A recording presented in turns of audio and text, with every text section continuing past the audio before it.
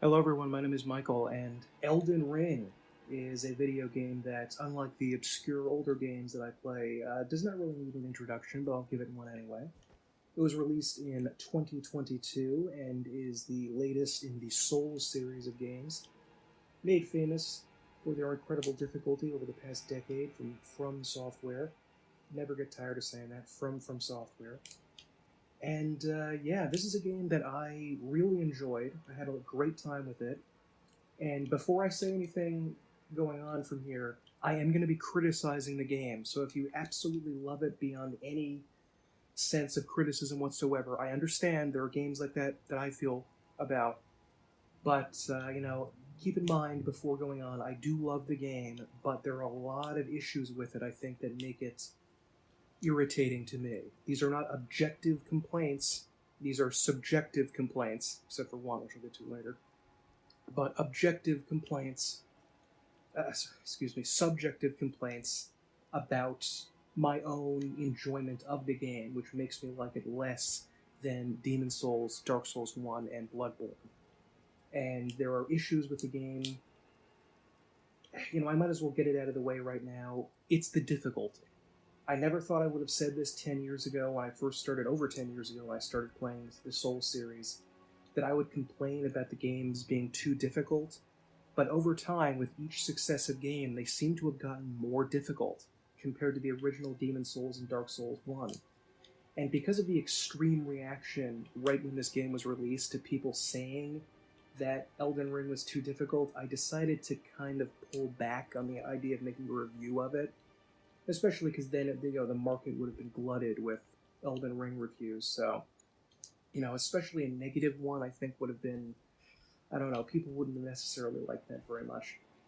But yeah, I just find the game too difficult for a number of reasons. Or, if you don't want to say too difficult, then the gameplay is not quite to my taste for a number of reasons, specifically related to the combat. But we're going to start off here. I'm wearing Radahn's armor. I have the eccentric set on my legs, which I really like that set because it reminds me of the early modern era. We all have this kind of image of the Middle Ages as being dark and gritty and literally dirty. But in reality, the things that people wore, the actual clothing they had on, was often very brightly colored and dyed, which kind of doesn't look right to our interpretation of it, but whatever. I've got Radahn's gloves on, I think. Yeah, I think so. And the Great Helm on my head, which is probably my favorite helmet in the game. It's based on a standard thing that the Crusaders wore back. I think they designed these helms around the time of the First Crusade, maybe? Correct me if I'm wrong about that. Despite looking really cool, supposedly these helms are very primitive and not really very good because of the flat top. It makes a more easy striking surface than a shaped, rounded edge that you would later see in like a Morion or something like that. And I'm using the Great Axe, which honestly looks a lot better than the Great Axe did in Dark Souls 1, but I don't think it's as good a weapon, objectively, as it was in Dark Souls 1 and 3. They were really good weapons in those games, but this one it's kind of like meh. Anyway, this is a heavy Great Axe. This is fairly late in the game, by the way. I'm around level 90 now. I've already been to the Snowfields era. I haven't been to the Fire Giant boss or anything, but yeah. Anyway, here's a boss that I think is going to illustrate a point about what I feel might be an issue with this game. This isn't Radahn. These are these bestial, Bloodborne-ish enemies. And just look at this guy. He is incredibly fast, incredibly strong. Oh god, there's a Crucible Knight here too, I forgot about that. The Crucible Knights are really freaking obnoxious too. Every enemy in the game, especially bosses, but honestly just every basic enemy seems to be able to close the gap between you and your character absurdly. Like, you can't really just roll away once and then you're away. You have to roll away like 2 or 3 times, because for some reason or another they can move, like, across the entire battlefield somehow. Thankfully, I'm over leveled for this fight right now. I just wanted to use this as an illustration method, but every enemy in the game, and the Crucible Knight's a good example of this, has like 50 different moves. Various slashes, this ground slam, they can go to two-handed weaponry here. It makes it almost impossible to learn enemy attacks. You know, admittedly, I'm getting older. I'm in my late 30s, and, you know, when I was in my late 20s, back when I was playing Dark Souls 1, you know, admittedly, maybe I was just better. My hand-eye coordination was better, or something. I mean, I don't know. Maybe, you know, it could, you know, feel free to say that I'm an old man and it's entirely my fault. You know, I understand that. But I don't remember this level of extreme hardship playing the other Souls games. You know, like the original, like my first game that I played was Dark Souls 1. I always got the whale tail thing. Okay. And it did take me a while when I was playing that game, because it was the first of its kind, to sort of get into the style of these types of games, like a good 10 to 20 hours before I actually like felt comfortable with the combat. But after that, I was completely okay with it. I was completely okay with the combat after that, and I never struggled nearly as much with, you know, Dark Souls 2, Dark Souls 3, Bloodborne. I mean, I struggled a little bit with Bloodborne, but not absolutely to that extent. But with this game, you know, I've played it forever and ever and ever, just on, and I've just never gotten good with it. Because the enemies are way too fast. Everything goes around, has infinite stamina, it seems, unfortunately. And can just attack freaking endlessly, which is really annoying. And, yeah, it was just too hard for me to get into. You know, again, you know, feel free to say that's you're an old man, get good, whatever. But I think something special and unique about the Dark Souls games, especially the first couple, is that you realize the secret to those games is that, guess what? They're actually not hard. That's the secret. They're actually much easier than they appear, at least Demon Souls and Dark Souls 1. Because you can learn skills to get good, to you know, like the old saying, to just GG and get better with the game. But, I see a guy up there. But in Elden Ring, I don't know if I can get good at this game. Because the enemies move way too fast for my mind for my hand-eye coordination skills, poor as they are, to ever get good. And you don't really seem to have the same kind of abilities to make the game easier by cheese, like you could in the in the first couple of games. Because in Demon Souls and Dark Souls 1 in particular, you could get truly strong in those games to the point where you can just flatten a lot of the enemies, even bosses, to be honest, after a certain point. And it just didn't feel like you were struggling anymore. You actually got strong. And when Elden Ring came out, everyone was just saying, like, level vigor, get good, bro. But in reality, you can't do that. I remember there's this one, I'm not going to name the YouTuber, this is one really smug-faced YouTuber asshole who just said, like, level vigor. But he's a fucking idiot, because you can't do that. And, you know, by this point in the game, it doesn't matter if you have maximum 99 vigor. Every enemy in the game is designed to two-shot you. Even if you have that much vigor, there's nothing you can do. Whereas in Dark Souls 1, if you had 40 vitality... Oh no, is this an ulcerated tree spirit? Oh, God. Here's another enemy that I despise, this bloodborne-ish monster. And this guy can infect Scarlet Rot, too. And I don't think I have any cure for that. Perfect. Okay, but anyway, excuse me, I lost my train of thought there for a second, but anyway, these monsters at this point in the game, you can't really survive more than 2 strikes, usually. Like the big tough bosses like Malenia, or the Fire Giant, or Maliketh.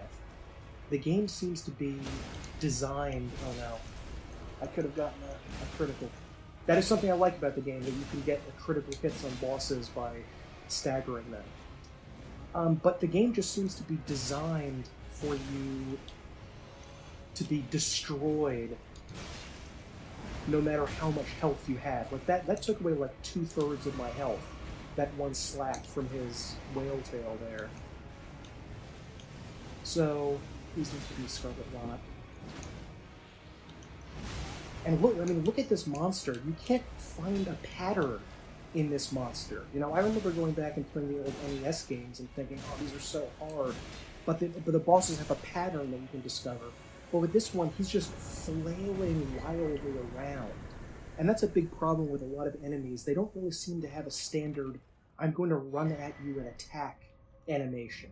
What they're doing instead is just, like, I don't even know how to describe it, like an epileptic seizure of splashing and slapping around their body, instead of actually just doing a standard strike against you. Especially the beast enemies later on in the game in Faram Azula, which really annoyed me. But, to turn away from the negative for a while and get to the positive, the game absolutely looks gorgeous. This is one of the best looking games of this generation, maybe ever. In fact, definitely one of the best looking games ever. The use of color in this game is absolutely brilliant and beautiful, and should serve as a lesson to everyone designing video games. A few months ago, a video game from Bethesda came out called Starfield, and wow, that game is probably the ugliest major title game, big developer made game I've ever seen. It is truly one of the ugliest games of the year, maybe of the decade, probably, because every single thing in the game is bright white. Like, you see the snowfield here? It doesn't even look like this. This actually looks better than the completely white, I'm going to wait an advanced time a little bit here, than the washed out anti-color Starfield. I've never seen a game, I've never thought to myself that what's it called? Someone who works with, I'll put it up on the screen if I think of it, but someone that works with colors, like, that's exclusively what they do. Their art design skill is they know how colors appear on screen. They needed to hire that for Starfield because this game looked absolutely sinfully ugly. Like, I've never seen a game look so bad. I never even bought it because of how heinous it looked. I don't know how it played. It probably didn't play very well either. But I just for the way that it looks, I just said, no, I'm not going to get this. It just looks awful. I am playing this on the PS4 version, I think I forgot to mention. So it's not going to look as good as the PC version of Elden Ring. But anyway, it still looks absolutely incredible, like stunning. And look at the way the red fire guys contrast with the way the white snow around them looks. It just looks incredible. Briars of Punishment. Oh boy. This big guy with this hot head. Oh god, and he can bleed too. Oh boy, that's not good. See, look how much range he has. I can't get away. There's no breathing room. There's no... This was a little bit of an annoyance in Bloodborne 2, but not nearly as often. It's not like every single enemy in this game has this horrible ability to cross, I don't know, 20, 30 feet in the game or something with every weapon. Everyone seems to be able to dive against everyone. Okay. I said I was gonna be nice. Come on, die, please die. Okay.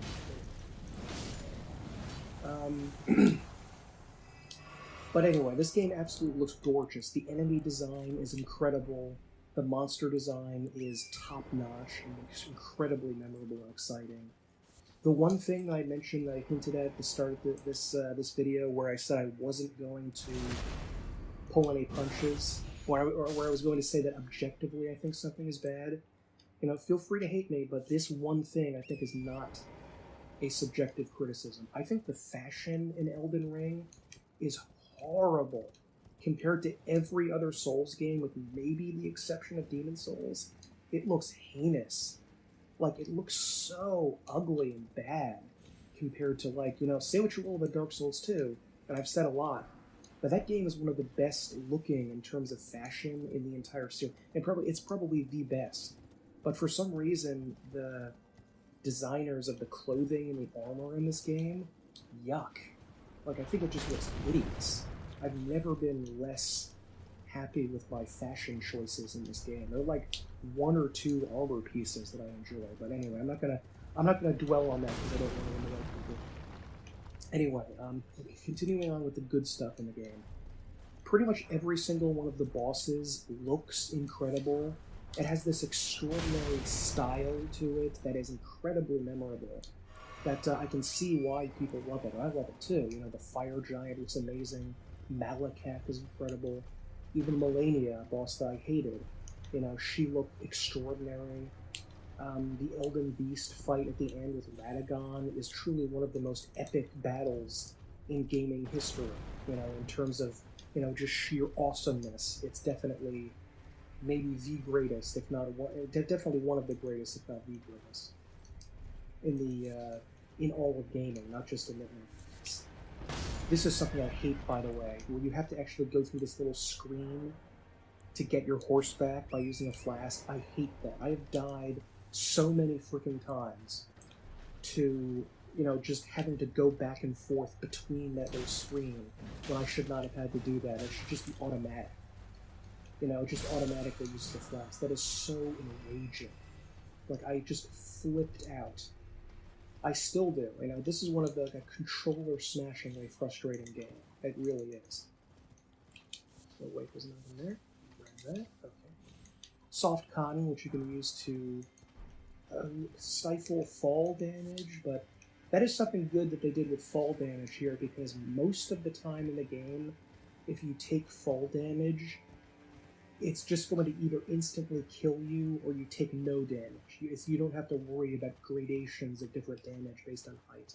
It's kind of a pass-fail thing, which I think works a lot better than all of the other games, you know, just to get it...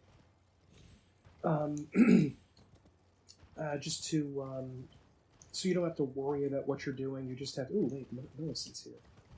Hello? Did not know you were going to be here. Hello?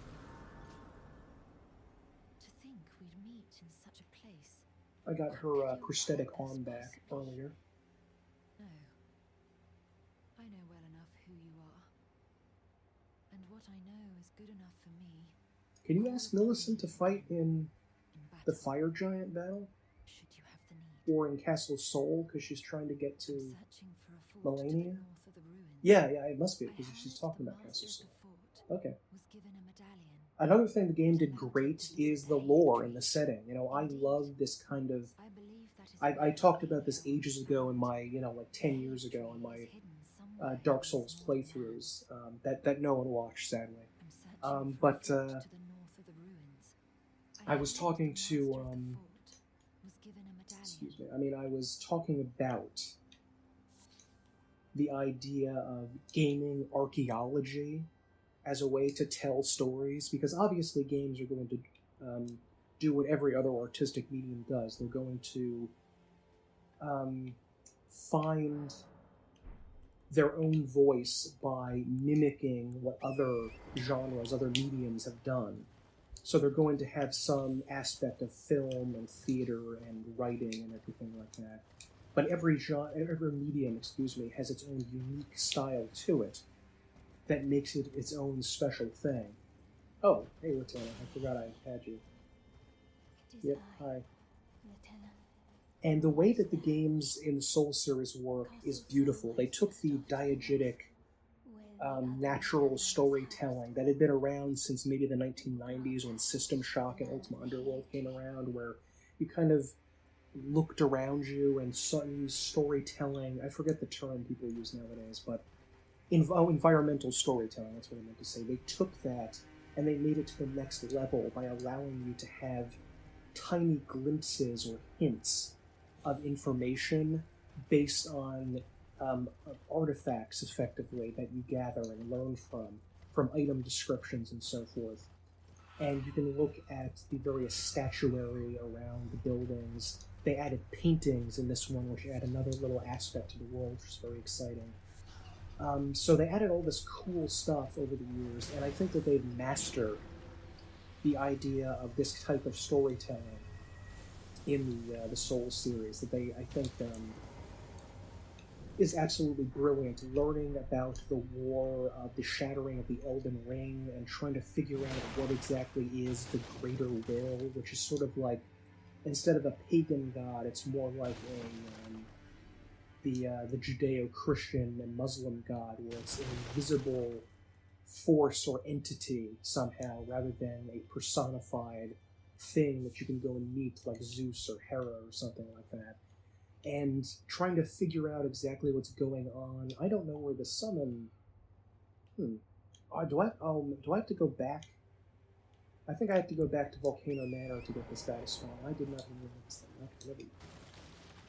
But I think it's just brilliant how they, like, look at this, the dead giants on the ground here, and you can find fortifications scattered throughout the land and infer from that and other items that we pick up what sort of war was going on here and who was fighting and why. And you can sort of, like, just like with the past, we can get, some names, some dates, some ideas about what's going on, but it's never perfect. There's always something missing there, and we have to exercise our minds, which is a great thing to do, to try to figure out what happened. And I think that works so much better and is so much more thrilling than something like Mass Effect. And I love Mass Effect, don't get me wrong about that. Those were great games, and I really like the story and the world. But they sat there and told you the story in Mass Effect. And I feel that that's a fundamental mistake in pretty much all video games. I mean, not all video games, I shouldn't say it, I'm sorry. But in terms of the uniqueness of video games as a genre, it's definitely an issue that I think should be explored in a different way. Because, yeah, if you're playing, like, maybe not even a Silent Hill sort of did the environmental storytelling and the inferring and the guessing and the learning thing. So I guess Silent Hill and Resident Evil did that too. But if you're playing, like, a point-and-click adventure game, that story's going to be told in a very different way than you're going to find in Elden Ring or another kind of more action-focused video game or an RPG, where I think that instead of having, hundreds of lore dumps where you have this guy read you essentially mini audiobook versions of the different races and worlds and history, that instead we should engage the player actively in the story and have the learning what the story is be an act that the player has to do by inference, rather than what the player, than simply explaining it to the player, which I think is not utilizing the video game medium to its fullest, at the very least, if I'm being as polite as possible about that concept I'm getting across there. And please let me know what you think of what I'm saying here. If you think I'm full of bullshit about that, that's fine. But please let me know what your thoughts are, gaming archaeology-wise. Because I think in some ways even this was prefigured in some of the old Wizardry games, like Wizardry 7 and 6 kind of had that as well. I'm currently working on a review of Wizardry 6, which has unfortunately been stalled for a long time, so I'm sorry about that. I know I haven't made a scripted video in a long while, I'm sorry about that. I've just been going through a lot over the past year or so that I want to get into. But anyway,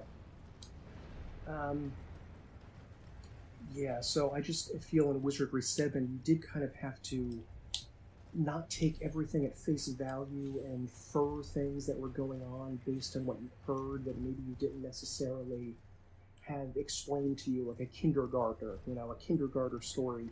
Everything you just learn straight ahead, this is this, that's that, you know everything, bam, boom, you can write a book report on it.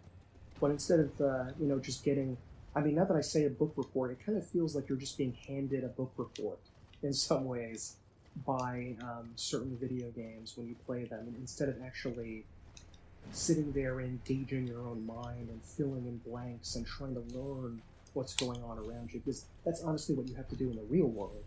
You can't just take everything at face value. You have to make inferences based on the information that you have, or you're just not going to be able to learn anything. But anyway, this is a stunningly gorgeous area here. Absolutely beautiful. I really love the way these skeletons look. They have a cool weapon. I like that they have these weird like robes or something on them. I think that these guys. When I was looking at this earlier, I was thinking to myself, Elden Ring would have made some absolutely amazing toys.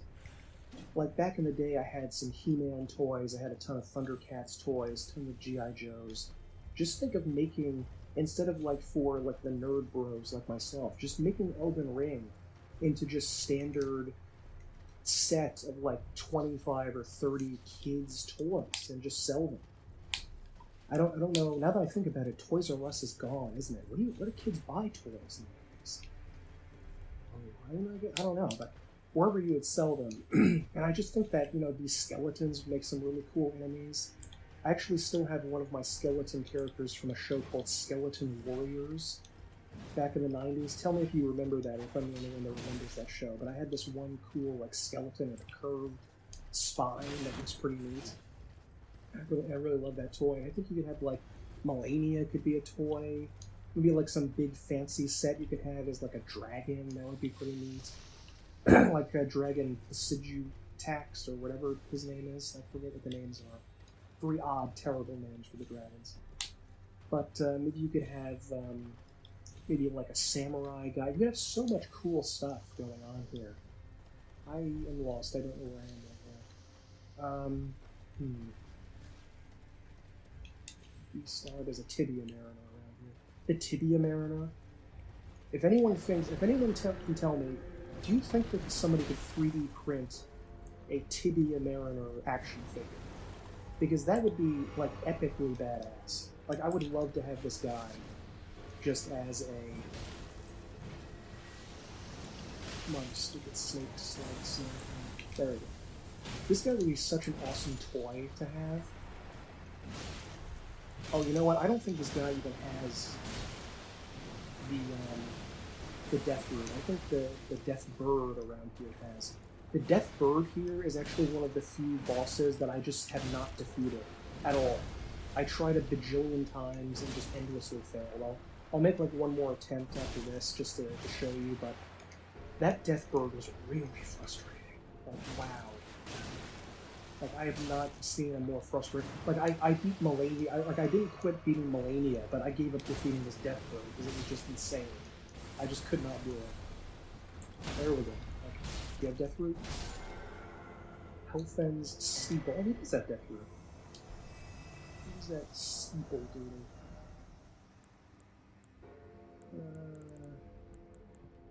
Oh, there it is. Oh, you need int to use it. Okay, well, whatever. Oh, by the way, I forgot to get my stats. I have 40 endurance, 40 vigor, 40 strength. I was thinking of maybe using Maliketh's sword later on in the game, so I'm just pumping a bit more into faith, because I think the Black Blade need faith to use? Maybe? Not sure about that, I don't remember. And maybe a little bit more dex, but I was going basically as a strength build for this run. One thing about all of the Souls games, even as much as I love them, I just don't feel that they've ever quite got magic right. Like Dragon's Dogma did an amazing job with magic. Like they did like the best action-oriented magic spellcaster gameplay I've ever seen. Oh boy, here's this guy. Jesus. I'll make an attempt. I think it was the pecking that got me. That like it just made me give up, because if you stand under him to attack, he can peck you with his little like fetal face thing. And it was killing me. Literally killing me. Ow.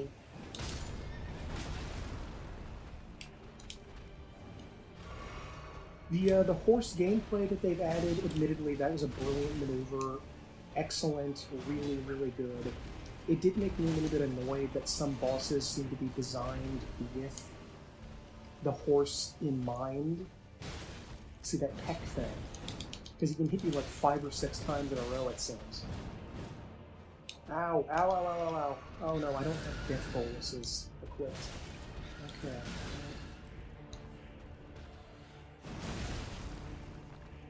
I think there's a Stake of America around here anyway. Where are you? Oh, there you are. Crap. I did beat the Death Bird in, that was near, the Weeping Peninsula Castle. But I don't think I beat the Death... I think there's a Death Bird in... Where is it? Liurnia that I never got to. So, whatever. But I do like the eccentric set there. That does look pretty cool. But I think you have to kill him to get it. So it's kind of weird. My favorite color pattern is actually black and yellow, or black and gold too. It's really cool, sort of like the old Habsburg look. I just think that looks amazing.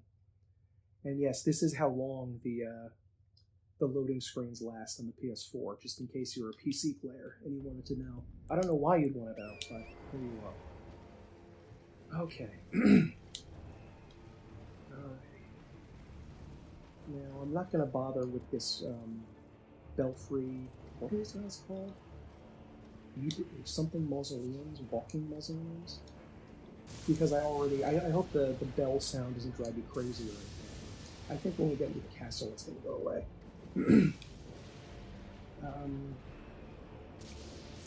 But these things are really cool looking. I mean, they're really awesome. I mean, look how amazing these things are.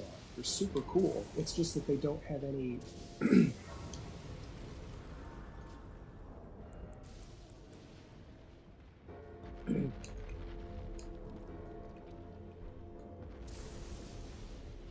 To me, at least, they don't have any important function. You know, they can duplicate boss weapons, but a lot of the boss weapons and everything kind of seem to suck in this game. Oh no, he's gonna use his frostbite. Please don't hit me. Oh no, I do like that there are lions in the game, but I don't like that they're all raggedy looking. It makes me kind of sad. The wolves still look amazing and brilliant and cool, but why do the lions have to look all sucky? If anyone knows if the lions are related to Radon, let me know. Because because wasn't he called the Lion or something? Or maybe not, maybe I'm thinking of something else. When I said the Lion there, I thought of the Lion L. Johnson from 40K, and I really was hoping, honestly, that Corvus Corax would be coming back. But I guess that was kind of a fantasy. I don't think it's going to happen, unfortunately. Be nice. Be nice if he came back. This is another one of those bosses with those, again, endless attacks. He can attack like 50 times in a row with no no break.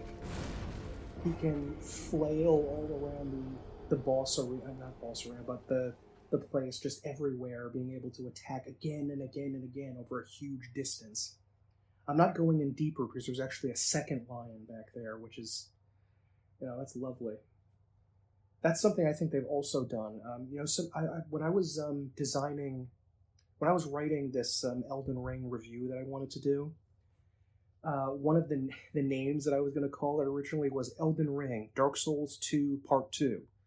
Because if you don't know, Yui Tanamura, who was the lead of the B team that made Dark Souls 2, he was actually one of the big designers on Elden Ring. And I think that he put a huge amount of his personal stamp on this game. The gigantism of the game, where they just have like hundreds and not hundreds, but they have just seeming an endless number of please don't aggro the second one. Please don't.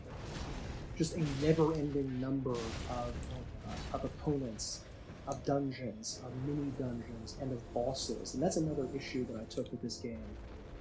In the original Dark Souls and Demon Souls, bosses were climaxes.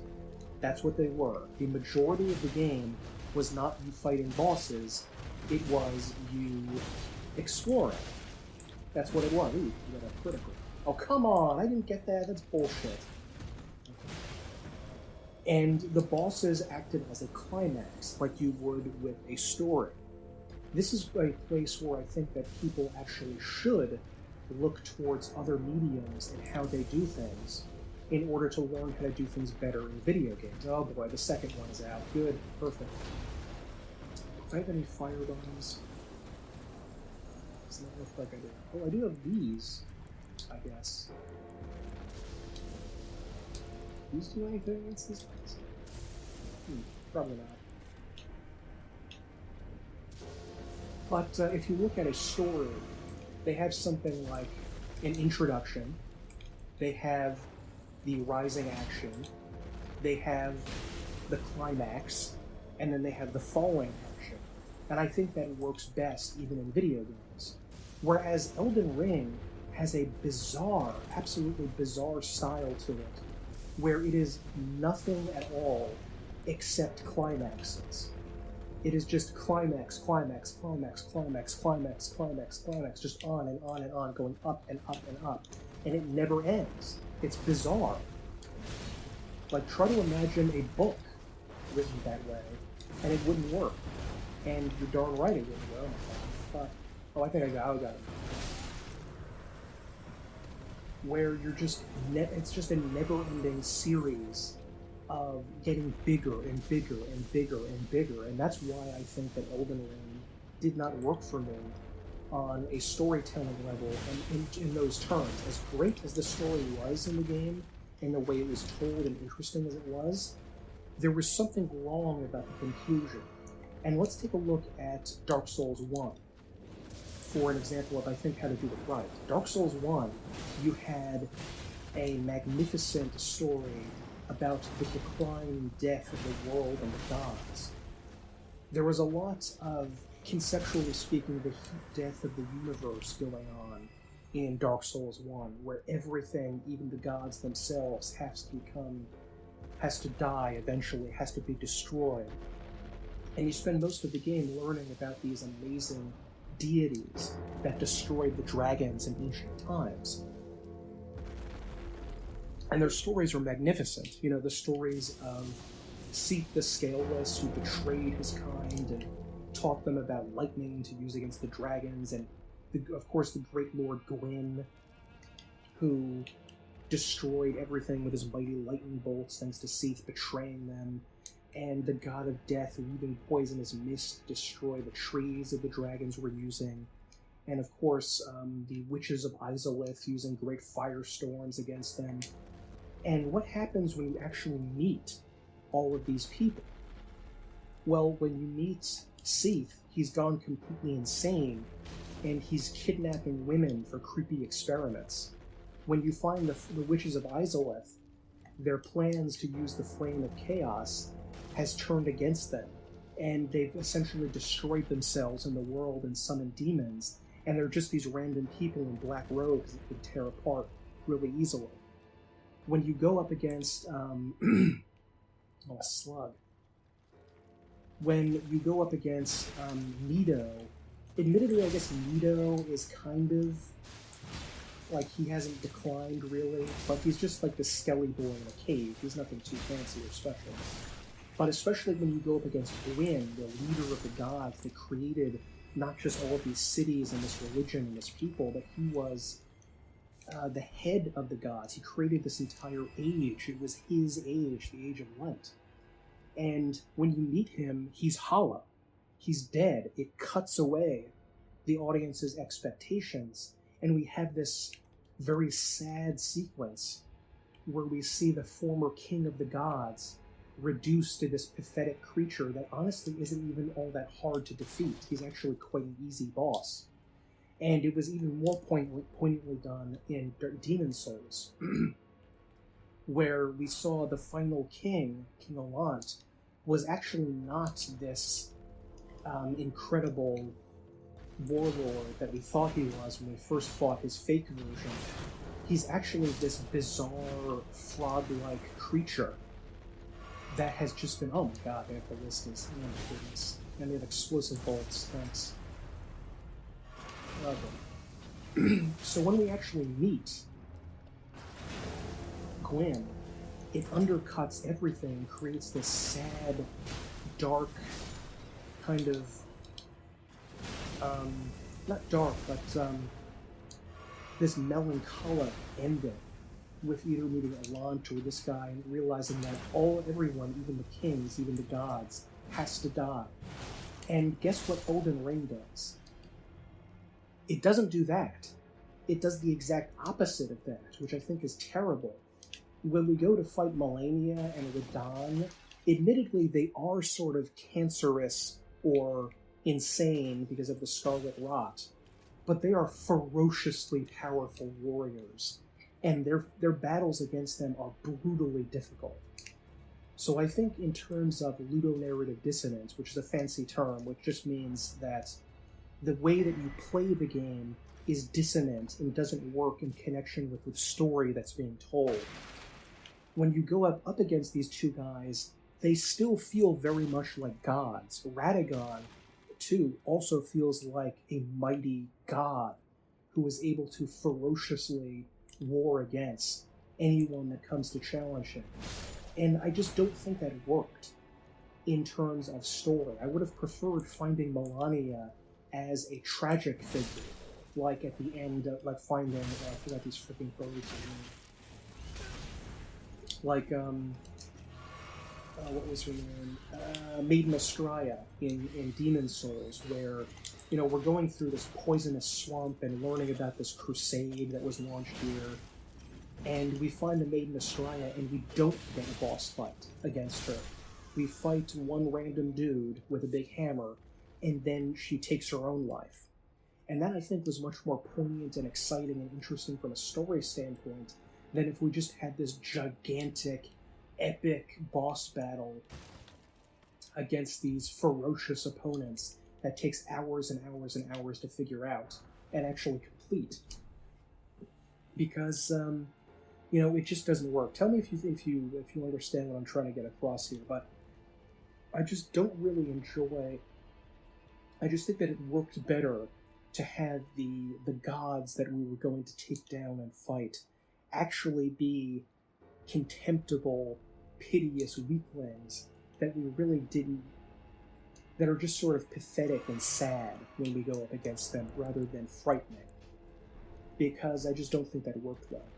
But anyway, let's go see if we can fight against these knights and see if we can... I guess I'm going to try to fight Commander Niall. I don't really expect to be able to do much against it.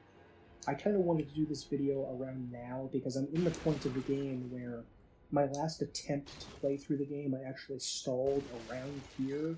Like, I think I defeated Niall, but I didn't defeat the Fire Giant. And I just went to the Haligtree and then, like, stopped. I didn't even try to beat Malenia. So, oh boy. There are very big, angry knights around here that have these explosive attacks. Yeah, these guys. And see that? Look at that. He can leap like over like 10 feet. And look at that. I almost got hit there. That was so bizarre that, you know, I used to be able to, when I was fighting the Black Knights, they were tough. They were plenty tough.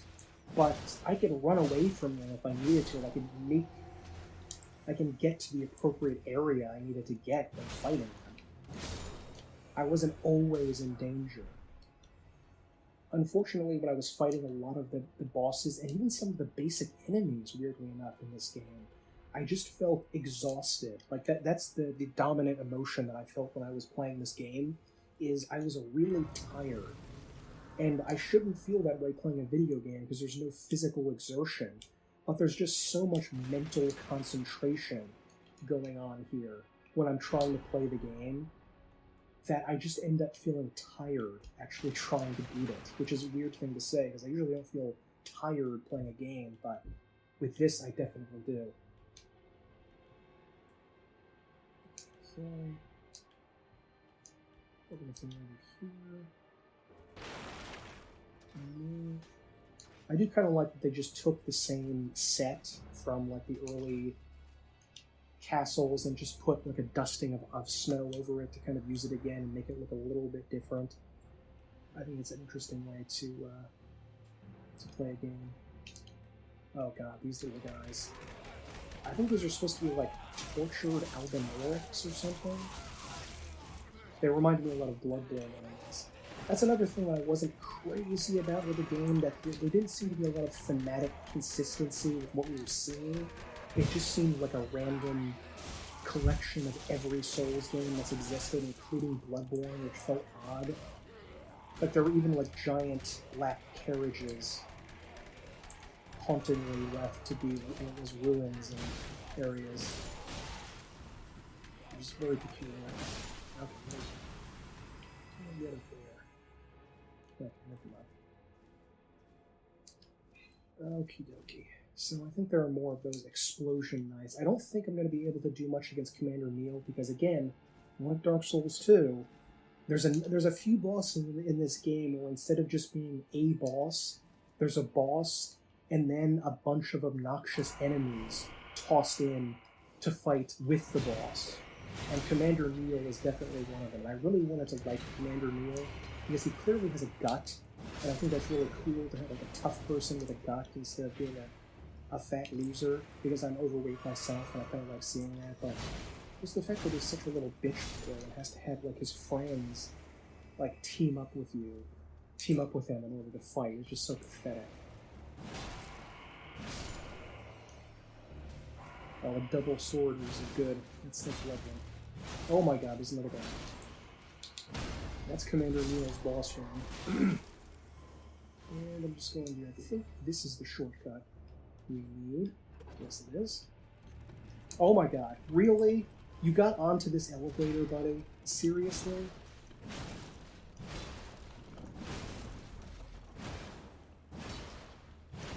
I do like the Ashes of War thing that they've done here, where you can put different skills to use as weapons. That is a pretty cool innovation from the original Souls games. So that's pretty neat. And I do really like the Stakes of Marika, where you have like an ability to just teleport back to right outside the boss door and fight, because looking back on it, that was an obnoxiously long part of playing the games, like a running back to the boss from the bonfire, which really I'm glad that's done with, you know. Okay. I think it's faster to go from here, maybe, to the boss. Okay. I probably could use some fire grease or something in this weapon. I do really like this one too, Creepus's Vial, because it makes you remove all sound from your movements, which is, I think, really, really cool. And I do love that they finally implemented a stealth system in the game.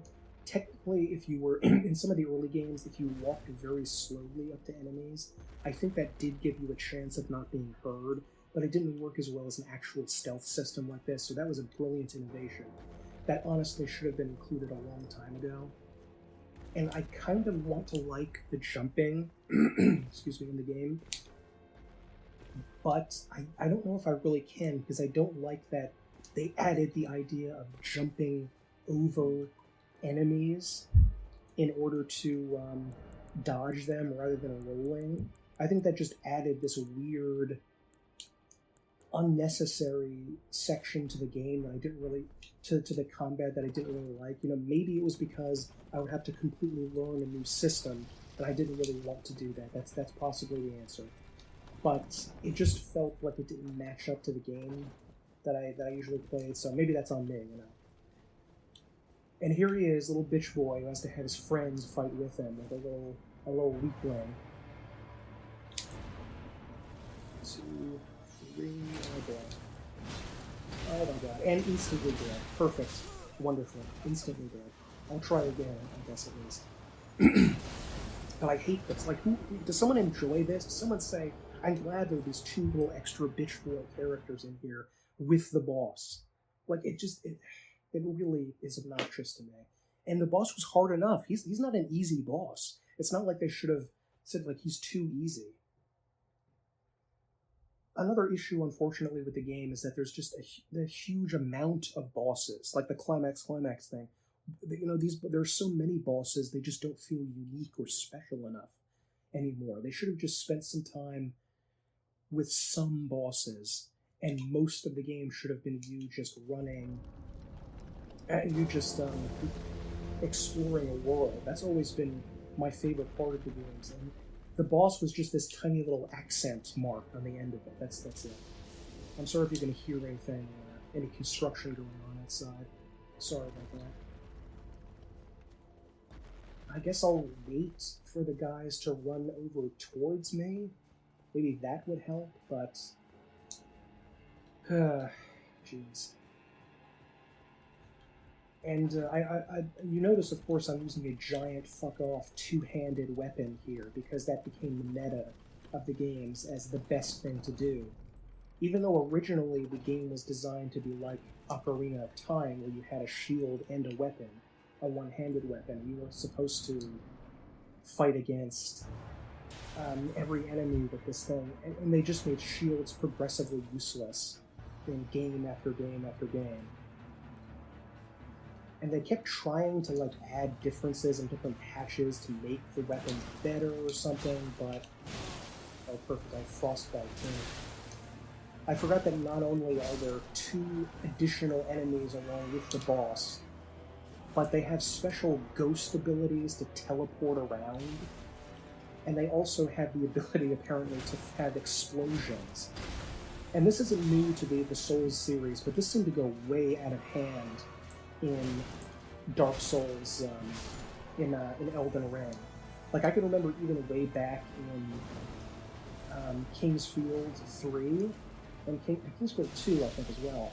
You were essentially fighting some bosses that were, like, fighting an explosion. And no, I'm not kidding about that. It's like warring. It's like someone tossed you a hand grenade and told you to fight it with your bare concussive force with your bare fists.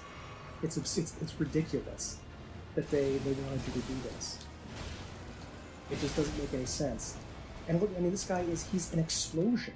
Why does he have these explosive powers? Why does he have wind go around? Or not wind, but like frost or something.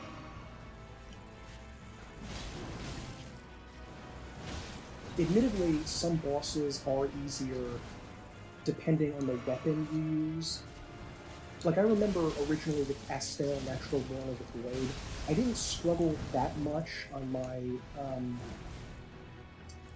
first playthrough with him, but I did a lot later on my Dex build where I was only using, like, a dagger, and I was trying to use a bow and arrow to inflict him with Scarlet Rot. That admittedly didn't work well, I have to admit, against him. I also don't like how they've made every enemy... Like, you know, the idea of these games is that you sneak around to the side of an enemy and hit him from the back. You know, you flank enemies. That's part of the style. That's part of the gameplay. But they've designed, since Dark Souls 3 at least... Oh my god. Since Dark Souls 3 at least, they've made the game so every one of these tough enemies has, like, a special punishment move to hurt you if you try to loop around to the back or the side. And that's so ridiculous because that's kind of the point of the combat. You're supposed to reposition yourself to the side, the flank, or the back to hit someone. And the idea that they deliberately found ways to punish you for doing that just seems absolutely brutal. Because then what are you supposed to do? The enemy was already tough. It was already difficult to fight this guy.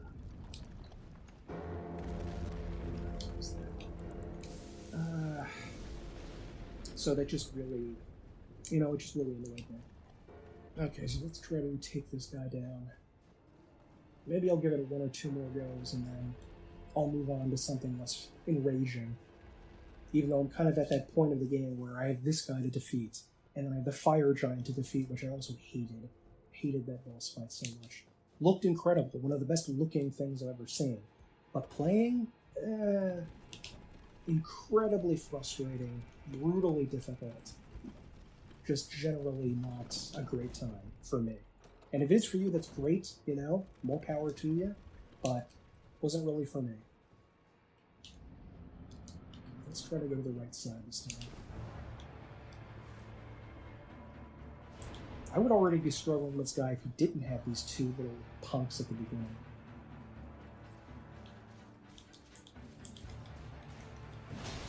Oh, and continuing with Estelle, I got distracted there. I went back to him on a previous run when I was using the Naganada, which is a weapon I used a lot on my first run, so maybe I used that a lot on my first attempt against him. I'm already running the flasks.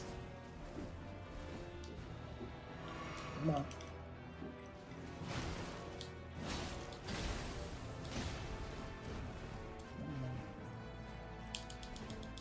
Oh, and as you just saw there, they definitely input read, as far as I know. I haven't really looked too much into it, so tell me if I'm right about that, but there was a lot of talk at the beginning when this game came out about how they were making the games very, very difficult by getting the enemies to read the inputs on your controller.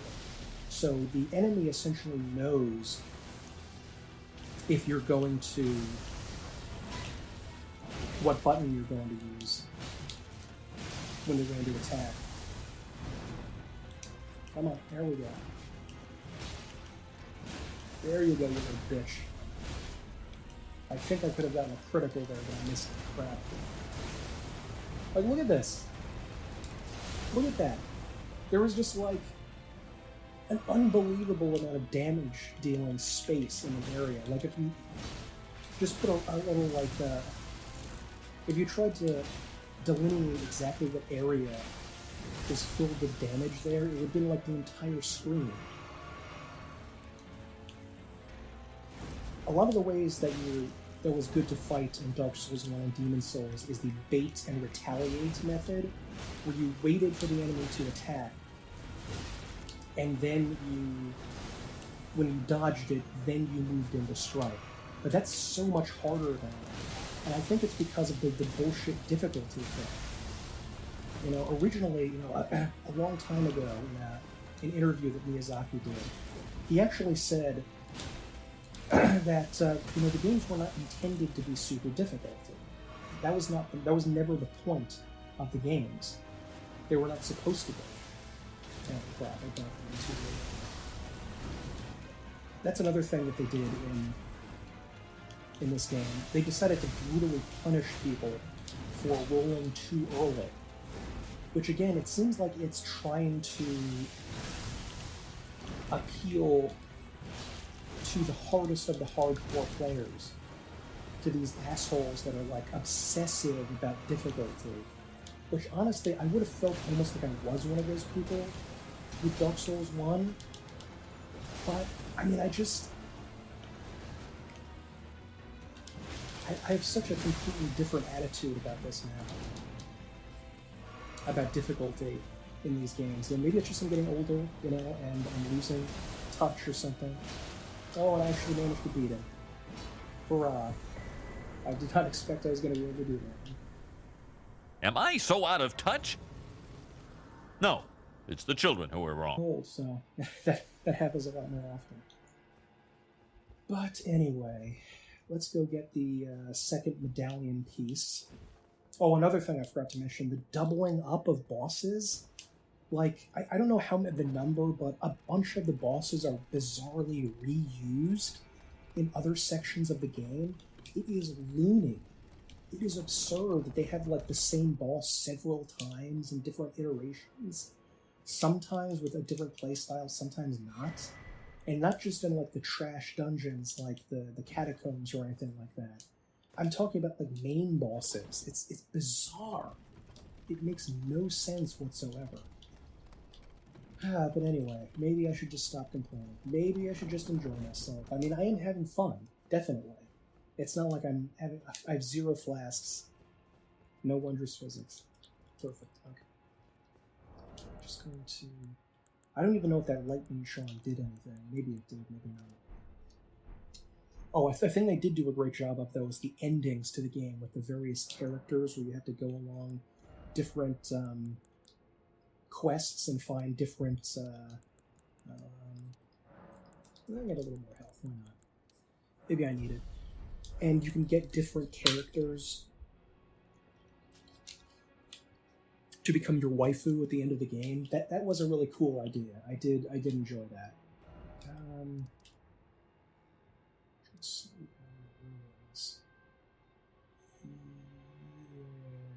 Yes, I go that way. Towards the the fire giant. Oh well, I could go to the Haligtree. Could go to that old Haligtree, I guess. Now I'm thinking about it. Or maybe I will. I do want to try to get my weapon more upgraded. Maybe I'll also show you Moog, the Lord of Blood. I am at that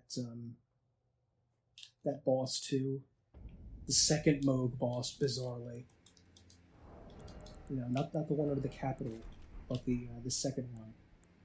But I think I'm going to need a lot more practice to fight him. I did defeat him on an earlier playthrough, but he's obviously very difficult. The lore around Moog and Mikola is really cool, though. When I first saw that, I said to myself, "Are you telling me that the blood-obsessed sorcerer who dresses like a demon is actually a pervert?" I was shocked. I never would have guessed that. But hopefully we're going to hear more about Mikola in the DLC, because we did hear, like Manus we learned about the furtive pygmy in the opening of Dark Souls 1, but we only saw him in the DLC, so it's really bizarre that it's been 2 years since the game came out and no DLC. I think Bloodborne, DS2, maybe DS3 as well, but the DLC all came out within like 6 months or so. It's really shocking that it hasn't come out yet. I couldn't believe that. But anyway, I'm not going to fight this. I don't think I'm going to fight this dragon over here. This guy's a little bit too much for me. I think I've beaten him before. I don't remember. He's like an ice dragon. This is another annoyance. Like they have like 20. I don't know, having like 15, 20 dragon bosses or something in the game. Maybe it's less than that, but it's a lot. It's a lot of dragon bosses. They just reuse them, and it's like this is one boss fight. You're giving me one boss against this dragon. It doesn't matter if he now uses ice or something, or he's in a snowfield instead of somewhere else. This is one dragon. Don't try to pretend this is more than Darwin. Where did you go? This reminds me unpleasantly of oh my god. Oh, dead. I shouldn't have thought that. Why did I said I wasn't. Why did I thought that? But it looks incredible. Looks amazing. Perfect. Brilliant. But oh wait, do I have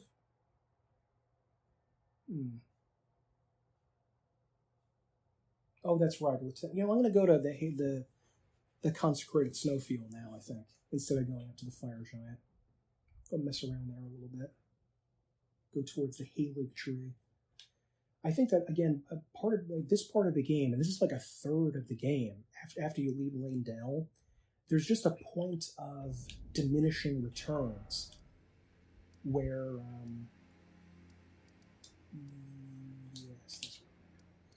in terms of health and damage, there reaches a point where you can't just bump up those numbers anymore and have it be fun. It just becomes tedious and boring. And the huge amount of health that a lot of enemies have, even basic enemies at this point in the game, just makes the combat feel more like a battle of attrition. What was fun about the combat in the earlier Souls games, I think, was that it felt more like a blitzkrieg kind of battle, where you were focused on doing a lot of damage and taking a lot of damage, both you and the enemy. So it could go wrong very quickly, but it can also go right very quickly. And so you can end up getting something. You can end up feeling like if you lost quickly. You didn't lose by becoming tired out because you had to, you were fighting your 10th attempt against an opponent, that you had to spend 2 or 3 or 4 minutes slowly whittling down in health, which just ended up being a real issue for me with a lot of these attrition-based fights, which is another thing, by the way, that was in Dark Souls 2 that I think they bizarrely imported into this game. Like, how did that work out? How did it work out that the game that was universally regarded as being the least of the series became such a massive influence on what's now regarded by many as the best in the series? It's certainly, I think, probably sold the best. It became the most popular. It wasn't as niche as the original games were. Not that they were totally niche, but they were a little bit vulgar initially. Oh no, it's squids. Like these things, the land octopi. Tell me you think this belongs in a medieval fantasy and not in Bloodborne. This has got to be Bloodborne. I mean, look at this. This had to have been an enemy from Bloodborne that they just, like, imported into a medieval fantasy setting. It just doesn't feel right. Not to me, anyway. I don't remember if the little secret areas down here had anything useful. I think they do not. But I'm going to go down anyway. Can I go this way? Yes. Okay, there we go. Grave Gloverwood. Not useless. Not useless by any means. I don't remember which way to go now. Can I go across here? I feel like I can't. Careful. Careful. Maybe. Oh, okay. There we go. Apparently these guys have really sad lore attached to them, where like they were just regular people that grew really small or something like that, and they were persecuted for that, and so they banded together to defend themselves. And I assume because they're like persecuted like the Albinorics are, they are interested in the Haligtree, because that's supposed to be like sort of a Christian thing where they're like the meek and the weak are inheriting the earth or something like that. Well, grave Gloverwood. I guess that is useful. That's not completely useless, but I don't know if it's worth like risking your life. I don't think any other part of this game has invisible things on it. I believe there is another land octopus in here somewhere. Yeah, there he is. Really, an old fang, that's it.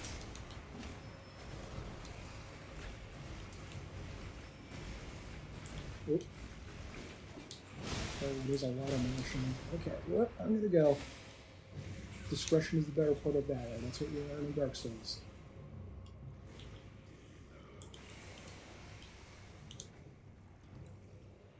It looks like they have Destined Death as an attack. That's weird. And they have Maliketh's Beast Doodle, whatever it's called. I didn't really use the Beast Claw things, to be honest, so... I hope the lever to open this door is not back there, where that land octopus is. Check under the elevator. No, nothing.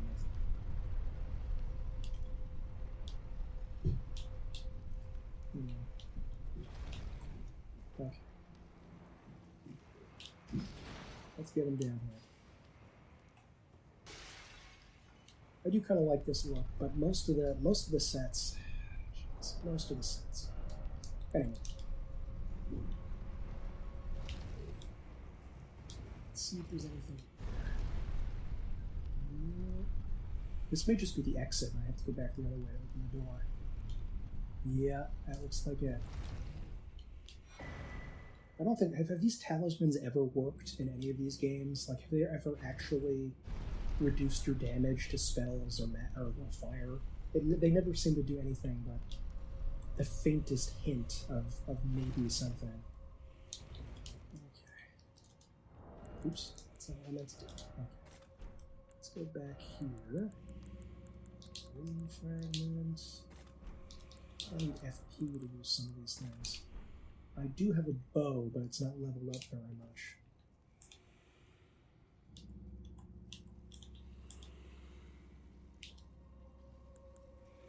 There we go. Well, we're over here.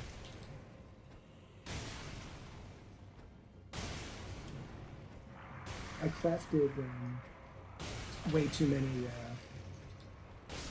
whatchamacallit, fire bombs earlier in the game. Like, I did have tons of smoldering butterflies and everything, but oh my god. Was there something behind me? What the hell? What was that? Oh, I think just the body is exploded. Okay, never mind. Let's see if we can run past.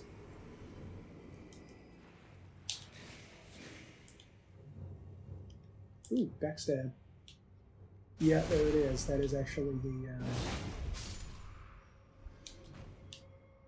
one of these things. I did get a little bit tired over the game of these catacombs and you know, maybe I should go. Maybe I should go. How did the big one die? Wasn't there a big one? How did it die? Oh, hey, oh, wow, hey, oh, ooh. Stupid little... Come here. I don't care how sad they're loyals, they're jerks. These little grumbling things. How did the big one die? Did that glitch out? Oh, root resin, of course.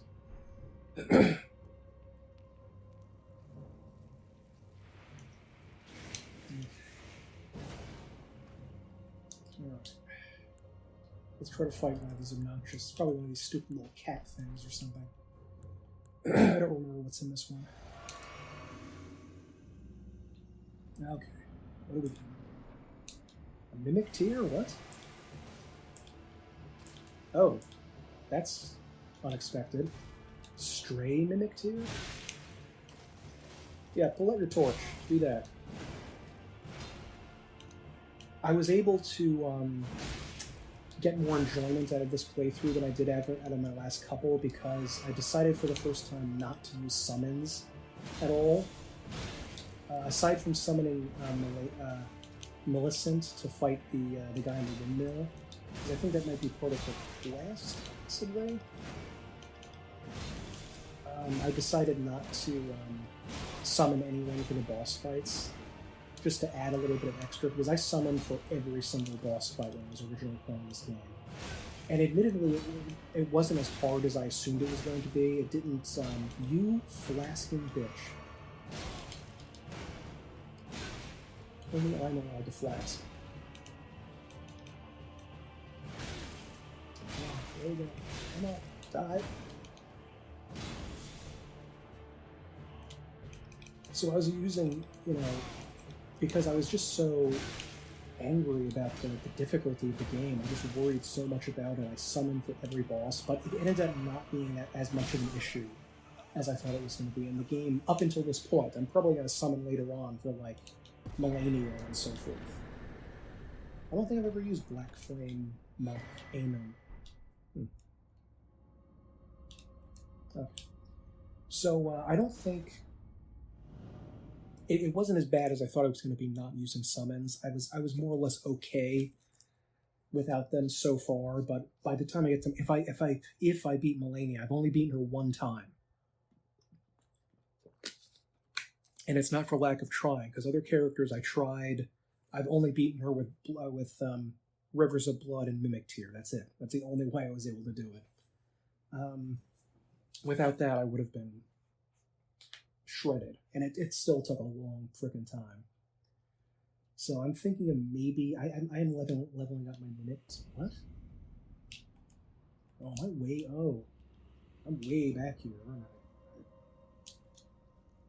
Oh, wait a minute, what is this? I haven't touched this. They put me on the... Oh, this is on the other side. That was weird. It said last... Oh, wait, no, it wasn't last race. It was just the teleport thing. Okay, whatever. In fact, I haven't actually turned Deathroot. Because it's a cool quest, you know, for story purposes, but other than that, it's kind of... I don't know. I didn't think the spells he gave were too useful, to be honest. But maybe, you know, tell me if I'm wrong. I could be wrong. Maybe I'm wrong about everything I'm saying. Who knows? But it's been a couple of years, multiple playthroughs. I don't feel like my Do you hear me? time... Oh, hey, Loretta. I forgot you were with We me. have reached the land of I don't think my, Haligtree, where Lobo and I began our travels. I don't think my opinion is going to change too much at this point. Close to home. These great snow-laden Yep, entirely thanks to you, close to home. and beyond the ancient bowers, in the liturgical town of Ordina. Liturgical town of That's the place to Ordina. which I must return. It's the place I must return. And your sister or something is up here, or something? Okay. I think these are the lights, maybe, that are leading to the liturgical town, but it feels like they're going too far east. Because there's a dragon over there, and I think a cave that I don't want to go to. There's a mine that I do want to go to over here, because I can get some upgrade material. Don't think I can upgrade my weapon right now. I need to get +7s first, I think. I originally started this run using the Lord Sworn straight sword and a shield, and that actually worked for quite a while. Like, quite a while I was using that, and I was doing fine, you know. Oh god. This Will of the Wisp thing here too. Ow. Hate those things. And, you know, it worked for a surprisingly long amount of time before I really felt at this point in the game I had to switch over to a big two-handed weapon. So I used as much time as I did. What did I get my Lord Sworn straight sword up to? +17, and it was blood. And if it wasn't blood, I don't think I would have been able to complete this, like, at all. The blood thing is kind of weird because you can... Oh god, the archers, I forgot. The blood thing is weird because apparently you can do it through shields, which I always thought was so weird. Like, you're supposed to be, like, cutting into them, not, like...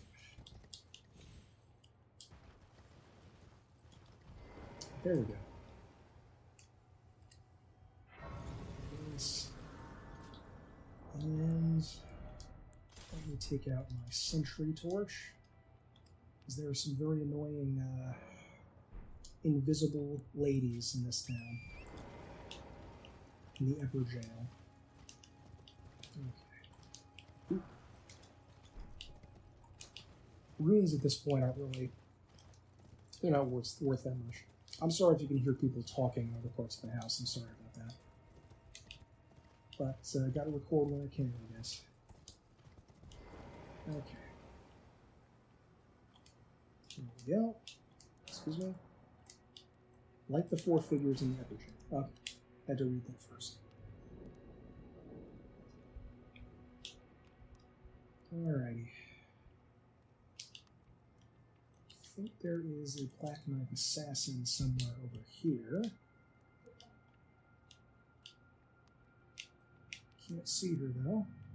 It's worrying. Oh, there she is. Hello.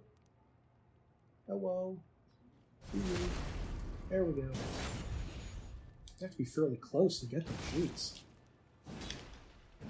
I don't know if we're meant to even bother fighting these guys. Come on. Rather than just avoiding them. Does anyone, by the way, know about the lore related to the Black Knives and Malenia? Not to Ronnie, but to... like, why would the Black Knives be guarding the entrance to the Haligtree? Did Ronnie know?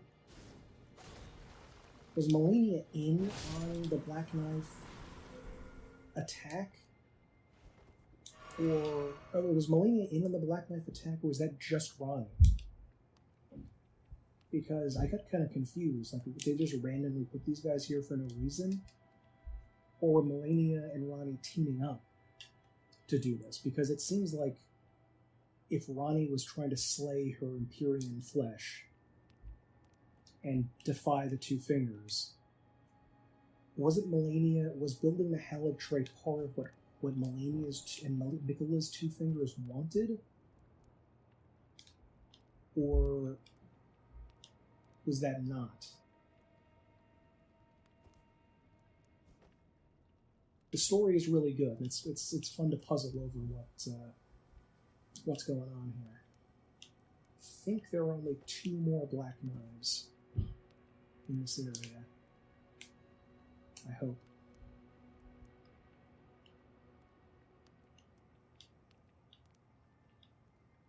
I'm getting closer to the archers too. I better be careful.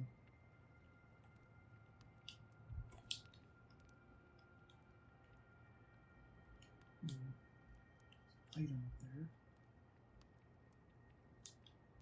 There's definitely an assassin near here. I remember that. There she is. Hey, hi. Oh, come on! You didn't see me. You didn't see me. That's bullcrap. Come here. That is a cool move they have there. On one of my characters that was sort of like a dagger-using stealthy kind of person, I remember I wanted to get this set from this town, but when I got it, it looks really weird because it has that film over it. That's like I don't know how to describe it. It's supposed to be like they're invisible, and I was kind of like, I'm not. Didn't look that good.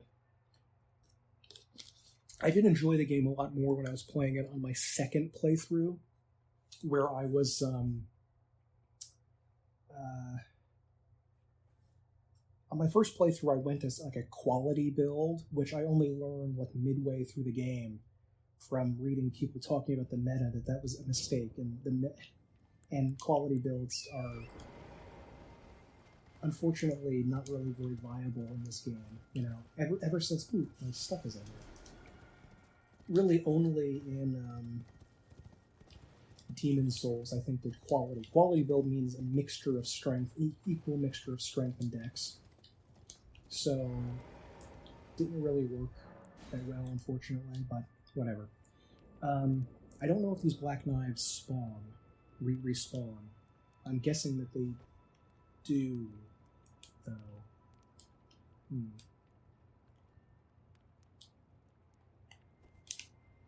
Don't know where the archers can hit me from.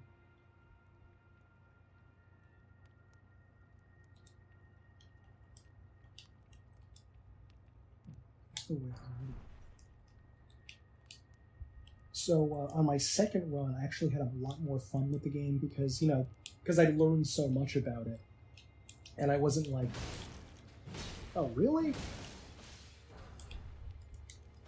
Did you seriously?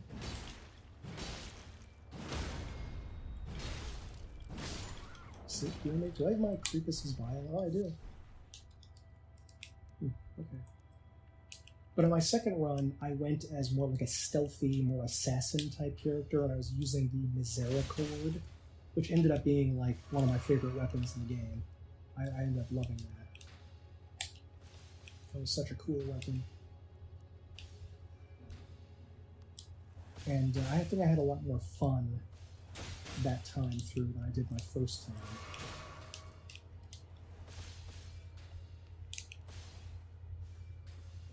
I think because these are like magic arrows, I don't even think a shield would do much here, unless I like proofed it with magic or something like that. Ah, crap! Really? Let me see if I can get this one down here.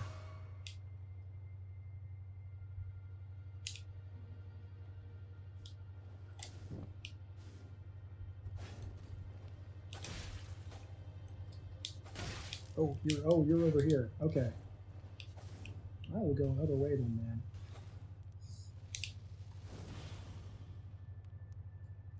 Okay, so that was 2.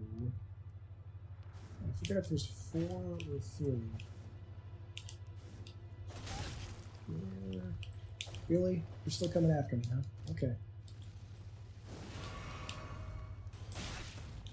Oh, and you're using your Destined Death move. Come on.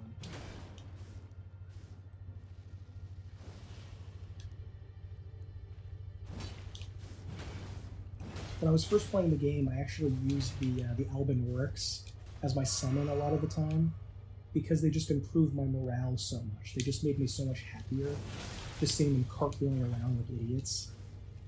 They didn't really do much, but you know, it was definitely, you know, it's a morale boost.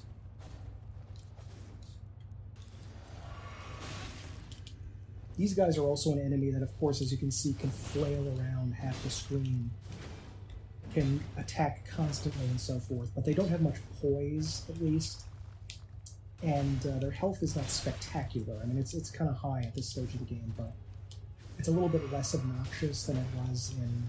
Ooh, I had her in a corner there. I missed it. I had her cornered.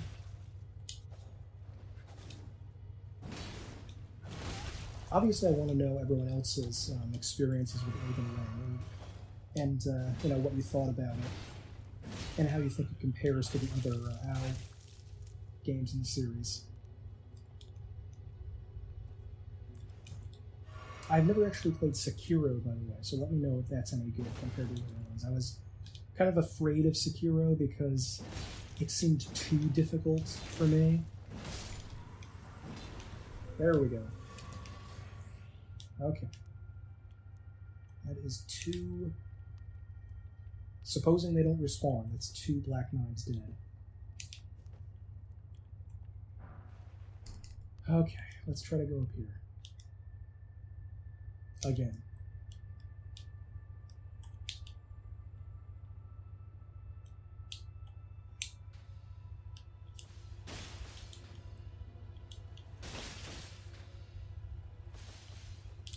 Got it.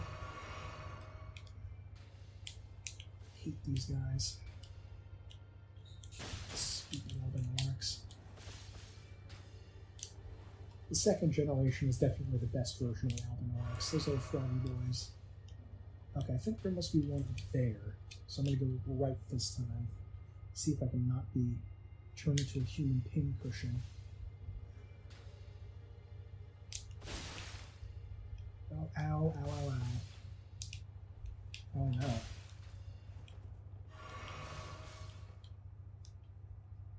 Crap, I don't think I can get there from here. Whoops, maybe I missed a ladder over this one. Oh.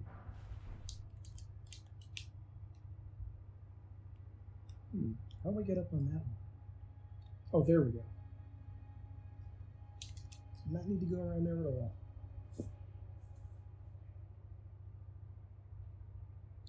Please don't shoot me with arrows. Please, please, please don't shoot me with arrows. Oh, another oddity that I wanted to mention with the game that I didn't necessarily like is the background ambient music that plays.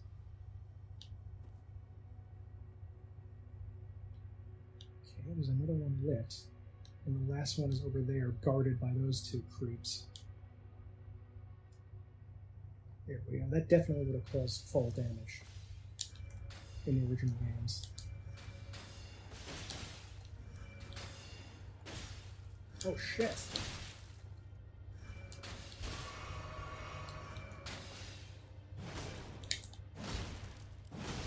Come on. These tiny ladies have... No! No! Why? No! No!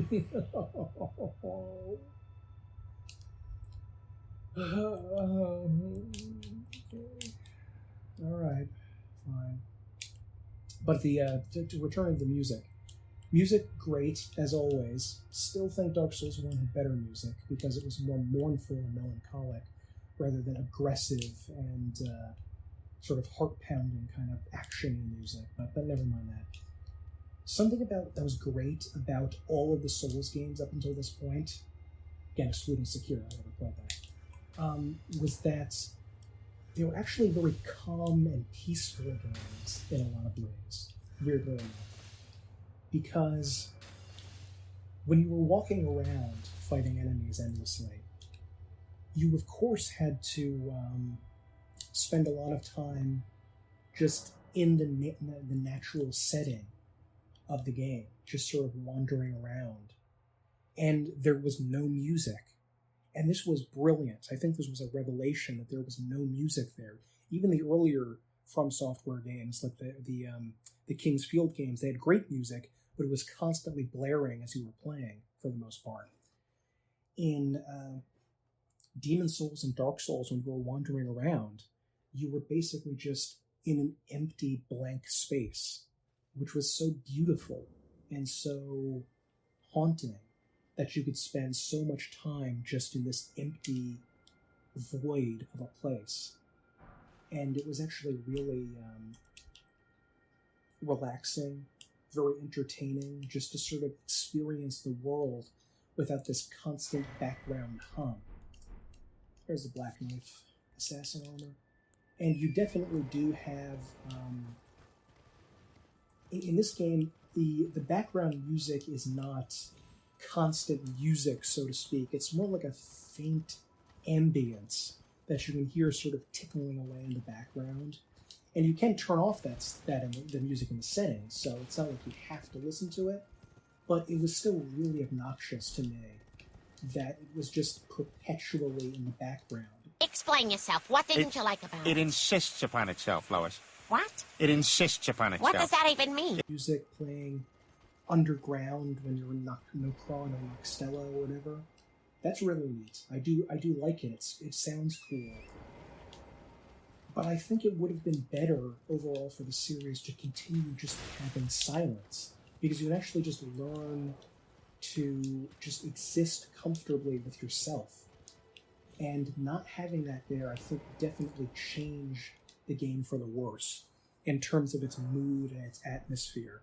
Because if you see wandering around like the undead bird, there's just nothing except the faint hint of enemies moving in your footsteps, like there was in a great game called Shadow Tower, which literally had no music whatsoever, which was fascinating, because they released this game after, I think after King's Field 3, maybe they released the first Shadow Tower game, and they just had zero soundtrack, that was so interesting and fascinating, and giving it such a spooky, eerie vibe that it was incredible. I don't know if I can backstab these gladiators. I think this guy, oh yeah, he's Scarlet Rot. Ow. Please don't give me cancer.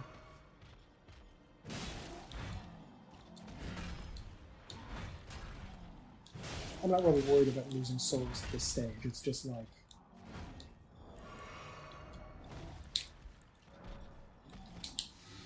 This doesn't matter now. Ow. So those charge attacks bother me.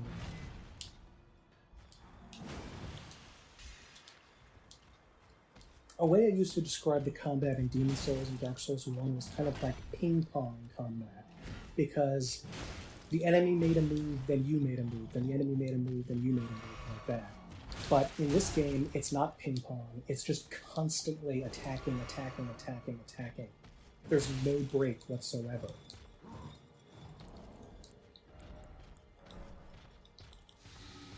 My fault for not getting these out. That was my fault at the games. The enemy is actually, like, a key component to Souls combat for me was making sure that the enemies felt like they had, that was a grab attack, stamina as well, that they weren't just able, oh, come on, that they weren't just able to do anything they felt like at any moment.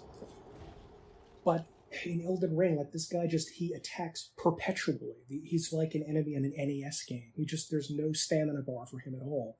And it's just really frustrating. I'm sure that there are some masochists, some gluttons for punishment, which I've been accused of because I'm such a Souls fan. But these people are real masochists who want the game to be just intensely brutal every single moment. Alright, let's see if we can find Latina's body or something. I forget what her quest is, but it's like her sister or something. I don't remember what's going on. Okay. And there is a walking mausoleum that has artillery strikes over here, which is surprising. definitely keeping us on our toes with this. I will give them that.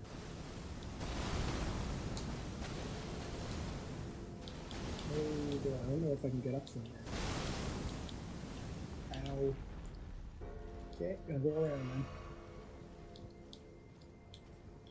The tone of sort of mournful melancholy does come across with a number of the NPCs. I will give them that. Like with Fia, the deathbed companion, and her quest, Millicent and her darkness around dealing with Scarlet Rot, and come here. Latenna and the sadness around her wolf, and the Nephelilu and her depression after being used by that creep Gideon Offnair. Ow. My horsey.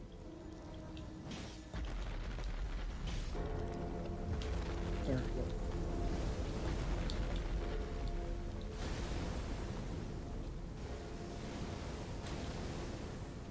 Oh, I didn't think the artillery could hit here. Oh, there she is. Hi, Loretta. O young yet towering sister of ours, let the birthing droplet in and create life for us, for all the Albinorics. Thank you. Oh, you talk to her. Finally fulfilled my purpose. You're welcome. Our young Ooh, towering nice. sister will give us hope. Why is she towering? And why are you smaller than a normal person? Well, I guess that's because her legs are broken. I forgot, because the Albinorics don't have legs. Then you may lay me to rest. Beside Lobo, Who were you to help my out? dear wolf.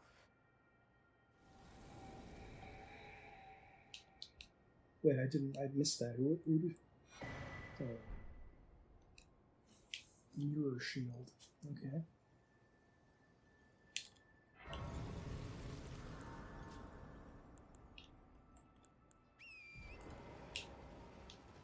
Well, I can't attack. This is a peace zone. Okay.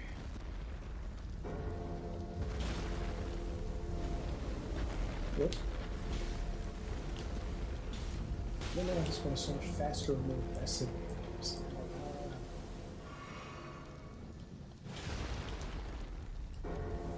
Attacking on horseback does feel okay, but it still can be a little bit clunky compared to attacking on foot.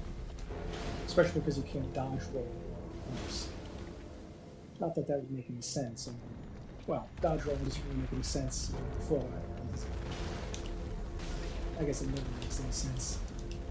Ow.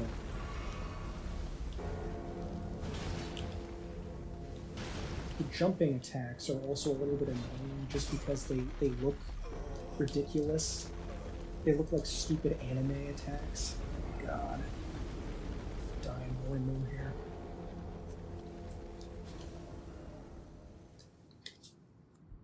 Stake of America. Didn't know there was a Stake of America there. The Erd tree itself, beautiful. Again, it's a gorgeous looking game. I just wish they didn't make a maximalist game. You know, I think that part of the reason why Dark Souls 1 and Demon Souls were so great is that they were very minimalist. They took the style of these games was that they would, you know, Demon Souls was originally a budget title that was not really, I don't know if you would call it a budget title, but it was a title that was not going to be AAA, let's say. And they were brought in part of the way through the project to kind of do what they can with it. Miyazaki was, anyway. And they used what they had at the moment to get them as to drag as much as they could out of the well, let me rephrase that. They had very little, and they were able to use what little they had to make a big impression with it. So instead of making huge expansive levels that go on and on and on forever, they had to use verticality to make a small space seem much bigger than it actually was, and to let you explore a much bigger area than you normally could in a similarly sized level. And they had to have all of the shortcuts to link areas back together, so you would slowly make progress, gradually unlocking each stage as if it were a puzzle, until you could finally get from the beginning to the end very quickly. And they were able to use that brilliantly, especially in the original Demon Souls, to take this very small thing and make it much bigger and more replayable than a similar game would be. So the fact that they were able to do that was absolutely brilliant. But, oh, there's the window. Hey, wake up. And, come on.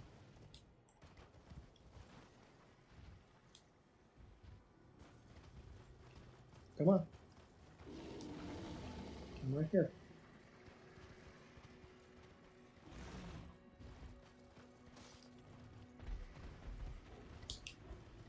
Come on.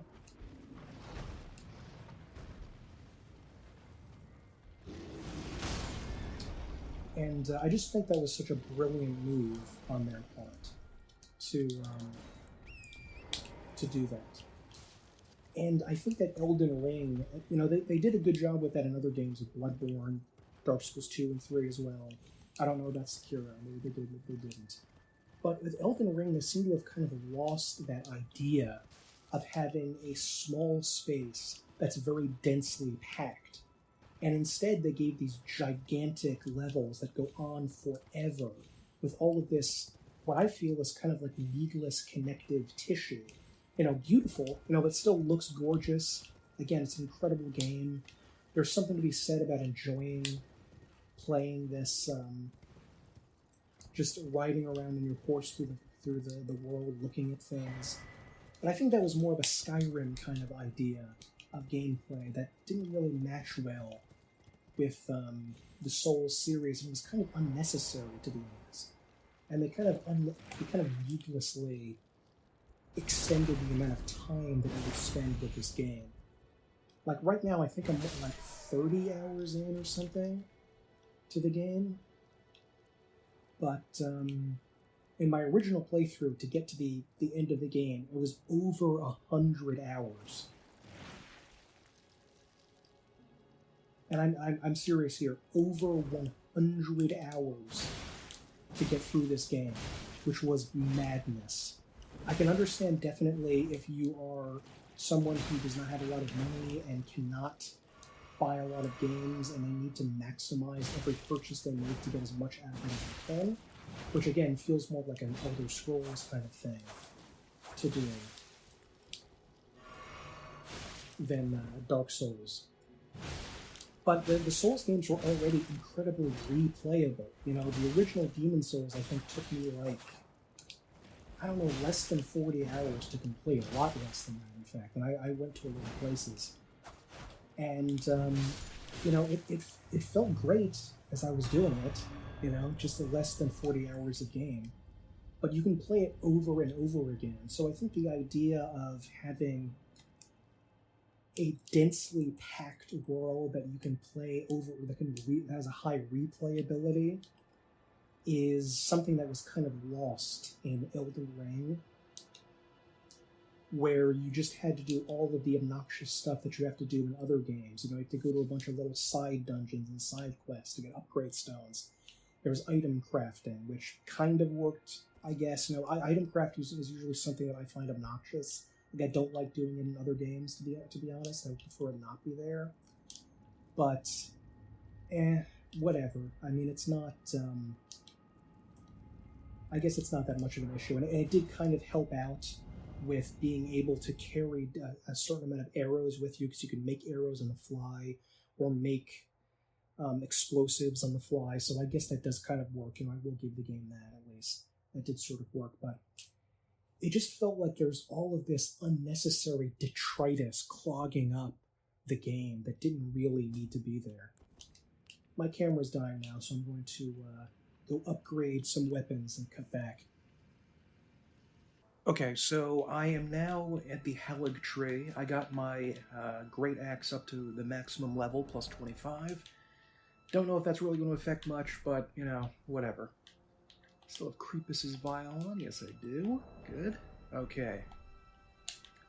And I do love the design of these little marshmallow guys. I assume that they are Albinaurics because they're white like the other Albinaurics, and they have no legs. You know, but I do like the, keeping with the fact that the game looks great, looks amazing, and the story is incredible. I do enjoy the creepy holiness of the Haligtree. Halig is some sort of, I think it was like Anglo-Saxon word or something that holy relates to. Like, I think the German, oh no, that's healing. There's a German band called Heilung, which means healing. But I think Halig might be related to these, meaning holy. And so this is the evil alternative to the Erdtree that, I think evil, that Mikola created. The reason I say evil is because it seems very similar thematically to the creepy post-apocalyptic city that Griffith ruled over in the Berserk manga, which was, and the Griffith, Mikola and Griffith seem to share quite a lot of similarities thematically. You know, there's even like, Mikola even looks like Griffith when he's been tortured and his arm is all messed up like that, and because the tendons are broken or something. Okay, where do I need to go? And I do like the idea that there's a lot of backstory with the reason why the Albinaurics and maybe the Vulgar Militiamen and other people are interested in going to the Haligtree to find some sort of promised land, which seems very similar to the Christian notion of the meek inheriting the earth, and all of the weak and the oppressed becoming strong over time. These bubbles are relentless, jeez. Stupid bubbles. And I just love these little, they look adorable, these little marshmallow guys. But, there is a sickness and an evil infesting the Haligtree, of course, with Malenia's scarlet rot. Mikola also has the Griffith-like ability to powerfully influence people. He's a high charisma build. Even though he's weirdly a child cursed with eternal youth, there's a lot of oddness going on there. Okay. I don't even know where half these bubbles are coming from. Oh yeah, there's a big one down there. Big marshmallow boy. Alright. The spit from these ants is devastating. Like, it would shred at least half of my health bar if I got hit by them. So I'm really hoping I'm not. Come on. Don't spit. Don't spit, please. Okay, there we go. Gotta try one of these big boys. Okay, damn, he's thick. That's a thick boy. Oh, I could have got a crit there. Darn. Okay, there we go. Maybe the Great Axe is a little bit better than I thought it would be. Seems to have, the reach is not very good. But if you can get up close to someone, you can kind of spam the attack really, really good. Stupid ants. See? See, it shredded my health bar there. Okay. I also believe I do not have any Scarlet Rot healing items. Oh no, I have one. Well, that's not very useful. And I had to actually look up where you get the ability to craft Scarlet Rot, and it was actually down in the underground area underneath Limgrave, an area which I actually did not go to on this playthrough, so that's why I missed it. I did not know it was going to be down there. Okay, did I come from this place? No? Maybe not. No, I think I came from down there. Okay. So the eerie holiness, and these little pustule things are so creepy to look at. I hate looking at them. They're the exact same pustule things as that were in the Ashes of Ariandel DLC in Dark Souls 3. I'm not even sure what they're supposed to be based on, like what medical condition or something. They look disturbing. I forget the name of that. There's some sort of phobia that people developed of like tiny little holes everywhere. I forget what it's called though, but I definitely have whatever that is. I was shocked and disgusted that psychiatrists dared to suggest that that actually didn't exist as a phobia, when it so clearly was to so many people instantly as a phobia. Okay. Oh, there we go. Come on.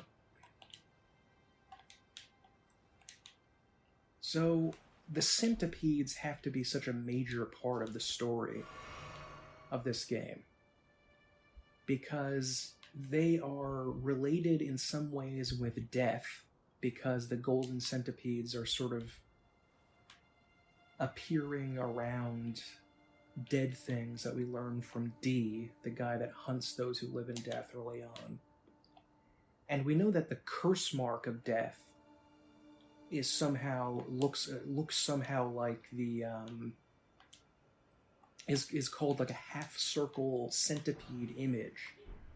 So why is a centipede like this symbol of corruption and death?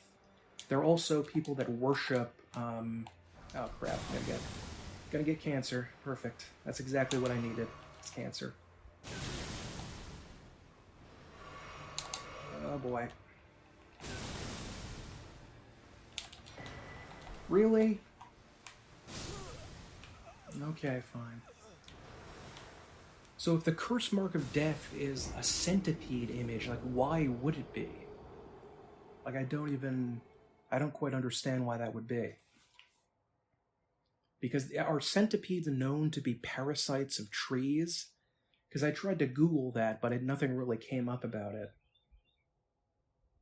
Like, are they known to, like, eat and just devour trees from within? So that's part of the symbol of the destruction of and corruption of the herb tree? Maybe I can try to get over there without attacking most of these guys. But who knows, maybe that's not going to work. Come on. Come on. There you go. I also like the headgear of these guys look sort of like religious turbans.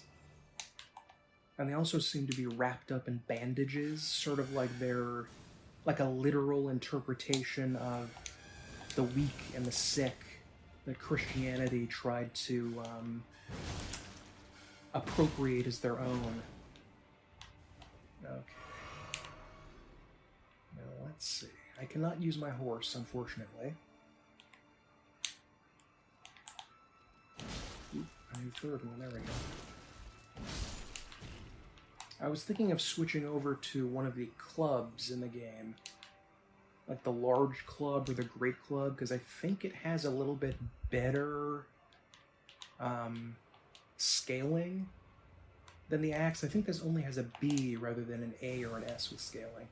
But I found there was an item called the troll killer or something, like the troll hammer. And it does have, like, apparently an S ranking with strength. So the scaling actually will, if you're not familiar with the game, scaling increases the damage that a weapon does based on an attribute. So if you have high strength scaling, if you have high strength, you're going to essentially like double the damage that you would normally do with a weapon. There we go. Revenge. This is blubbery jerk. Okay.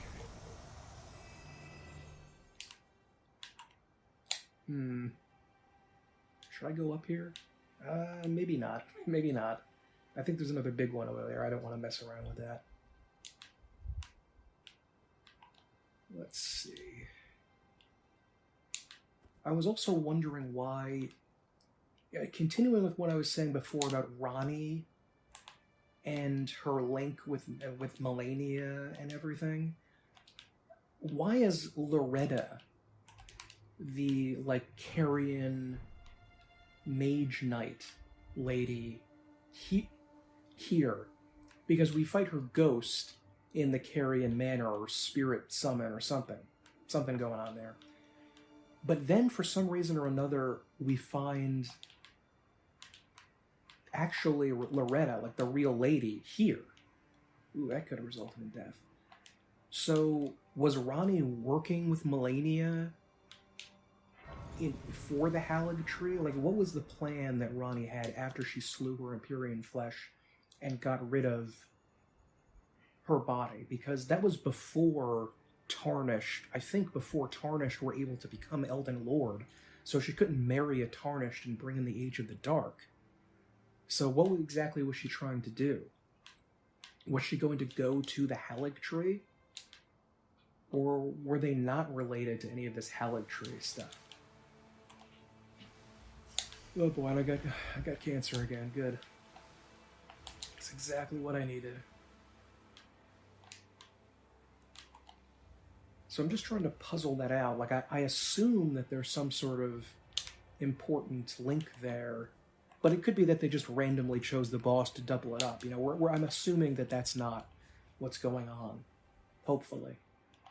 Let's see. Yeah, a little more health, I guess. 40, I think, is more or less the max for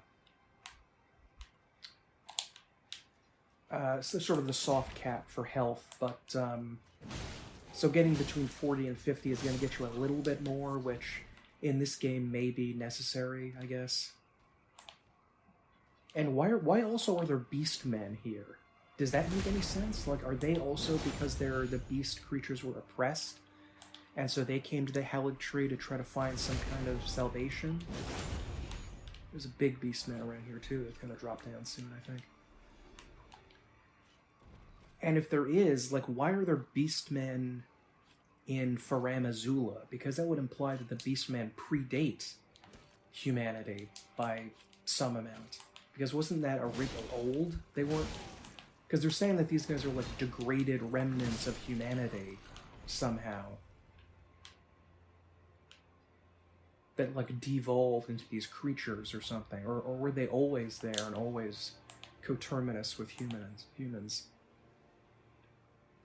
I swear there was a big beast man somewhere around here. But I don't know where he is. Those guys can have a grab attack onto you. I was thinking about what would be a really good way to... Is there any reason to come up here? I don't know. I was thinking about a way to make a the combat in the next Souls game really stand out from all of the other ones, and I think what we would have to do is grab attacks.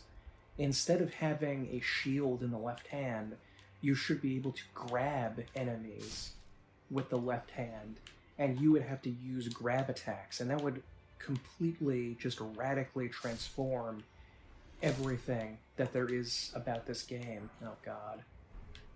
There are flowers down there. Yeah, okay. But are there any good items? I don't really need, like, upgrade items anymore, to be honest. Because I'm, you know, just super powerful. Well, as powerful as you can get in this game, I guess. Whoa. Oh. Those guys jump down here. Okay. Well, it's my last preserve and bolus. There's the big one. Hey there, buddy. Hi. Hello. Stupid flower. Jesus.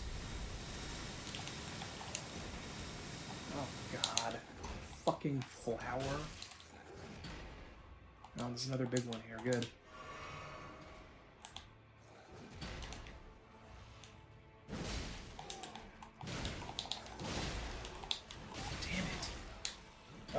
None of this would have happened. That fucking flower had him use some laser attack against me. Jesus.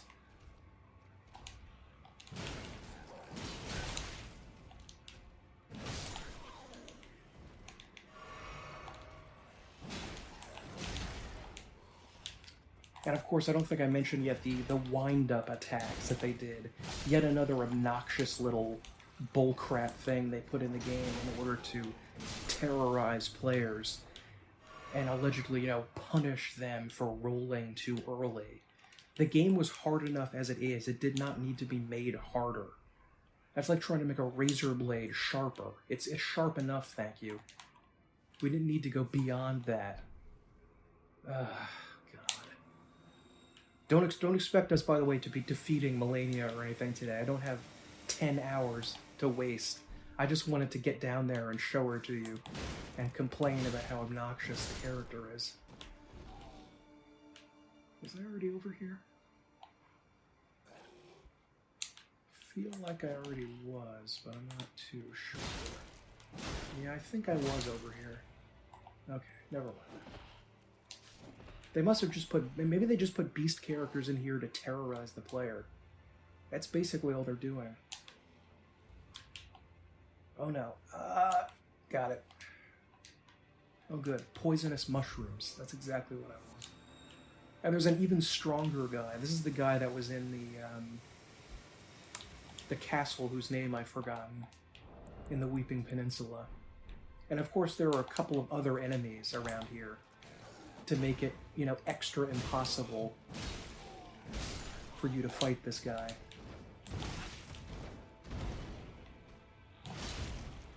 Ow.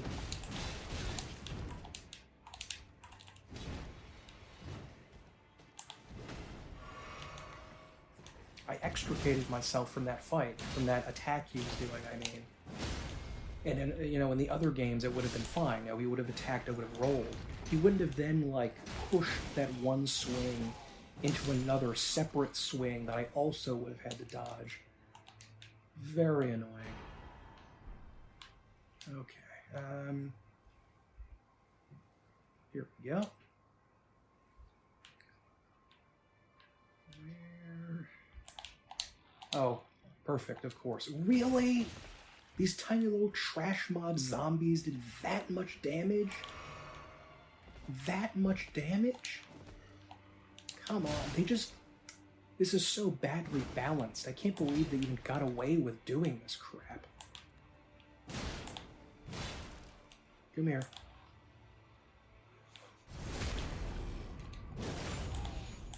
There we go. Alrighty. Oh good, the flower was attacking again too. That's exactly what I needed. Alrighty. I'm getting a lot of souls, I guess, but that's kind of meaningless at this point of the game. Because, I guess if they're intentionally trying to make you get faith or intelligence and add that to your gameplay style, so you have a super strong melee fighter with incredibly powerful magic skills as well or something. Okay, I don't think that's worth anything over there, if I remember right. There are also crystallians around here. Not just in this area, but in other parts of the Haligtree. And I'm not sure why that is.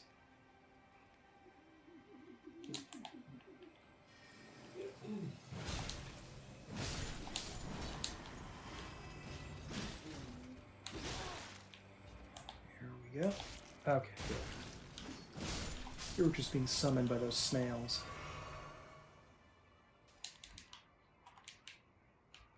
Okay, where do we have to go here? So I want to know, tell me if you know of any videos that talk about a link between the sorcerers of Raya Lucaria and Malenia and were they working together or something? Because that's kind of what I'm imagining. So we're going to be running into Loretta soon, I think. Where are we going? And there we go. I'm going to leave that. Don't know if I can easily make it over there. I can't believe they bumped up the health of these random zombies so much that a plus 25 Great Axe takes 4 hits. Okay.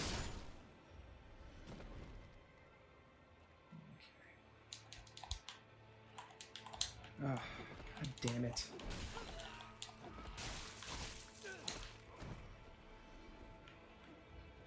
Okay, I think there's another giant beast man somewhere around here. Can I open this?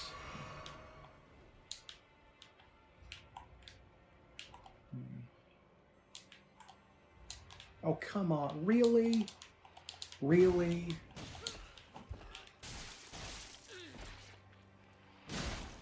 You genuinely came down here, guys? Come on.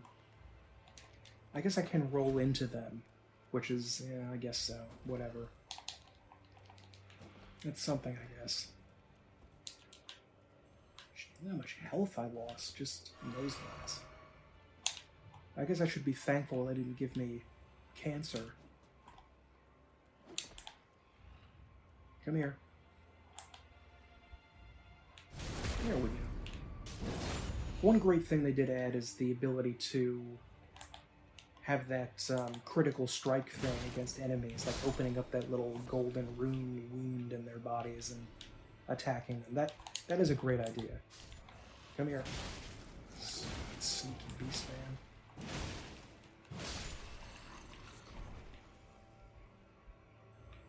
Yeah, there's a big one right there. I see you. Can I get you through the wall? No, I can't. Crap.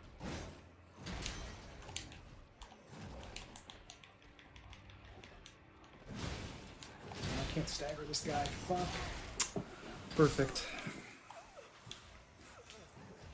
He's unstaggerable even with a 20 plus 25 Great Axe hammering him 3 times. Oh boy. This is what happens though when I play the game, you know? The last third was just terribly designed, I think. Or terribly balanced, I should say. There's a lot of great stuff going on in the story and so forth, but yikes. Why is it dark now? Why is it dark?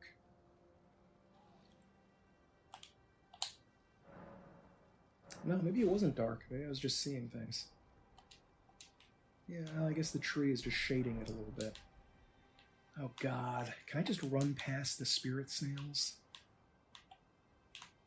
Or do I want to actually try to kill them? Maybe I should kill them just in case.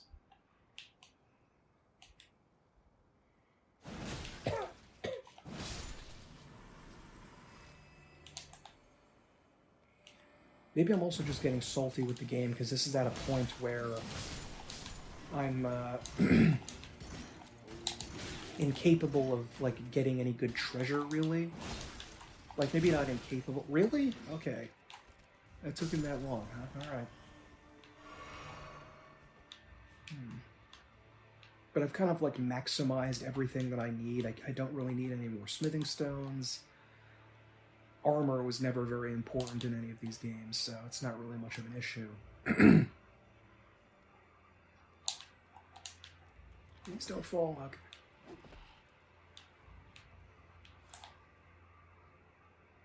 Can I sneak? Yes, I can sneak up on you. There we go. There we are.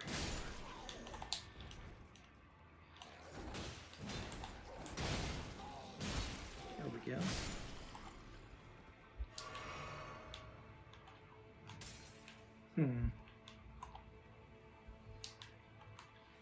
Okay, they're very tough mage boys down there, guarding the way to the boss room. And the ladder there. Ooh, he saw me. He definitely turned and looked at me.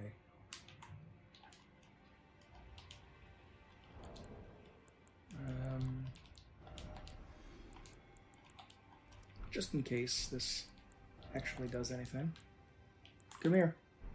Go on up here, boy. Let's do this.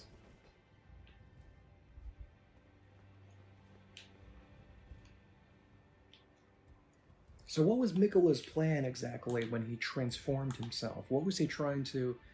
Because Miquella, one of the demigods, the Griffith guy, was hopping into the Angel's Egg and trying to turn himself into something. Oh, come on. Really? You walked all the way over there, maybe fell off from the roof over there, just to interrupt me when I'm doing this? Jesus Christ. Oh, there's another one. God. That's another Dark Souls 2ism, slamming like a bajillion enemies into an area. I can't make that. That's not a jump I can make, I don't think. Oh, perfect, I was grabbed.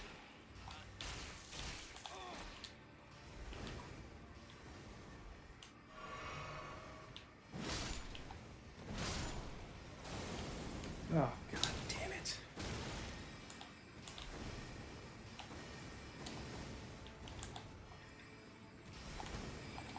Oh my God. You can get this guy as a summon, too. I don't know what to do here. I shouldn't have waited for them to come over here, I guess. If you design something where the best thing everyone does is just run past them, maybe you need to redesign it. Having one of those guys would have been bad enough, but two is absurd. Okay.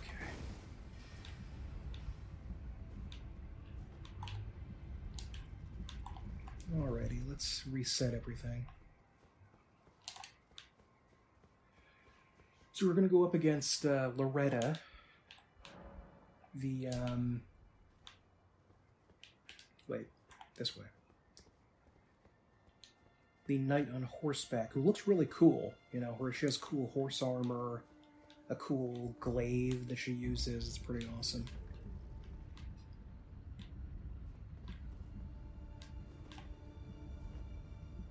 Beating a boss in this game, in Elden Ring, feels like passing a kidney stone sometimes. It just doesn't feel fun, you know? It just feels like, oh God, thank God that's over.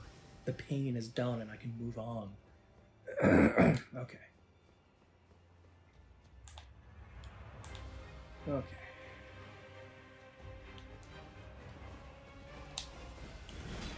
And she has homing crystal soul mass.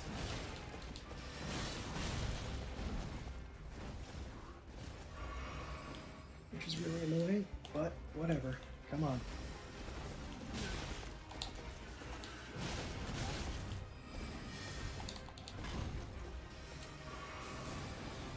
I swear they made this boss harder.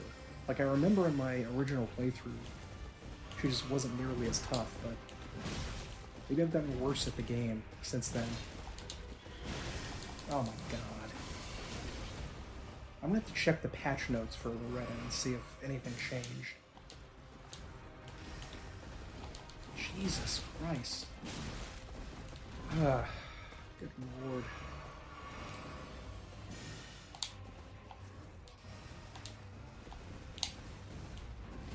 Like, when they were designing this area, they just gave everything so much frickin' health. Every enemy, even a basic zombie.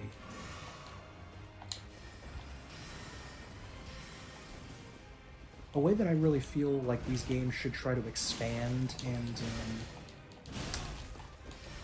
make themselves better is to have randomized weapon allocations to trash mobs, to just the basic enemies in the game. So that way, when you go up against an enemy, you know, if you're fighting an enemy with a sword versus a spear versus an axe, it's just different every time you go up against them.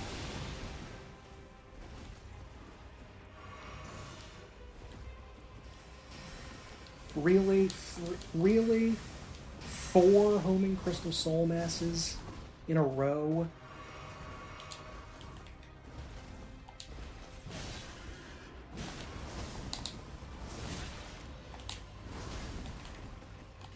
damn it, I attacked. I swear I attacked.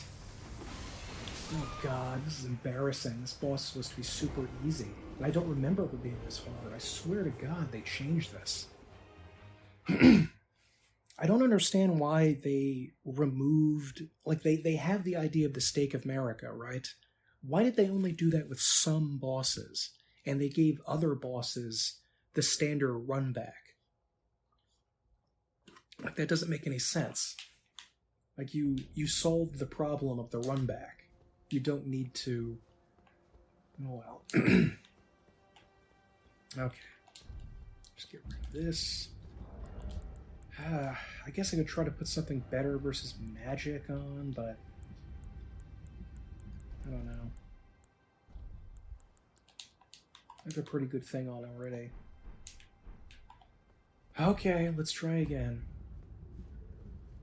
I should have to dodge an enemy attack one time, and then everything starts over again. I can do something else, I can attack, I can do this, I can do that. It makes the game incredibly boring when I have to dodge an attack, and then the attack is still going on. I have to dodge it again, and I have to dodge it again, and then I have to dodge it again.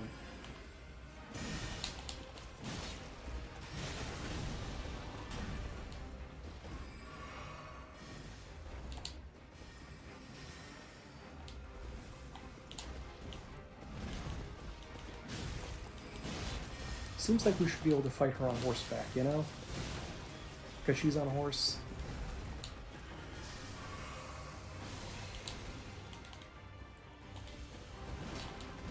God damn it. I was really staggered by those attacks. Like, more, I think, than I should have been.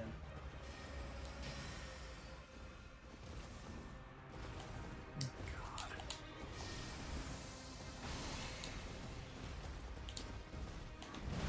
Come on. Jesus Christ.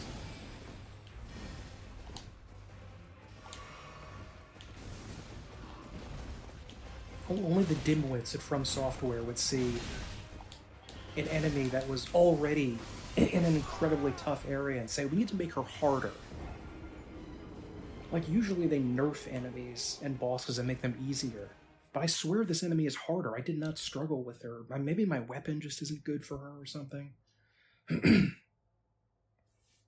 Oh, God.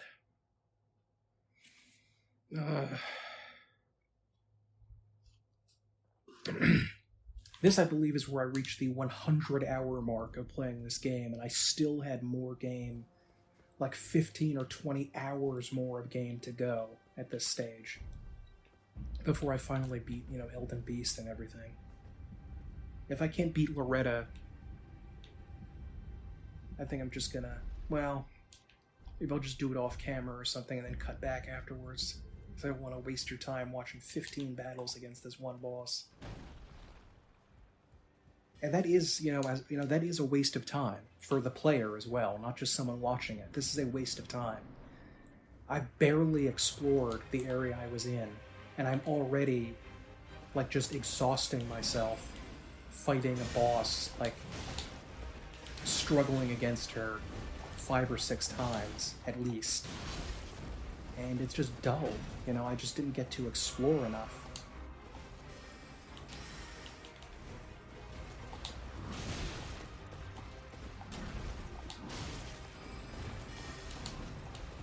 Damn it. I'm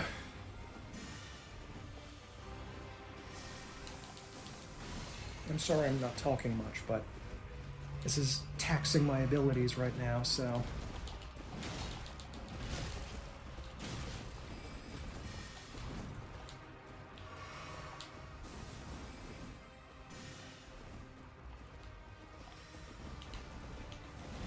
Come on.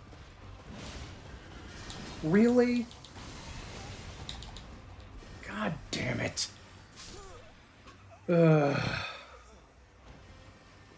This is embarrassing. Oh, brother, this guy stinks!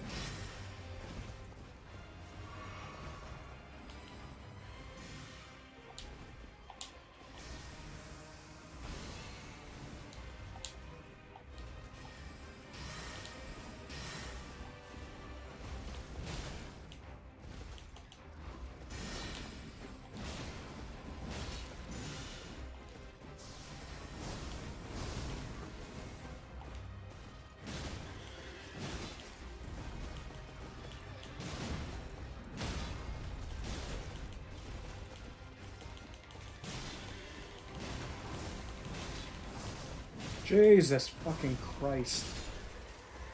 Sorry I wasn't talking there, but I couldn't. I had to have 100% concentration on that boss, or I would have been dead. And I don't feel, again, like this was an issue in the earlier Souls games. Like, if you look at Demon Souls and their bosses, they typically weren't this hard. I mean, some of them were, yes. But most of the time, I just don't think that they were that difficult. Like, if you take Tower of Latria, you did have the that strange boss with a bunch of arms. That was fairly difficult. That weird... I don't know what to call that boss. I forget her name. That was, you know, a little bit difficult, I guess. The two gargoyles were pretty hard, but the fighting monk was like a gimmick fight, and it wasn't very hard at all. And if you take Valley of Defilement, none of the bosses were hard. You know, the first boss you fight, that Mr. Oogie Boogie guy, wasn't hard in the slightest. The other guy that you fought, not even close to difficult.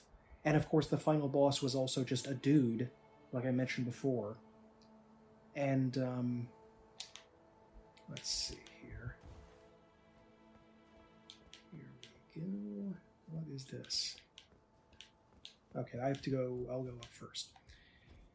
And, in Boletarian Castle, you know, the Penetrator was kind of hard, I'll give him that. And, but the Phalanx boss wasn't hard at all, not even close. I guess the dragons were kind of hard, and King Allant was a little bit difficult, maybe. But not that much. The bosses in,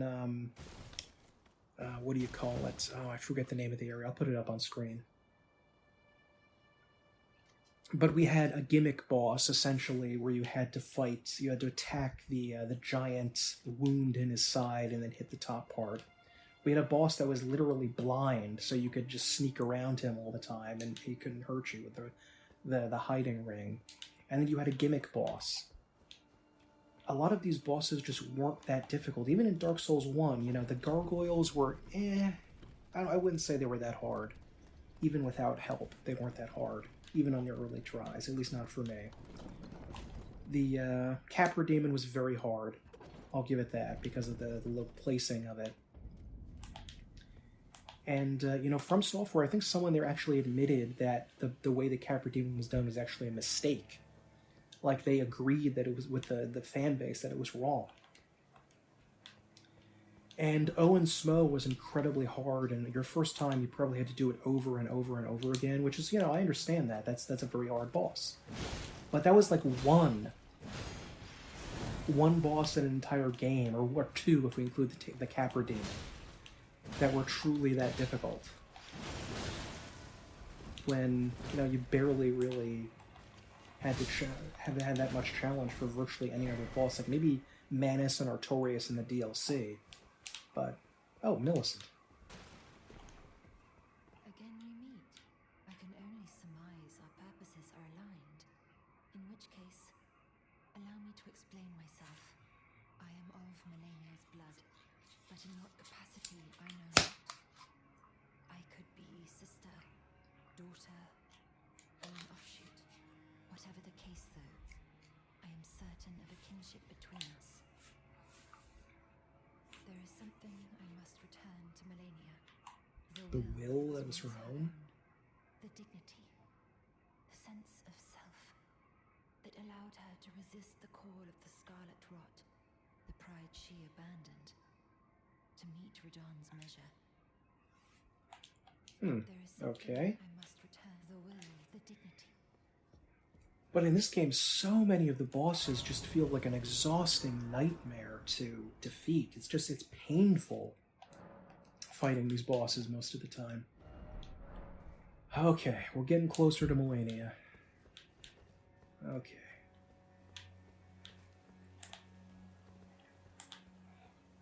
I do like the basic tabard and chainmail thing that the regular knights have. I do think that looks pretty good. Ugh.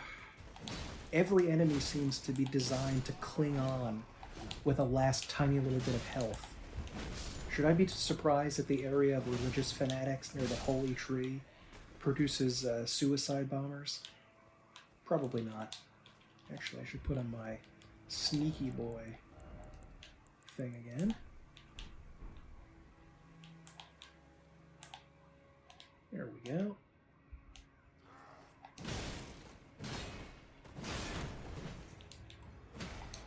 Ooh, he's pulling on his crossbow. Cool. I think a good way to treat a crossbow, I think I've mentioned this before in other videos, but a good way to treat a crossbow in a game, to make it useful in a Souls game, I think would be to make the crossbow like a sniper rifle, where you can shoot it over long distances, but you can't really just pull it out in melee and use it like you could with the bow. Even though you really shouldn't be able to pull out a bow and use it in melee, but you know what I mean. You can kind of do that in an action game like this. I think that is going down to... I don't want to go down there just yet.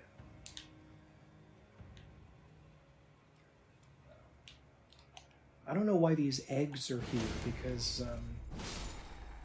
Mikola is in some sort of cocoon-like egg for some reason to... I guess we're going to learn the DLC, allegedly. But why would there be other little cocoon egg things around? Are other people in the city also cocooning themselves for some reason? Please die in one backstab. Don't fall down there. Oh, you're alive. Okay, perfect. That's exactly what I wanted.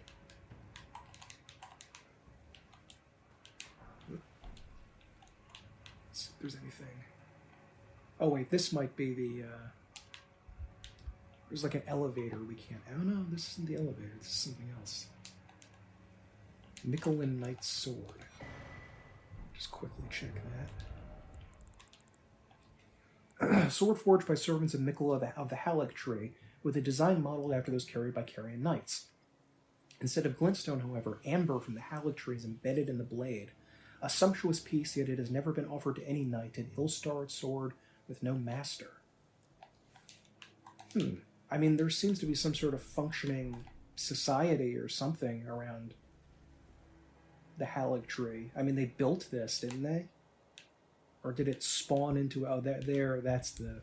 What I was thinking of. That's the elevator. Should I try to fight this guy? He's definitely trying to fight me. And he can definitely give me AIDS, so...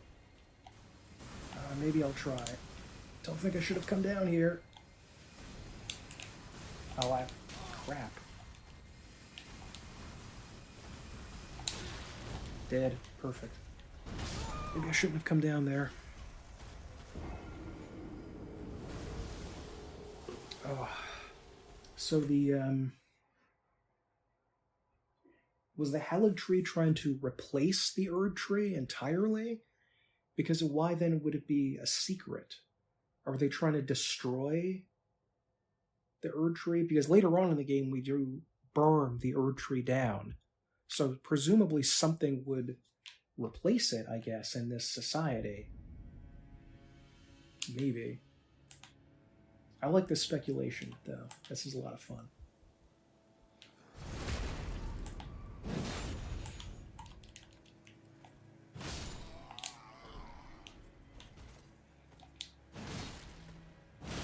Clinging on with a little bit of health there.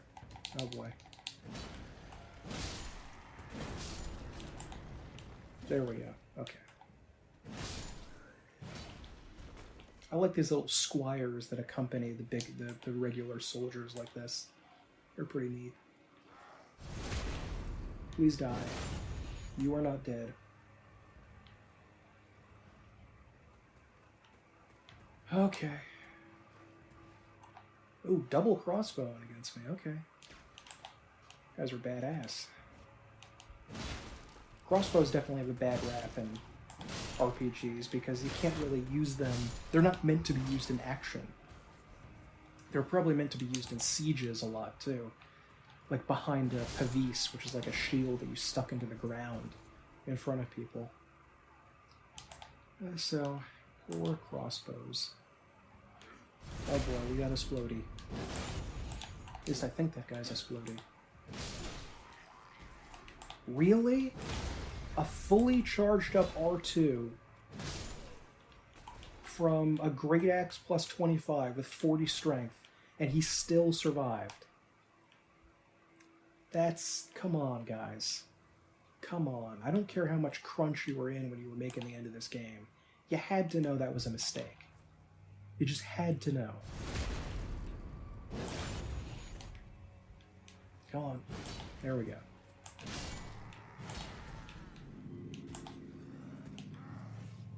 Ooh, I don't know how he, like, fell to the ground there like that. That was kind of odd. Yeah, what do we got here? Smithing stone 7. Okay.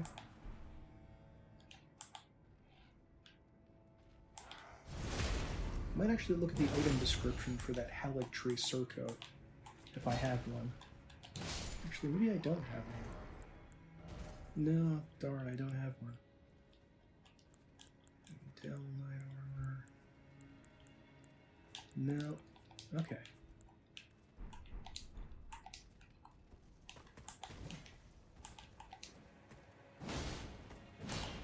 Come on.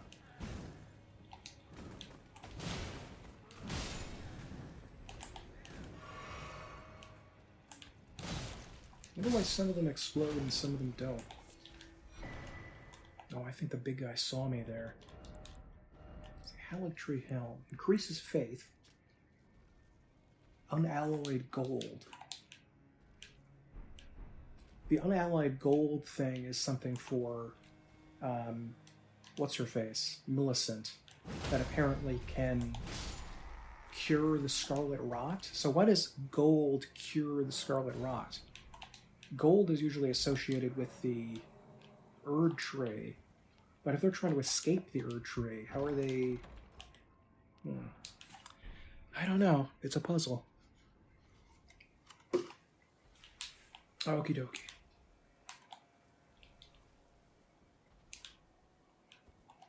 Let's continue. Probably going to be running into my least favorite form of knight in this game, the Clean Rot Knights. Yep, there's definitely some in there. Okay. There's 2 in this room.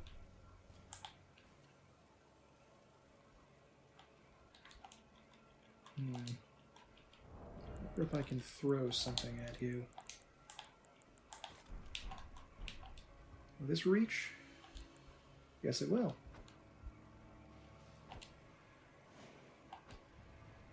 The kukri throwing knives actually do bleeding damage, which is very useful. Oh, come on. The other one aggroed. Come on. Come in.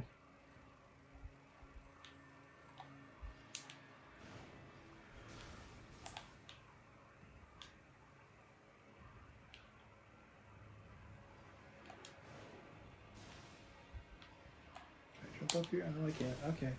Come on down here.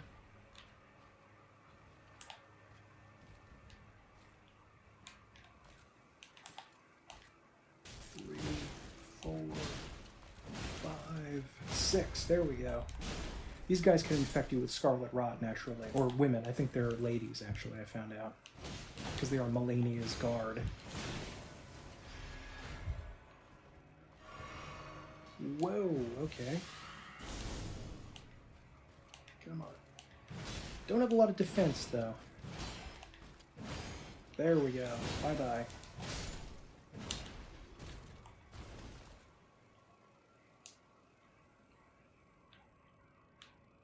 Okay. There are Crystallians down there. Probably more Scarlet Rot. More Clean Rot Knights.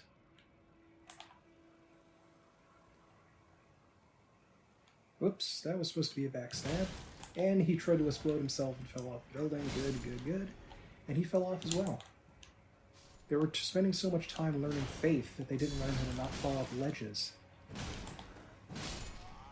What was that? He was about to take a potion, but he wasn't sick. He wasn't injured, I mean. That's weird.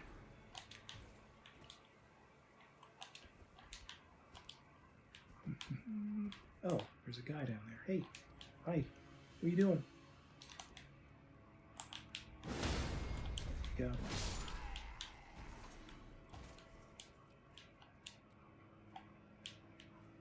We also find more of those scarlet rot worshipping centipedes lower down in the Haligtree. So was the Haligtree related to spawning these creatures because they worship the scarlet rot? Or were they just the centipede creatures just spawn everywhere and corrupt every tree that they find? No.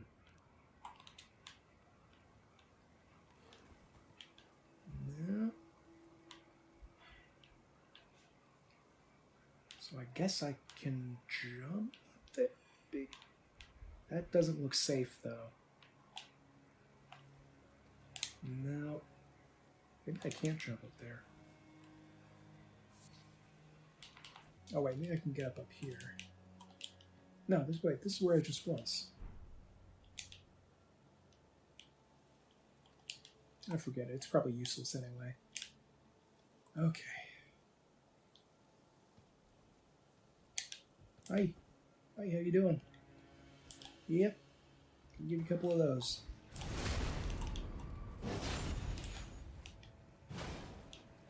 Bam. Okay. There we go. I guess now that I think about it, yellow is associated with the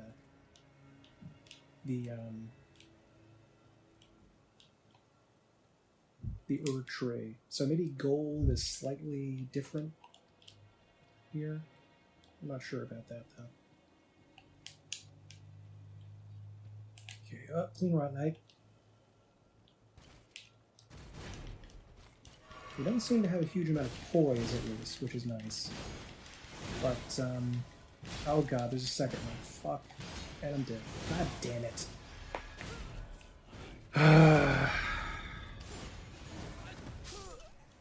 That's the Elden Ring style. Just toss in 100 guys.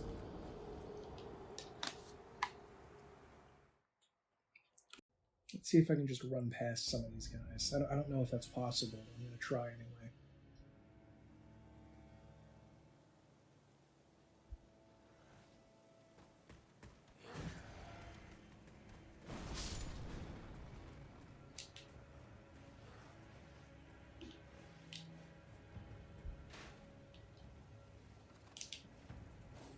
Was I in this? I don't think I was over here.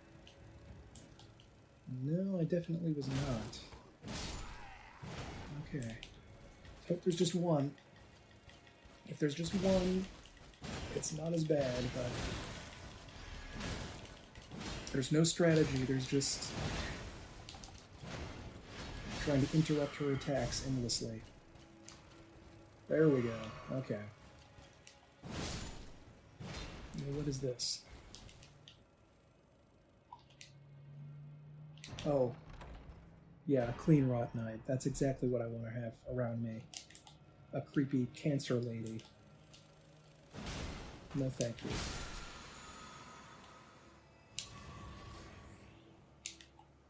Okay, is that where I need to go? Yes, it is. I see my souls. See my souls, of course. Because they're down around there. Maybe I can just... Oh, God. I can't even just run, can I?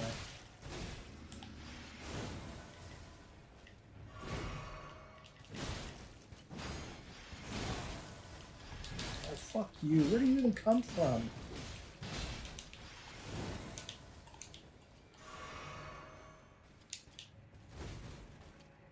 Oh, boy.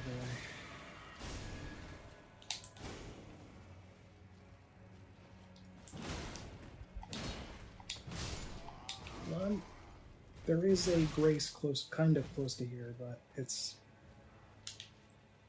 not 100% sure how to get there without dying. Come on. There we go. Haligtree Night. Okay. There we go. No, don't. Why did they add that in a few games ago? Like, if you tap a button really fast, it'll do a gesture instead of doing it from the menu? Does anyone actually care about that?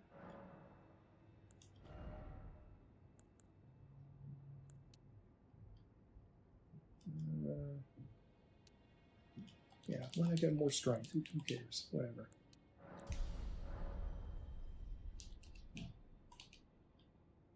Okay. There should be a ladder here. There it is. Hop on up here.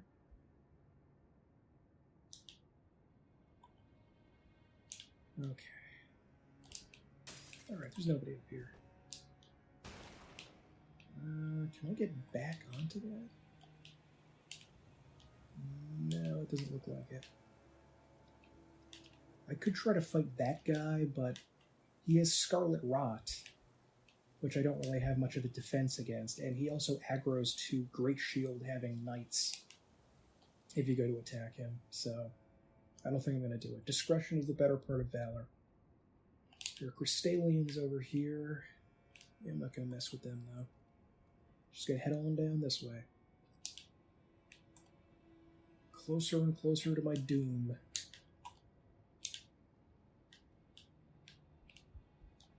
Presumably, because of the incredible success of the game, there's going to have to be an Elden Ring 2, right? I mean, we just assume that's going to happen.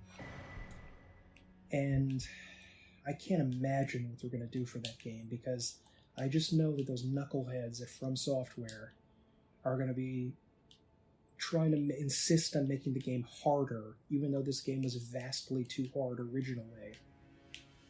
And the fanboys are going to love it. I mean, I guess I am a fanboy From Software. I can't really say I'm not. But a fanboy with some definite reservations.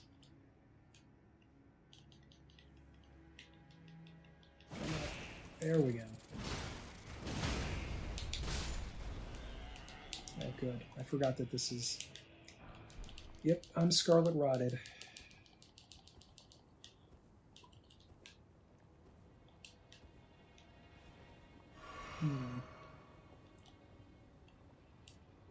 Let's see if I can make it across here. I guess I was going to get rotted anyway. Trying to get across this poisonous sewer of whatever this stuff is. Ew. Are those centipedes? Why are they like buried in the ground there? That's weird. Come on. There's a Grace really near here. It's very close. It's so close. I don't... is it this way? There's a fight with Millicent and her clone over there that maybe I should do something with. Okay, here we go.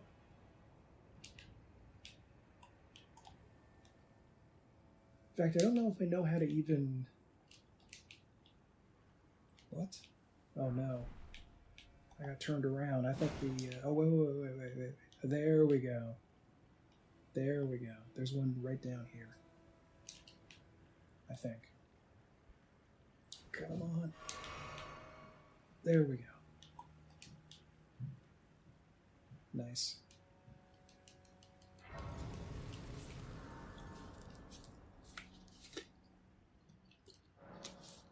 Throat's starting to go.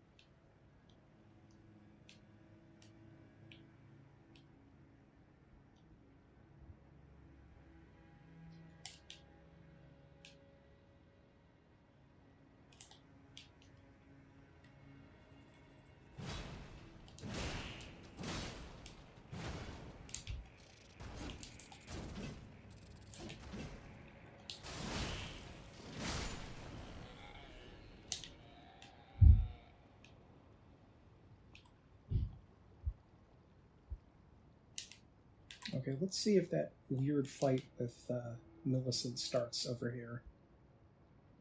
Because I think it has to be fought inside the rot, which is just lovely, of course. And it's thick, sludgy rock, too. Okay, I think I have to go here. Ow. Oh god, no. This is not what I was expecting. No, no, no, no, no, sir. Nope. Not getting involved. This is not for me. Where is Millicent come? I thought she, like, spawned somewhere here. I'm dead. Can I get back over here? It seems I can. Oh, good. I don't know how to continue Millicent's quest thing. If she was supposed to be...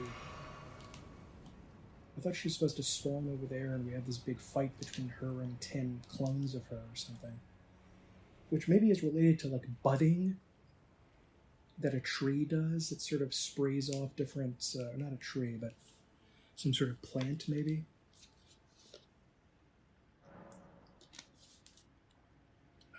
Okay. Farther into the depths we go. Beautiful, absolutely gorgeous.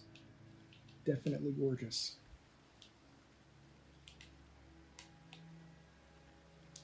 This area down here is named El-Fael, the Brace of the Haligtree.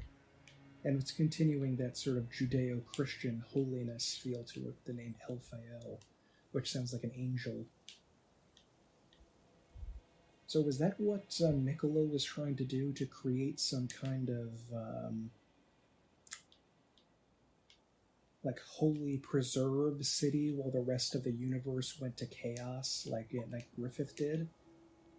Because if he was doing that, that's pretty evil. That sounds pretty evil to me. And he's trying to create some sort of charisma-based cult around himself somehow. And turn into maybe Femto or some sort of monster. Okay. This is it. This is her. It's Malenia. My most hated boss ever. The worst boss in any of these games ever. We're obviously not going to be beating her, especially with a slow weapon like this. I think we would probably need a fast, like, katana-type weapon, but we'll at least take a little bit of a gander, and just to see the fight as a couple of times. Because, God, this is miserable.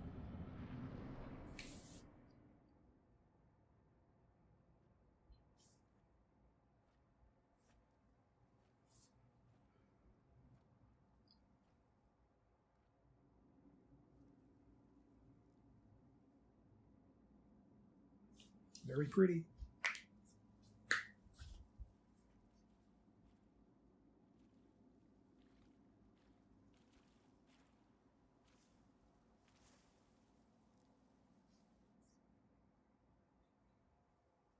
Amazing lore, fascinating.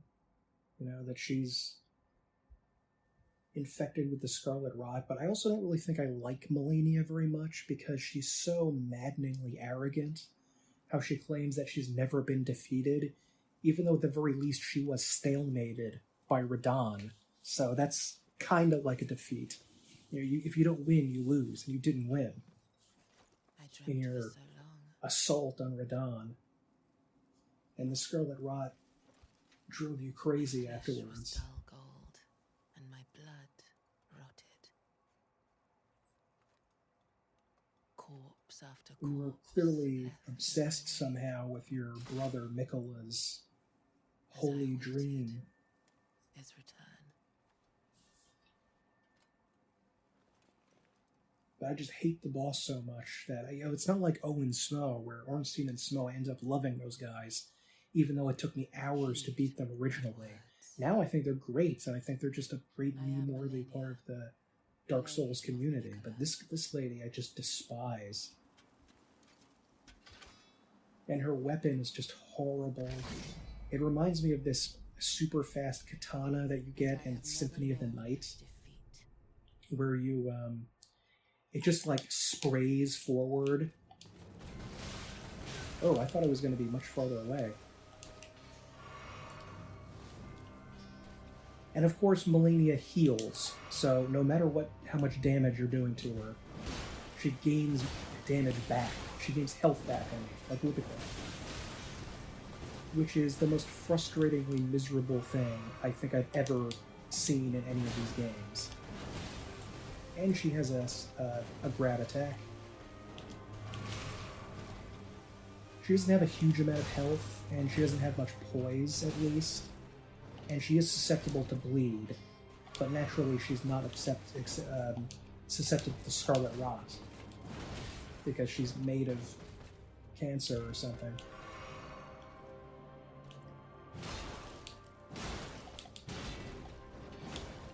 Just absolutely maddeningly frustrating boss.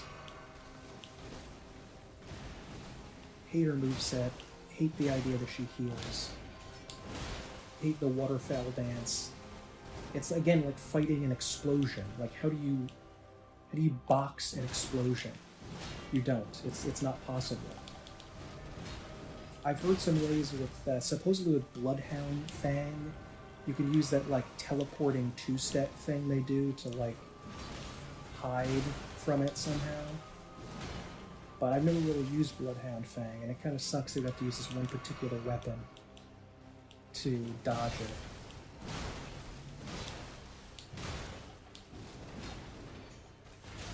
And of course, the worst thing, that's waterfall dance.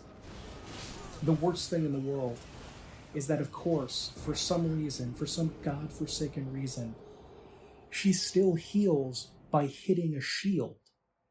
Now, please, I know this is a video game, and I know it's fantasy, and that's fine, but there has to be some faint sense of logic.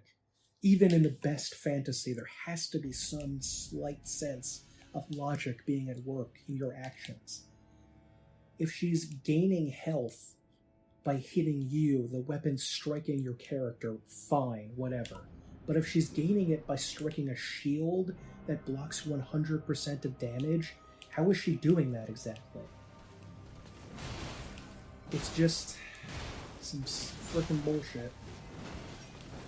Dead, instantly dead. And she can even gain health when she hits near my dead body. I'm gonna go a couple more times.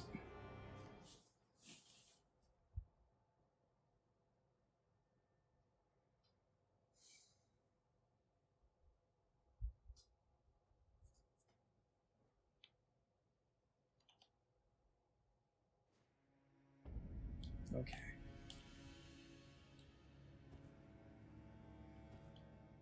Alright. Let's try again, I guess.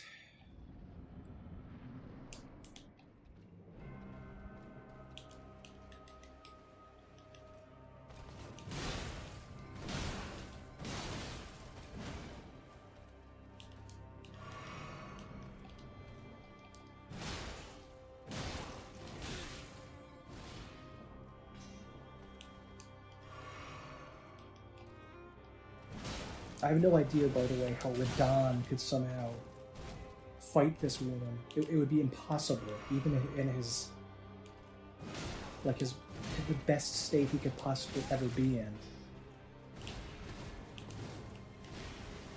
He'd probably just be shredded by Malenia.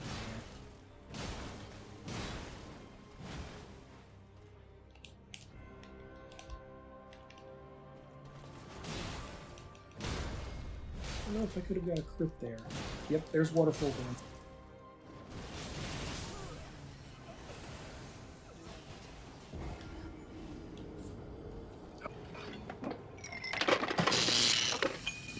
Cheating bitch.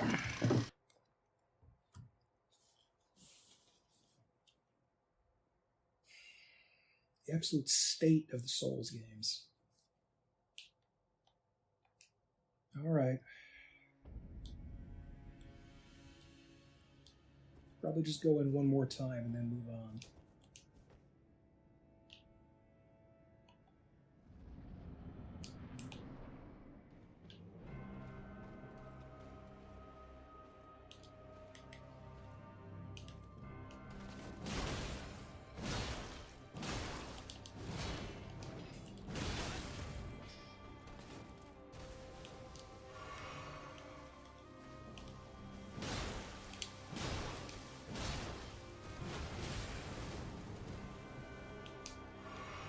I genuinely want to know if at From Software they're doing this because they feel the community demands it to be difficult and they think they have to, or because they actually want to.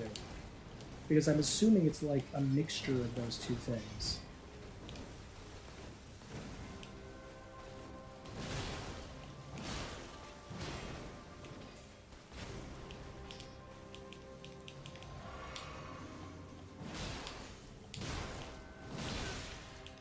There has to be some people there that want this to happen. God, I hate that.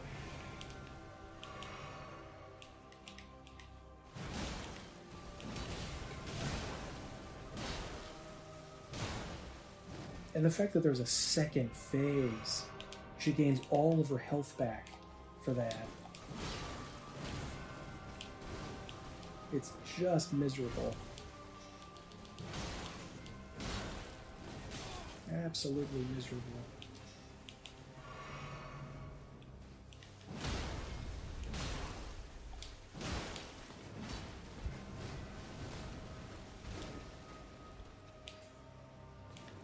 Come on.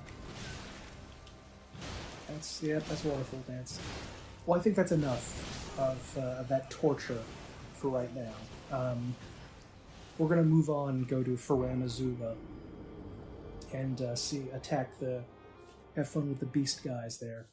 I did actually defeat the fire giant off camera, and I did that because I didn't really think I was going to win. I thought I was going to have to spend some time, like a couple dozen attempts against the fire giant, but I managed to get him in my first attempt at least, so that was nice. Okay, so Faram Azula does look pretty cool. The skybox is incredible with all of these swirling whirlwinds everywhere. I'm really, really lost in the lore of Faram Azula. I have no idea what was going on there, or why, or when this civilization existed, because it's apparently crumbling now, so. I do know there are a lot of dragons, which are, like this one we're about to come across, that are really obnoxiously difficult.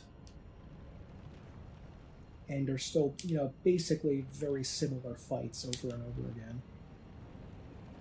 Oh, we can summon here. I didn't know that.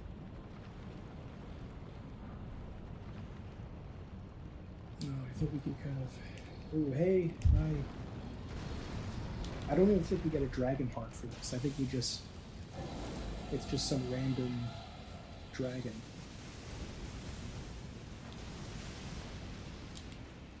Oh, wait a minute. There we go. And... Okay, good. I'm not even going to bother with that guy. He's too big and too dangerous. So I wonder if I should try Lich Dragon Fortisax. I think I may end the video on that guy. Okay. Do have my Sneaky Boy talisman on. Sneaky, sneaky. Sneaky, sneaky. There you go. There we go.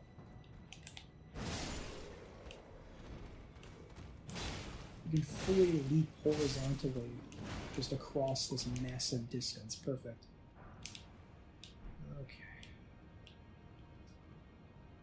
Oh, there's a boy over there.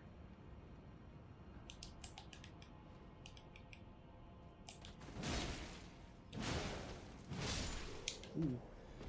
Hey. What are you doing up here?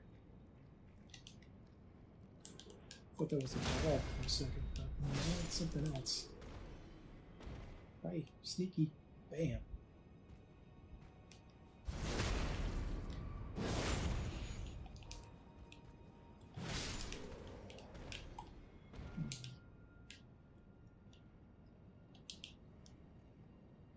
Let's see what's over here.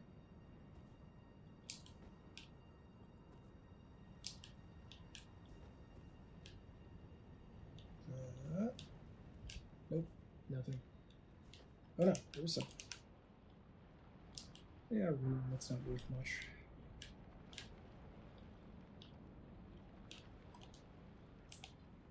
I think some of these guys can cast a lightning spell, so I have to be careful about that. Yeah, that's it. Ow.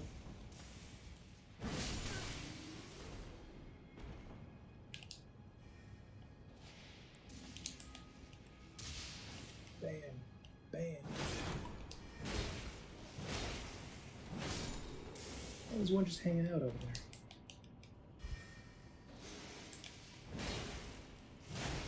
Oops, he heard me. The mobility of these enemies is extraordinary. Man. Look at him dancing around like that. It's insane. Some dragon spells.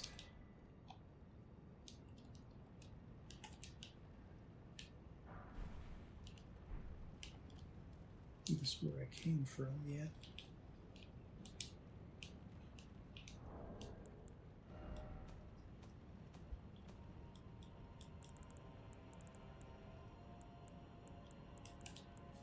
Heard of the capital's ancient dragon cult.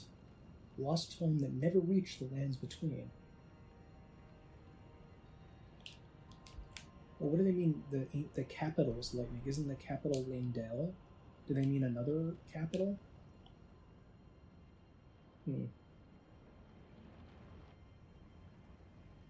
Maybe I was a little bit too harsh about the sense of decay and crumbling nature of the world in this one, because obviously all the gods are insane and ruined, and the world is crumbling and dead, it seems.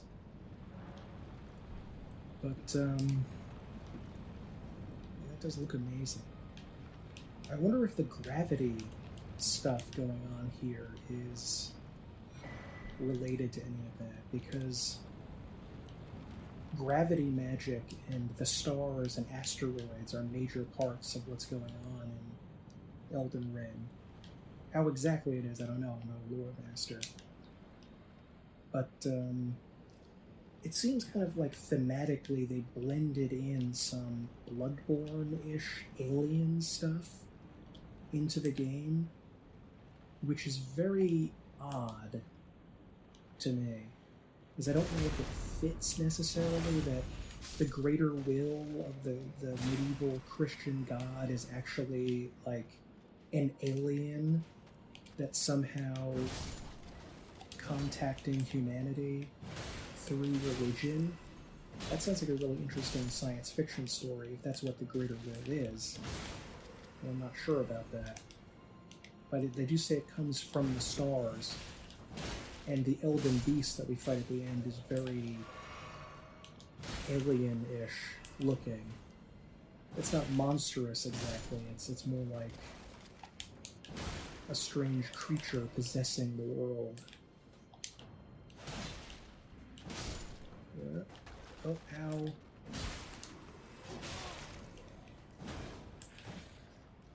I guess they figured they had to throw in some undead creatures around here because of Maliketh, the Lord of Death, is around here. Who is doing that? Oh, there he is, I see him. There we go. You have to strike the undead a second time, or else they will come back alive. I think it's kind of a cool idea. There we go.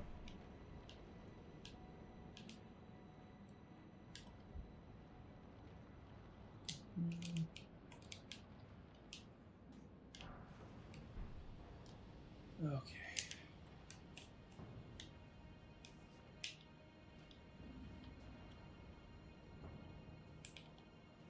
Come here. You're a big guy. Oh, you're a big one.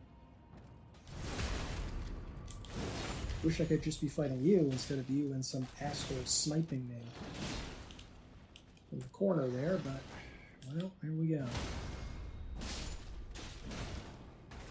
There we go. Where's that guy? He's way up there. I can't even reach him. Perfect. Oh no. Wow. He's really strong.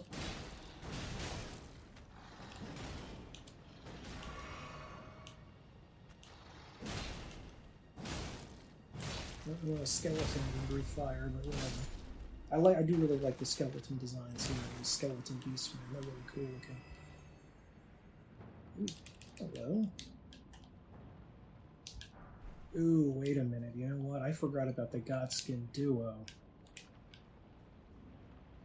Everyone's favorite boss.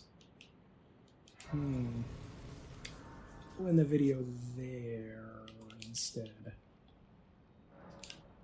I think they might be near here. There are banished knights over there with, yep. Definitely are. Okay. Be nice if I could be safe from that guy, but no, we can jump 20 feet horizontally and explode when he lands. Ugh. Please tell me if you actually like that style of combat, because I can't... I have no way of understanding you, but I will try at least. Okay, I forgot about these boys.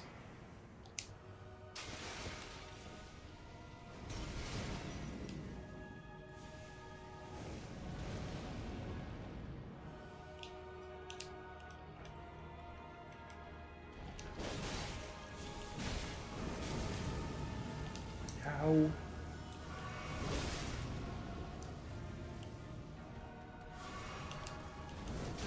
Definitely counting my chickens before they're hatched when I said I was going to get to Witch Dragon. So I forgot about these guys completely. Ow.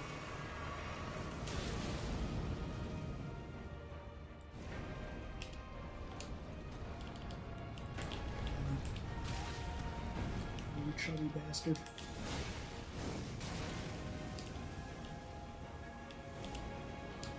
Perfect.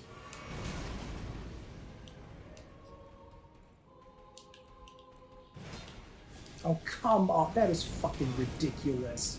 He threw it over me. It missed. Ugh. God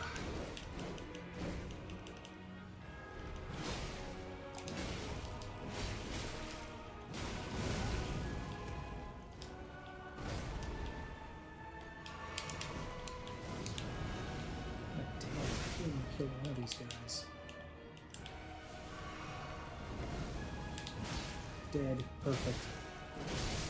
Alright, I'll try again.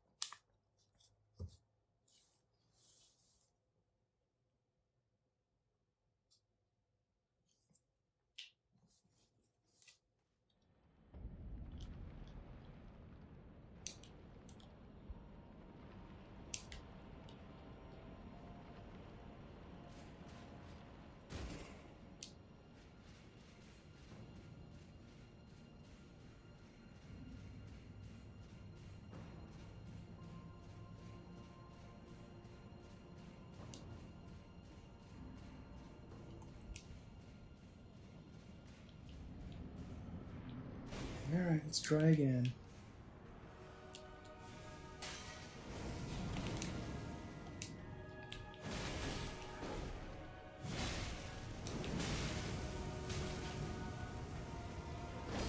What really annoys me is that the big guy is the easier one of the two, and I can't even defeat him.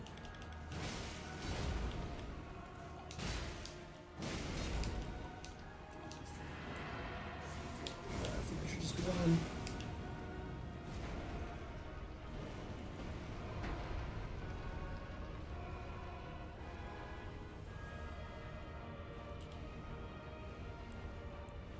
Is he gonna stop? Oh, he does, good.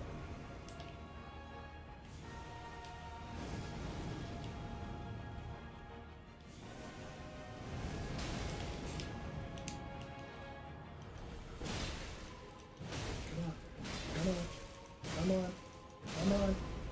No! Okay, gotta run. Gotta escape. Okay. There's just one. It's the harder one of the two, but there's just one.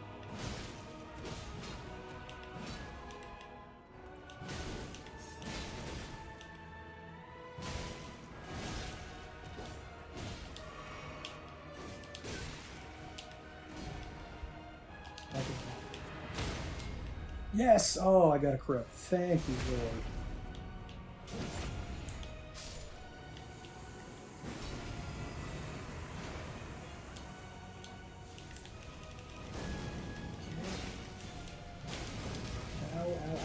No. Come on. It just stays there and continues to burn. Oh, God.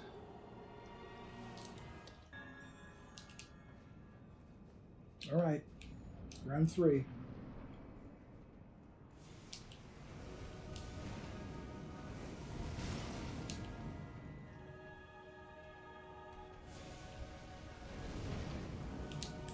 Let's see if Holy Daemon does anything good against them.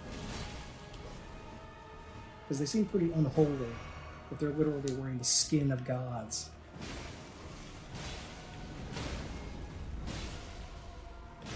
Missed the crit. No, please.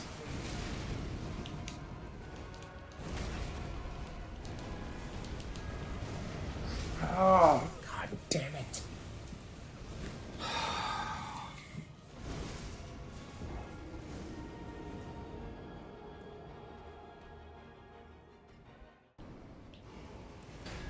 Not giving a stake outside of this boss room and forcing you to fight random enemies on the way is just evil. It's just straight up nastiness. Come on, come over here, big boy.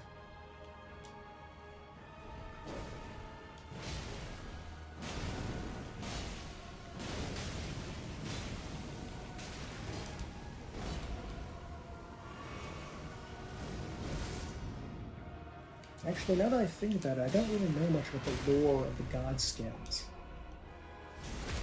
Come on. Yes, crit! Crit that big belly! Crit that belly! Thank you, God. Literally, because I'm using holy damage. Oh, there he is. I wondered where you went.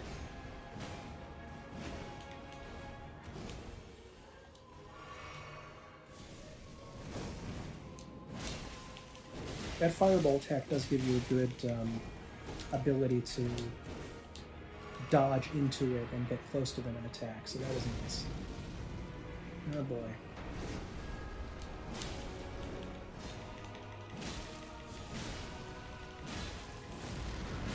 Oh, you hear that tapping.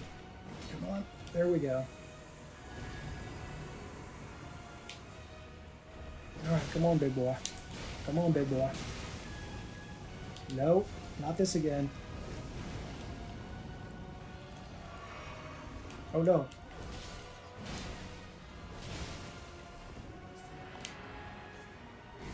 No, do not turn into a ball. Oh no, he is. Crap.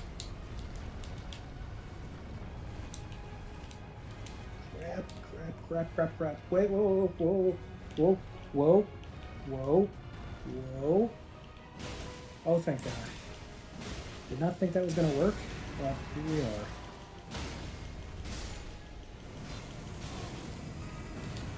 Crap, ow. That was an owie. Bro, that was a serious owie. Please be dead. Please be dead. Oh my God, thank God. Jesus. I do hate that fight because it's a 2-on-1 fight, you know, which automatically is very suspicious to put into a game. But it's not nearly as bad as Malenia, that evil witch. Okay, so let's continue on. I do like that the story in some of these characters... Wait, is there a Crucible Knight out here? Maybe. Or maybe I'm thinking somewhere else. Anyway, the story does have some surprisingly tender moments to it, which I do enjoy.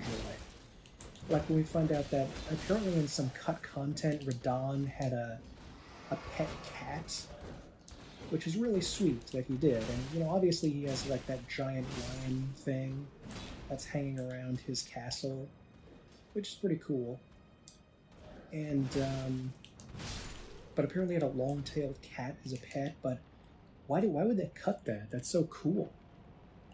I mean, is it some sort of anti-cat guy at FromSoft or something? Because if there is, he's a jerk, and I don't like him. Okay.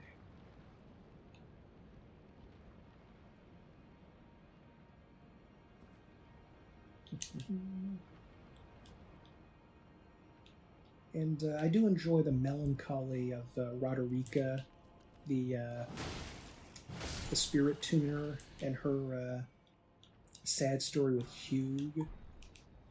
Who imprisoned Hugh? Did Marika do it in order to forge a weapon that could kill the Elden Beast inside of her? Yeah, that would be pretty cool, but how did she know to do that? Like, did she do that before she was imprisoned? Because Marika supposedly is imprisoned by the Elden Beast for trying to do something. I think maybe, like, resist the greater will, maybe? Or maybe kill the Elden Beast inside of her.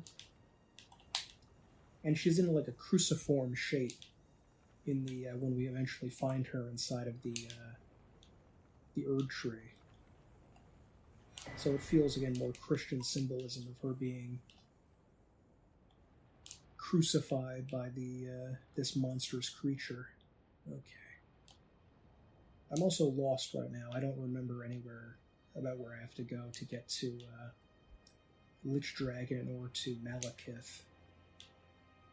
Hey. Hi. Oh, you don't have a left. Never mind. Thought that was one of the big ones. Okay. Get more and more tired playing this game. It's crazy. I actually felt like the original Souls games, I could kind of feel like restored in a way. Like my energy could actually go up after playing it weirdly. You know, I didn't feel that kind of ugliness to it that I do with this one, but whatever. Okay. Just some grease. My retirement grease. I did actually use some grease. That is something. I did use grease. I think it did help against the Godskin Duo, so I pulled out some of my retirement grease. Okay. This area is very well designed because you can get, I like how you can get turned around in a bunch of different places and everything loops back inwards on itself, and there's verticality and bridges you have to go across to figure out exactly where to go. This is very well done. I don't know why they didn't just make, like, if they got rid of all of the connective tissue sections where you were in the open world, and they could have had like 3 or 4 big legacy dungeons, as they call them, even though I hate that term because it implies that they're in the past now, and they're just doing it because they, you know, just for like tradition's sake or something like that.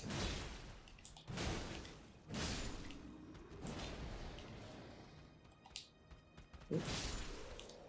There we go.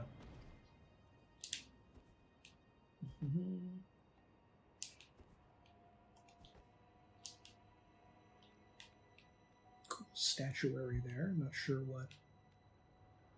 I guess that kind of looks like Maliketh in his Gurrank form.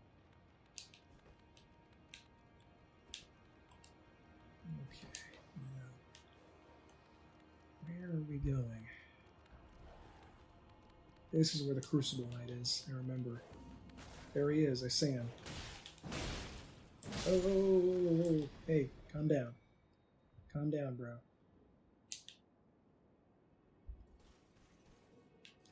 Could just sneak by him. Yeah, you know, I'm gonna do that. Hate these stupid Crucible Knights. It is fun to get them to try to fly off the edge of pits, though. That is fun. I do enjoy that. Okay.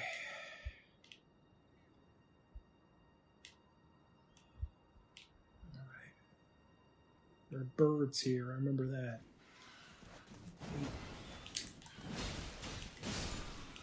Come on. Get down here. There we go. There's also a dragon over there. What? God, can I sneak by him? I feel like I can't. I may have to fight him, but we'll see. We'll see what happens.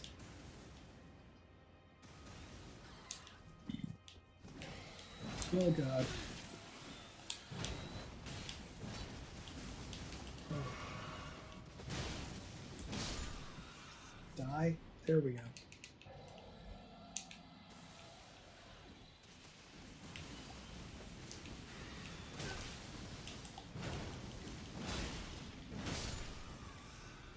I do like that From Software is just completely unfazed by the fact that they've continually referenced Berserk for like 10 years now and just have no signs that they're going to stop whatsoever. Not only is there a guy, dressed with like wolf armor with a gut sword, there's literally a mercenary band in the Lands Between called the Band of the Hawk, or not exactly that, like the Fallen Hawk or something. But it's literally a mercenary band with the same name as Griffith's mercenary company, so that is pretty neat. I do like that.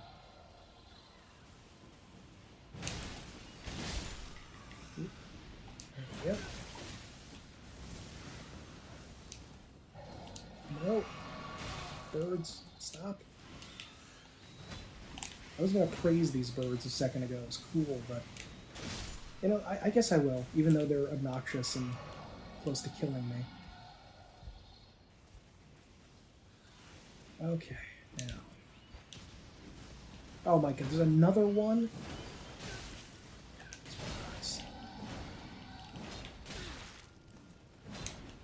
I thought these birds were supposedly, like, bred by Godric the Golden. Or not Godric the Golden. Godric the Grafted.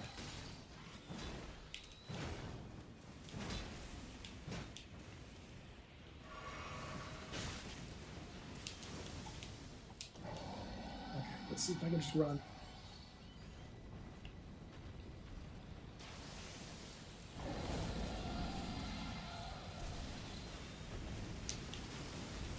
Can I just run? Oh, the bird is still chasing me. Perfect.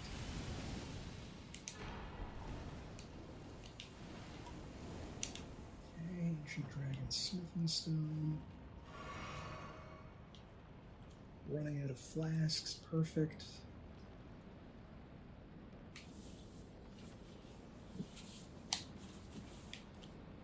Maybe they nerfed Godskin Duo. I don't remember them being that simple back in the day, even when I was using summons. I think they may have correctly listened to the community and realized that they'd made a mistake with that.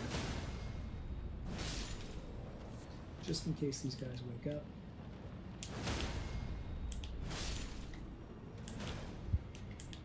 There we go.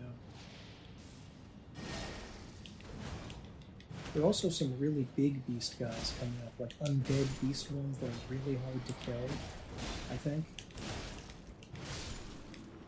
But I'm not sure about that. Okay. Anything down here? Ooh, there is. Smithing stone, okay.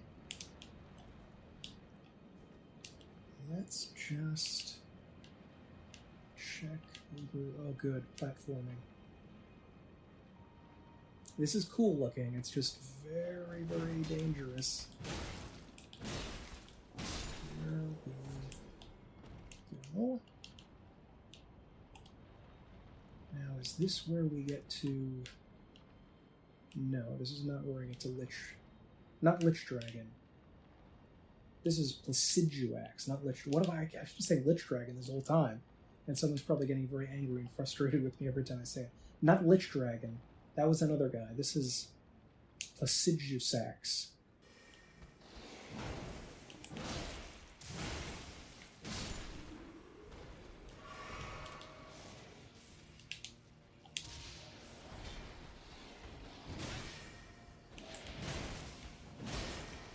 Oh, this is a big boy. He's very strong. Him strong.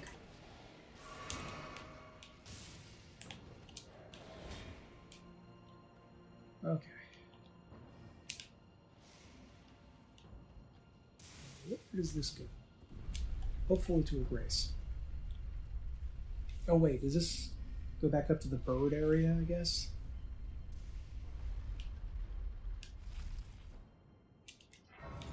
No, this is somewhere new. Okay, alright. Okay. Oop, almost forgot to rest. Should I level? Yeah, I might as well. I have a bajillion of these things anyway. Well, too many runes, but whatever. What kind of a dime a dozen these days? Okay, a little bit more health. Couldn't hurt.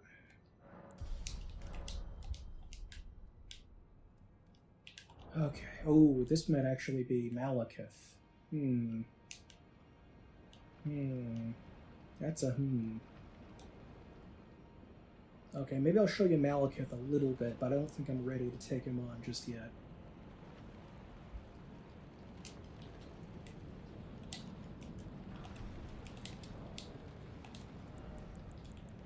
Oh, and I don't have his knife either. You know what, maybe I'm going to go try to get his Maliketh's... Not his shackle, but the thing that kind of functions oddly like that. You know, I don't even know if I think I used it the last time I beat Maliketh. I'm not sure about that. But let's go down here first.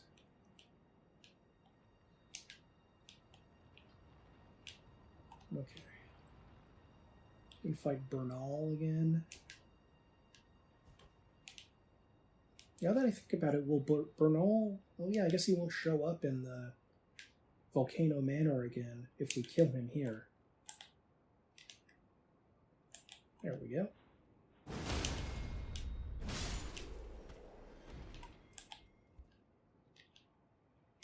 Not alive. No damage, nice.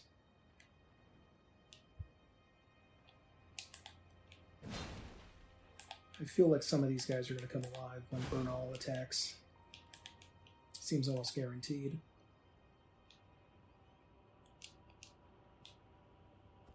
Come on. Come on.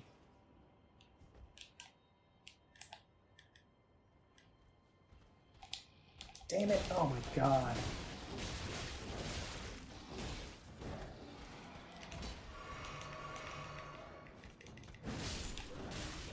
Movements, it looks like. Come on. Oh my god, this is a tough one. Crap.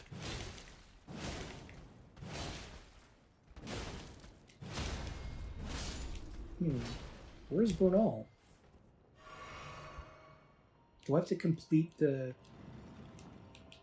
Oh, maybe I have to complete the Volcano Manor quest to get him to spawn here. Oh.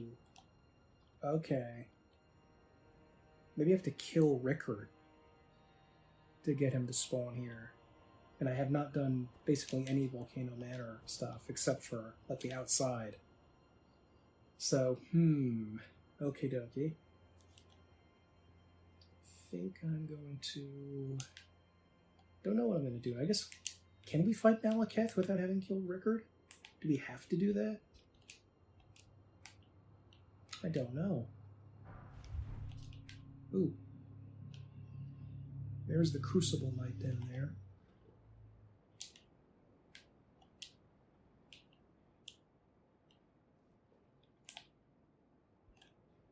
Bam! Oh, this is a tough one. This is a big boy. Does seem like he will stagger, though, at least. That's something.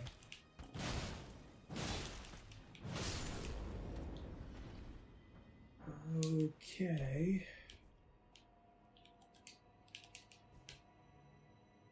Maybe this is going... Where does this go? Oh, you know, this looks like it goes back down to... I'm not sure, but let me see where this goes. The bird area I was in before. Oh, looks like there was something there. No, I'm not sure where this is. Oh, is this where I get that stupid dragon armor that has, like, dragon wings on it? It looks terrible. Yeah, I think that is it. Let me just see here. I do like the design of this chest. It's very ornate. Let me just show you this, how terrible this looks. Yeah. That is like the ugliest armor I've seen ever. Look at this. Yuck. Look at this armor, by the way. Nice. That's a champion's gut. Okay.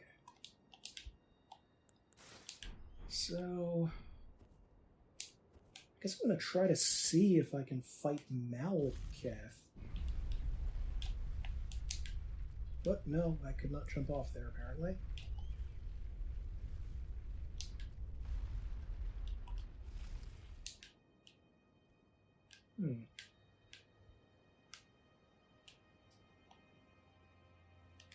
Swear I saw something to jump off to, though.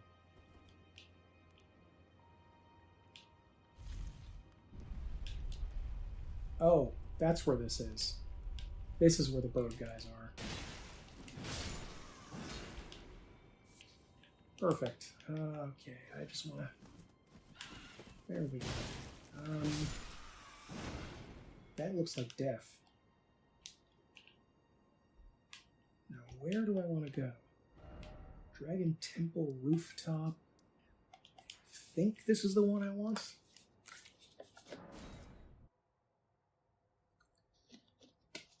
Maybe?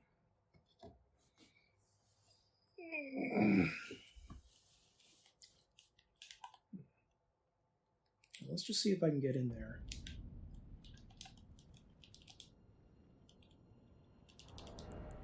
I don't know if this death rune is going to do anything of value, but put it on anyway. If I can't get up to him, I guess I will go try to find Placiduax. Or Scar... whatever, I don't remember what his name is. It's... Well, looks like I can get in here. Hi, Gurang.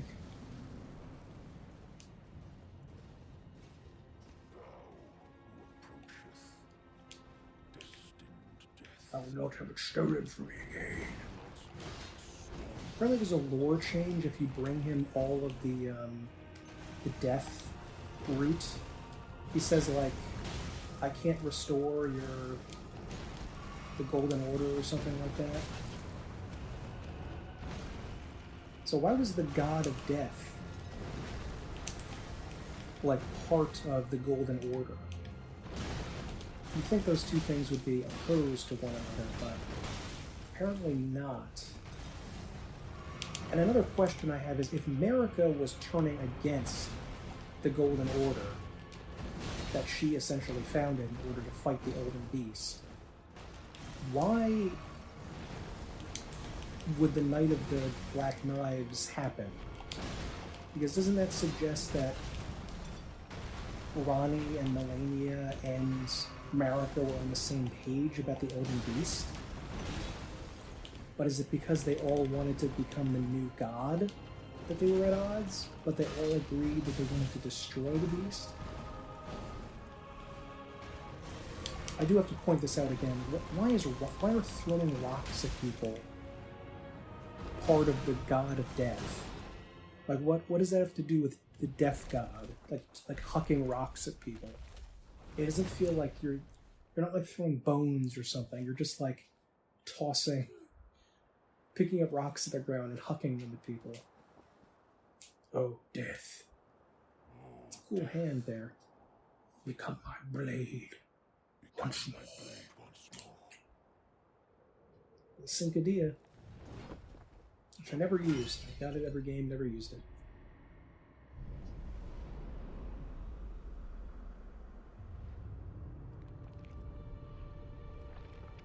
We do get to see the sword as, like, not the real sword of death. It's sort of like a twisted, half-broken version of it. And I do like it's called the Black Blade, because it reminds me of Elric's sword. Elric of Mountaintop. And that's very gutsy in armor. I do like the black and gold pattern there. Now this made me think, is the god of death a beast? And if the god of death is a beast, why is he a beast? Because that is puzzling.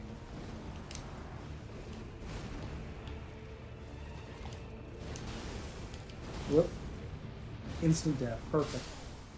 I'll try it again, I guess. Cower before Maliketh, the Black Blade. And tragically, once again, no stake. Are they deliberately trying to make the last couple of sections of the game harder? Or just, like, more irritating? Like, more realistically, not harder in this sense, but more irritating. Because they've already, they solved the problem. They solved the bloody problem, and then they just said, we don't care. Good Lord. Okay.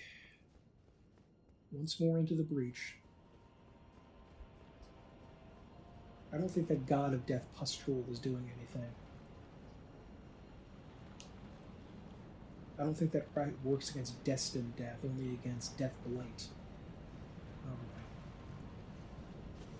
Excuse me, sir. Okay. Hello, Garank. Slash Maliketh. The Black Blade. Ow.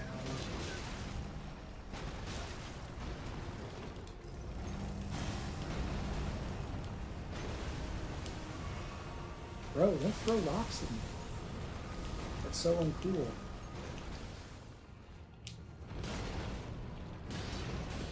This fight is also very hard, too. If I didn't make that clear. It's not like Malenia hard, but it ain't easy.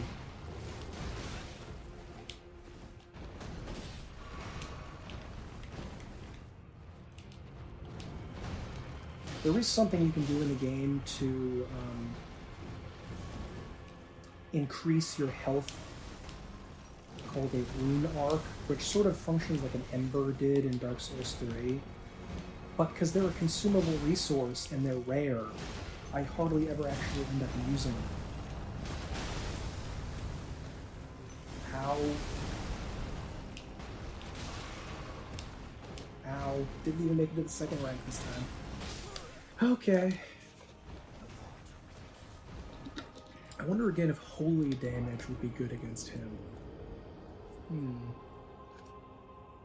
He's the god of death. Might be a holy damage kind of thing.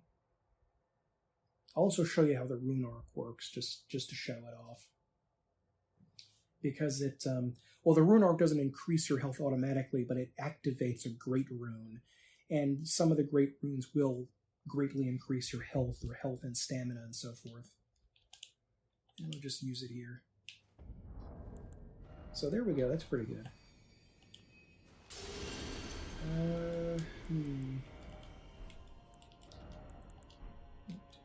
To use here. I'll try the holy grease.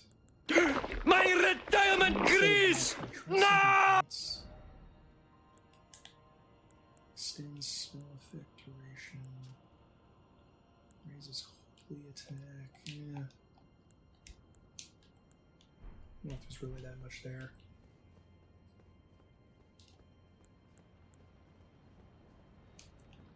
Slap some retirement grease on here. There we go. I do have to give it up to the fact that Malenia did create one of the great community moments of Elden Ring, which can't really be recaptured ever afterwards with Let Me Solo Her. This guy that helped hundreds of people kill Malenia by like figuring out exactly how to fight her. So, I mean, that was kind of a cute little moment. Whoa, he's coming over here. Hey.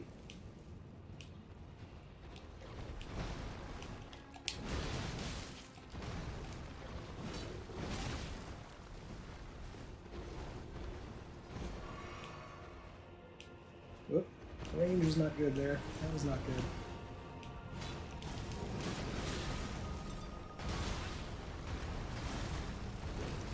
Ow. Quit throwing rocks, bro. It's not cool. Didn't want to get too close there because he's at the edge. Because of course this area has a pit you can fall into around it, which is again not really necessary, I think, in the overall design. Like how exactly did that work out, that pit? You know?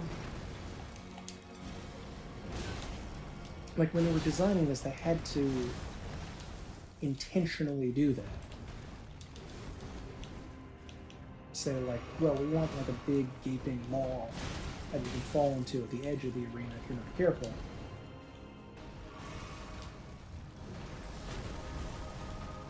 Oh boy.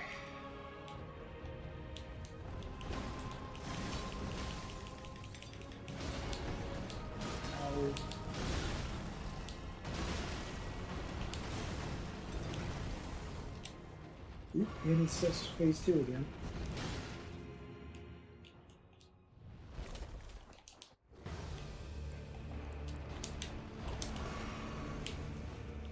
Come on, you little bastard. Ow. Stupid sweaties.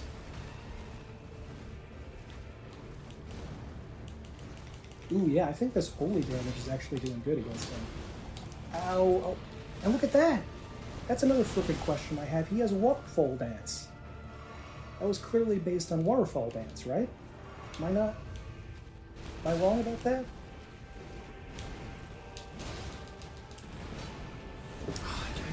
I survived a little bit with a tiny bit of health at the end. But then the destined death got me. If Maliketh... Is that just a coincidence that it looks exactly like Waterfall Dance with the big slashes?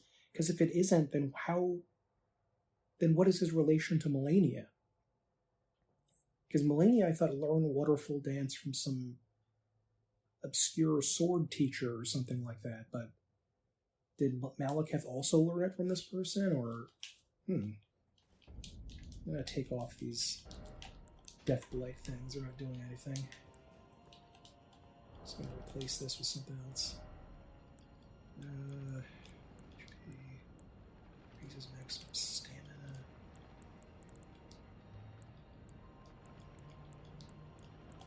Maybe I'll try that. I mean, it's not gonna do anything, unfortunately. But I'll try it anyway. And maybe I should try another rune arc.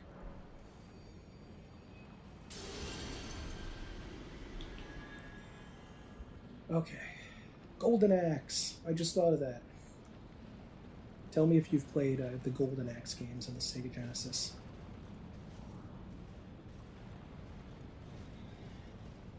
Okay, round 74 or whatever.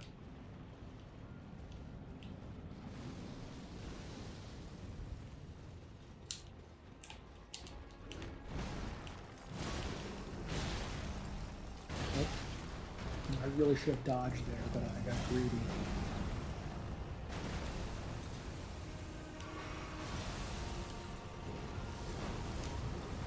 Bro, what is with the rocks? Seriously.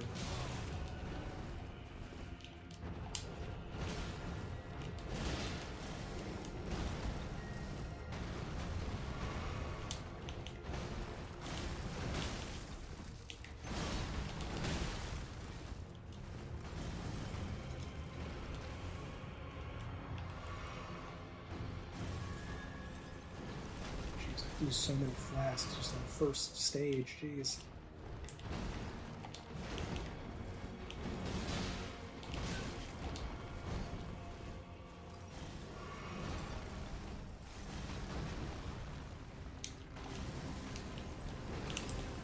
Come on.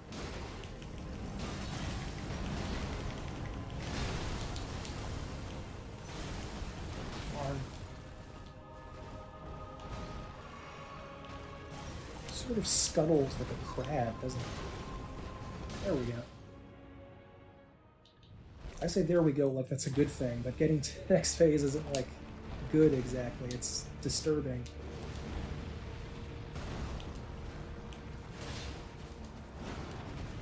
I don't know if I'm crazy about the segmented aspect of the armor that he's wearing. I mean, it looks kind of cool, but I don't know.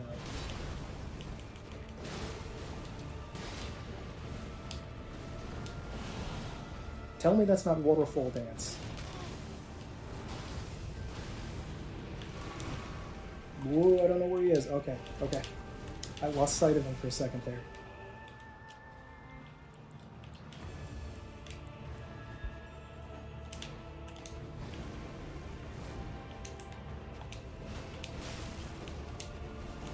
Damn, ow, ow, ow, ow. Please. Please, flasky flask. Okay, I only got 5 left. That's not good. He's so fast, I can't keep track of him. Thank God they didn't give him a lot of health. Get back here. Where are you going? Oh. Perfect.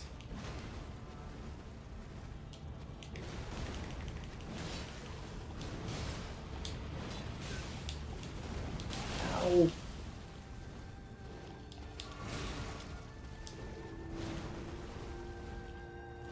Stop what fouling, bro? Bro, seriously. You don't have to do that.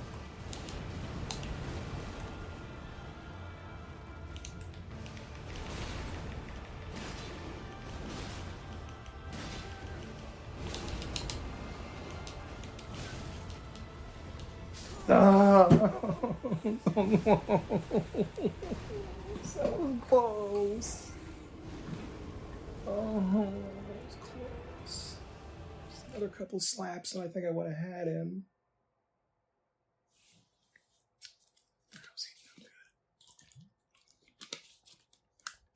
The loading screens do remind me to get a sip of water at least, so it's keeping me hydrated when I play this. I guess that's something, kinda. Sorta.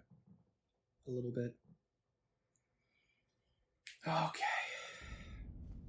Around 7,000.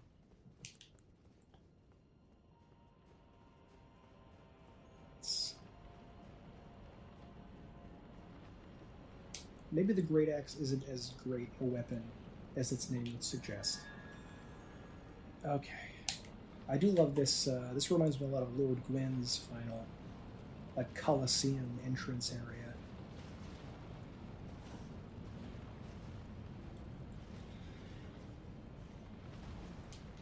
Okay.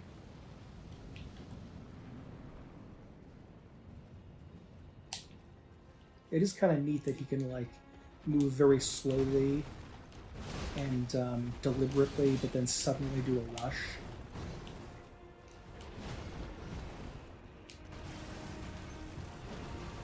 Come on.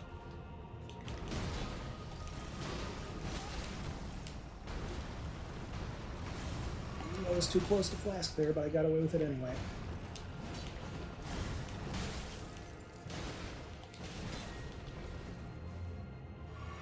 Seems to take more damage in the second phase somehow.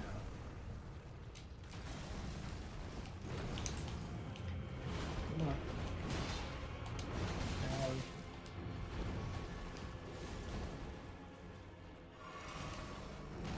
That's another little thing I liked about, oh, come on, Dark Souls 1, is that you can get 20 flasks if you want to in that game.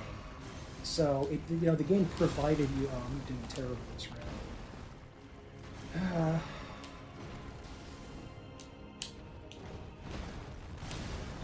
Whereas in this one, I think 15 is the max.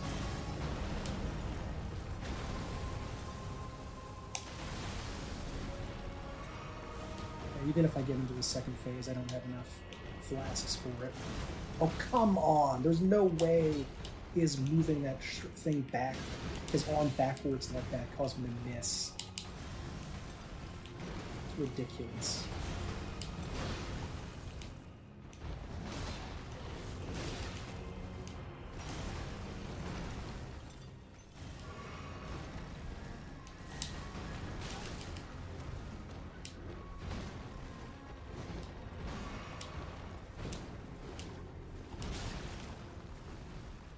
I always thought that because we find Nicola later in the game when we fight the Lord of Blood, that we should be able to, like, tell Malenia that.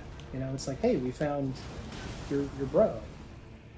Maybe we shouldn't fight, or something like that. But I guess Malenia is insane or something. But the Scarlet Rot has driven away her will, like Millicent said.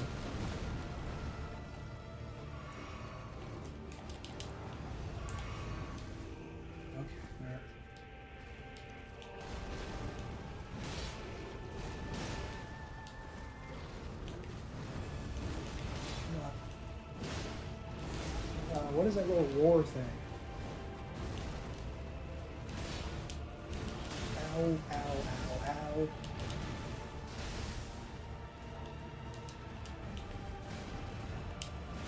Ow. Got one flask. 0 flasks. Oh, come on, don't do your waterfowl. Oh, God. Maliketh, why? Why are you doing this to me, bro? Why are you doing this to me, bro? I mean, I love death and the god of death. I mean, who doesn't? We don't need to fight like this. I think what we're trying to do here is steal the rune of death in order to destroy the Erd Tree or something, even though burning the Erd Tree was supposed to be enough. So why do we, like, also need to do this other thing? I thought burning it was it. Like, I don't know. I don't know what's going on. Might as well use another rune arc. Might as well. Okay.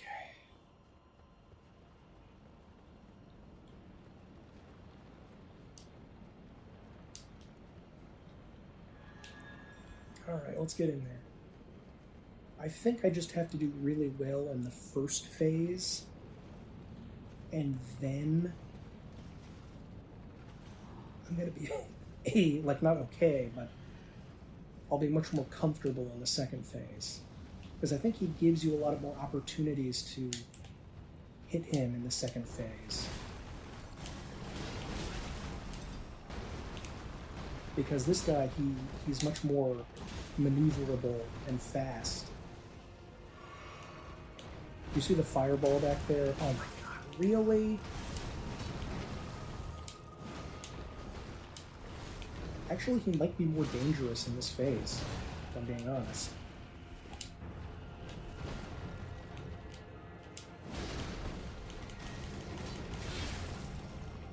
Ow.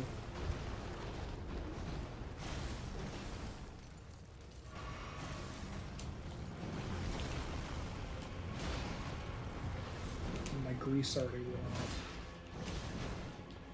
I'm getting okay damage against him, you know, but he's getting okay damage against, better than okay damage against me.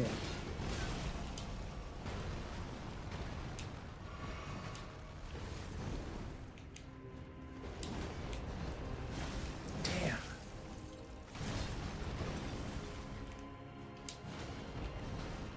He's so frickin' maneuverable.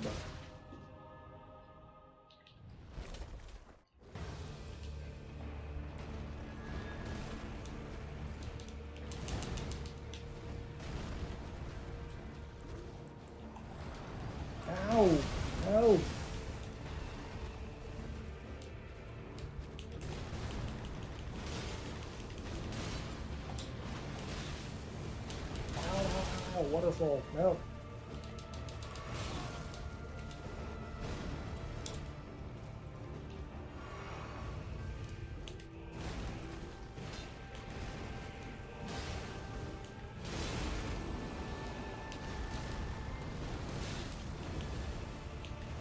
Cheesy little backup maneuver he does.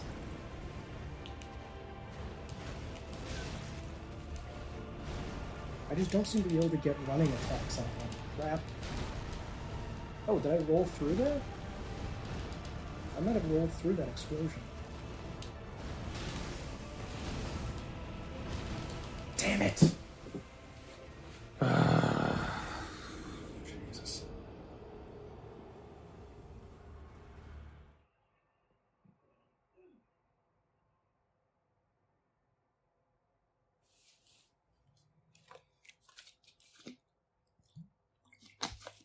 Sorry making you watch this over and over again, but I don't know if I necessarily have much else to do in this playthrough, and I thought I might cap it off with a fight, but if I don't end up killing him, I'll just conclude somewhere else.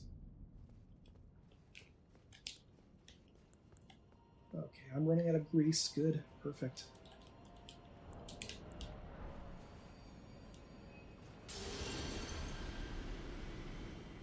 Okay.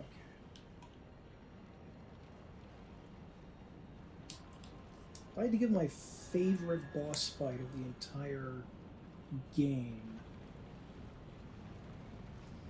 I don't think I could, because I don't like any of them, really. Like, maybe Horaloo, the first Elden Lord towards the end of the game. That one's not bad. That's pretty cool.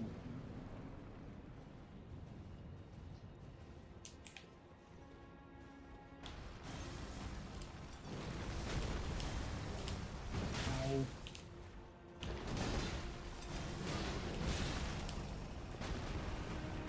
Jeez. What? What the bullcrap is that?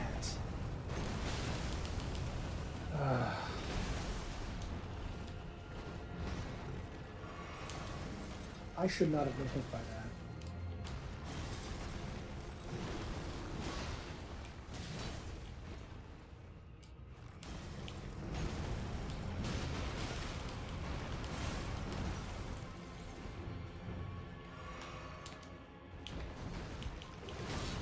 That is bullshit.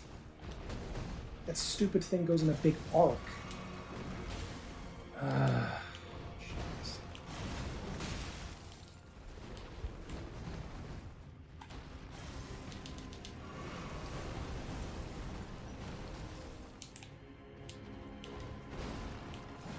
As usual, I'm getting worse as I go along. Jesus. I can't stand the attacks like that in any of these games where they attack downward with an explosion and then crush upward with an explosion. Please just make the attacks an attack with a weapon or an arm or something. Don't make it an explosion that we have to dodge out of the way from. Oh, God.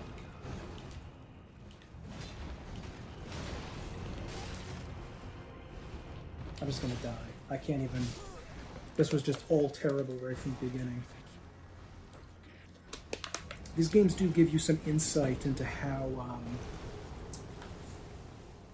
attritional battles in World War I used to go, where they would start out in the first couple of hours in the battle doing really good, but then fatigue would set in and they would try to attack the same location 10, 15, 20 times in a row, and they do worse every time because of the exhaustion and the repetition of it.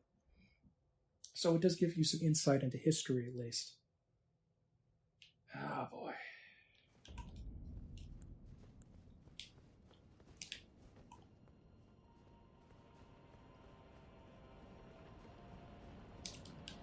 Alright. Going again. Not even going to bother with the rune arc this time. Maybe it's doing something, I don't know.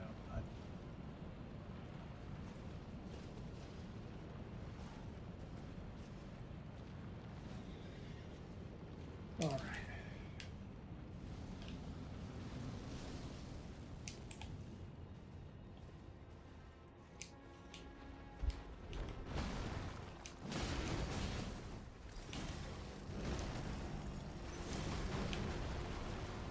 How did I not get hit by that? Didn't that hit me? And he sweeps the dagger backwards when he does that. I hate that.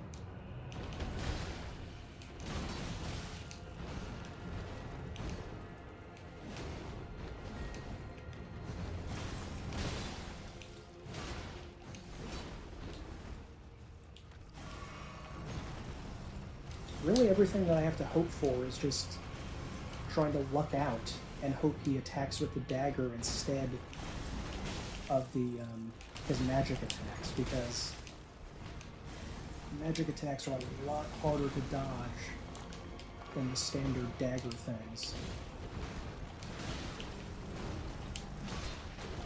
Oh, come on! I seem to roll. Where was the hitbox?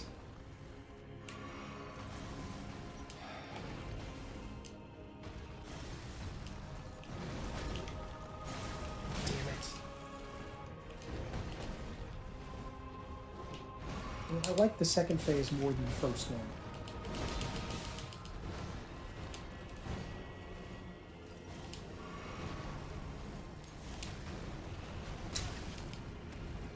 How was I supposed to dodge that? When do you dodge it?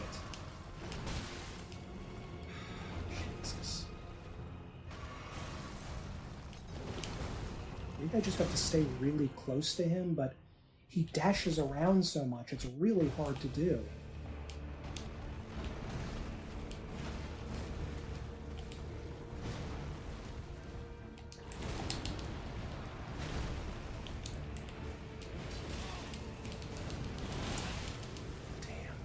I have no way of telling in the chaos of the battle when he's going to do the waterfowl thing. Like, I have no idea. I think I'm going to try one more time and then we'll move on to my concluding thoughts of Elden Ring.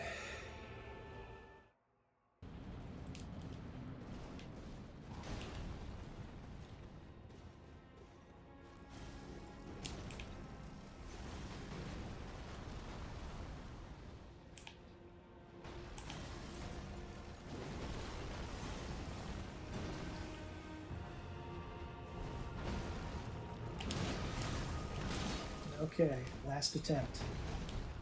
And I fucked up already.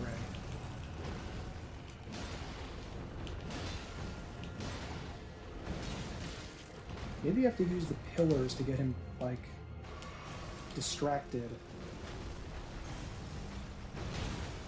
So he can't really do that run back, that dash backwards that he just did right there.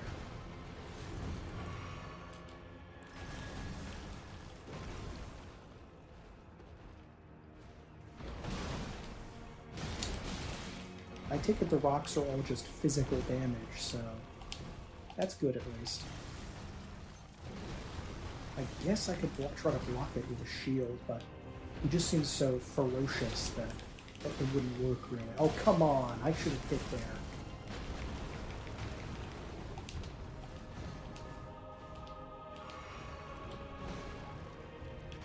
Okay.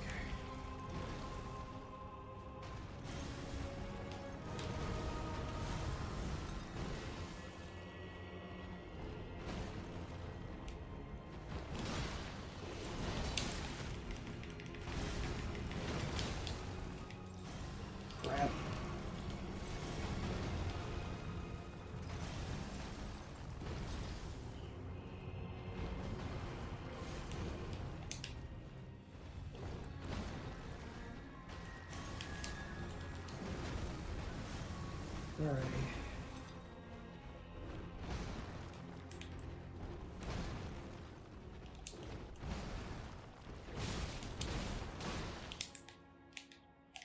There we go. Got him the second phase at least.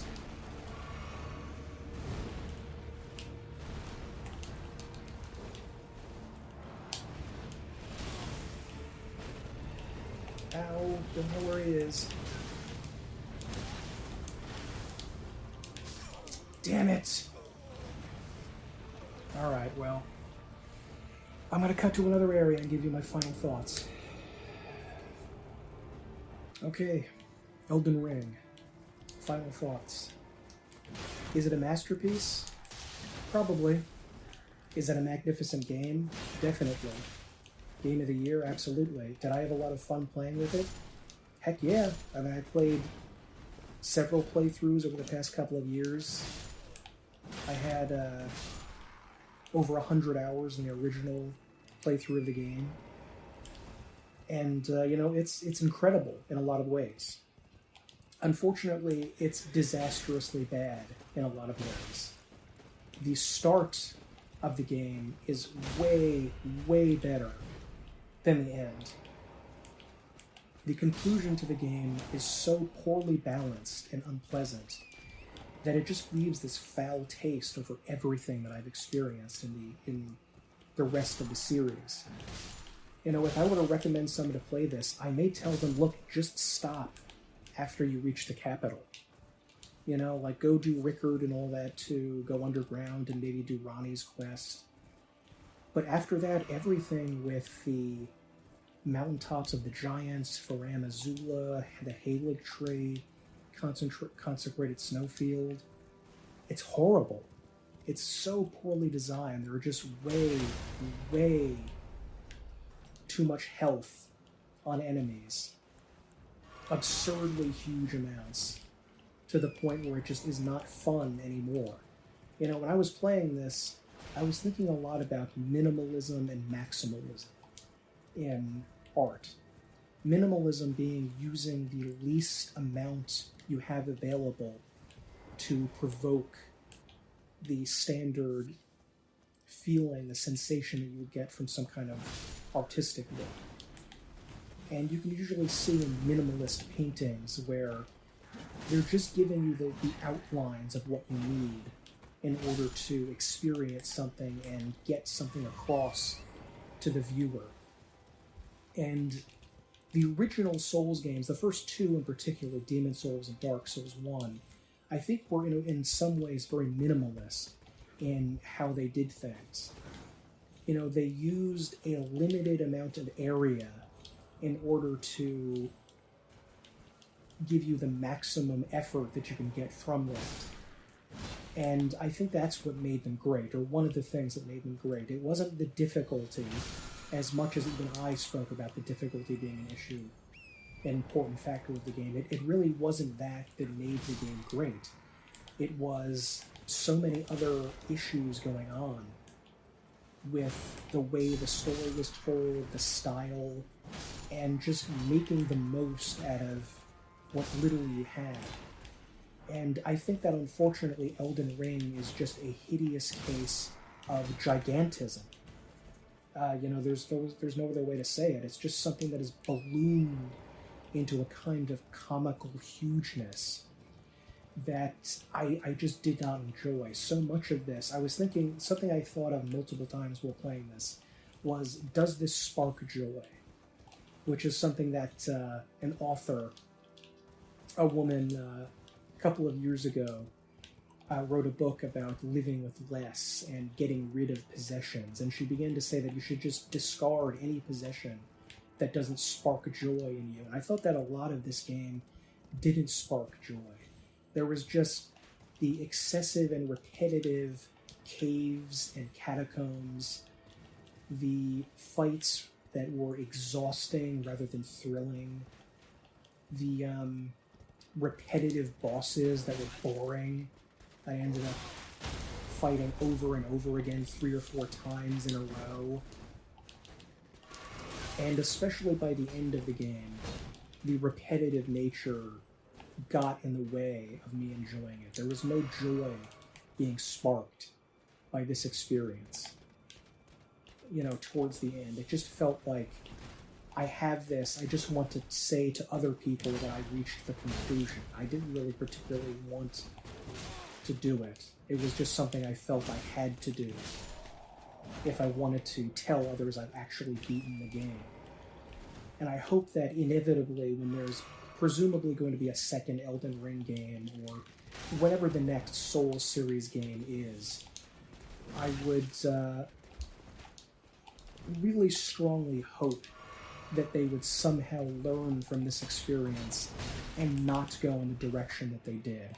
I don't know if that's possible, because they've been negatively learning. They've been learning the wrong lessons since, the first game in the series. They've been making these games harder when their difficulty was never part of their appeal, and the fact that they really honestly weren't all that difficult in the grand scheme of things, compared to, say, this, which truly is a brutally difficult, a miserably difficult game. And I want them to reappreciate the blitzkrieg approach towards building a boss encounter, or really just an encounter with the enemy in general. You would have the standard, the familiar Souls game style, where you would be a glass cannon, essentially, and all of the enemies effectively would be glass cannons as well, who would be absolutely devastating in a fight if you let them. But also, it was fast. You didn't have to spend hours and hours and hours. I think with the exception of Ornstein and Smo, that was basically absent from Demon Souls and Dark Souls 1 until, I guess, the DLC, where it kind of came back in. So there were so many good things about the game. I don't want to end on something absolutely negative. The addition of the mounted aspect of the game was fun. I did enjoy that. The crafting in order to get over the issue of being able to carry a huge amount of stuff all the time with you. I think that was an interesting choice, and I think that did work out. The look of the game is absolutely perfectly magnificent in almost every conceivable way. This is look at that. Look at that tree. That is one of the greatest, visually, this is one of the greatest experiences ever, visually, in a game at all, period, of all time, I think. It just looks magnificent. So, there are great things here, and if this was a game that I just didn't like and hated, I don't think I would usually spend as much time thinking about it, because I just kind of wouldn't care.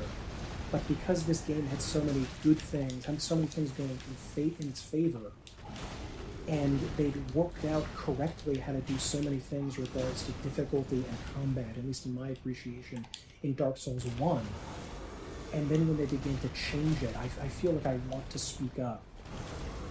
Even if they're obviously not going to hear this, because even very well-known people in the community have been, like Joseph Anderson's video pretty much said the same thing I did about the difficulty at the end becoming so extreme. And I just don't think they're going to care about that. They're going to make the next game in the series maybe as hard, or maybe they're going to try to make it even harder. And I don't think I really necessarily am thrilled about experiencing that. I used to be super excited at the idea of a new Souls game coming out, but every single one since Dark Souls 1 has changed the combat in a way that I disliked, which is angering me, which is irritating me. I can still enjoy the games, still spend dozens or even hundreds of hours in them, but the fact that they made this change really angers me, because they'd solved it. They'd won. They'd done it correctly the first time, and then they just insisted on getting it wrong again and again and again. And it really frustrates me, So, again, I don't want to sound like I despise the game, because, like I said, I love parts of it, especially the first 2/3. But there are aspects of it that I really am dismayed about. That probably more than angry, I'm disappointed with the game. I just feel like you were doing such a good job, and then you screwed it all up. You blew it. And I just want to know why. Well, anyway, as usual, let me know what you think of Elden Ring. I'm interested in your thoughts. Don't take anything I said as pure objective reality. Remember that it is a subjective criticism, except for the crummy fashion. Let me know your opinion of the game, and tell me what you think of my criticisms here. And do I just need to get good? Is that really it? Well, anyway, my name is Michael. Thank you very much and have a good night.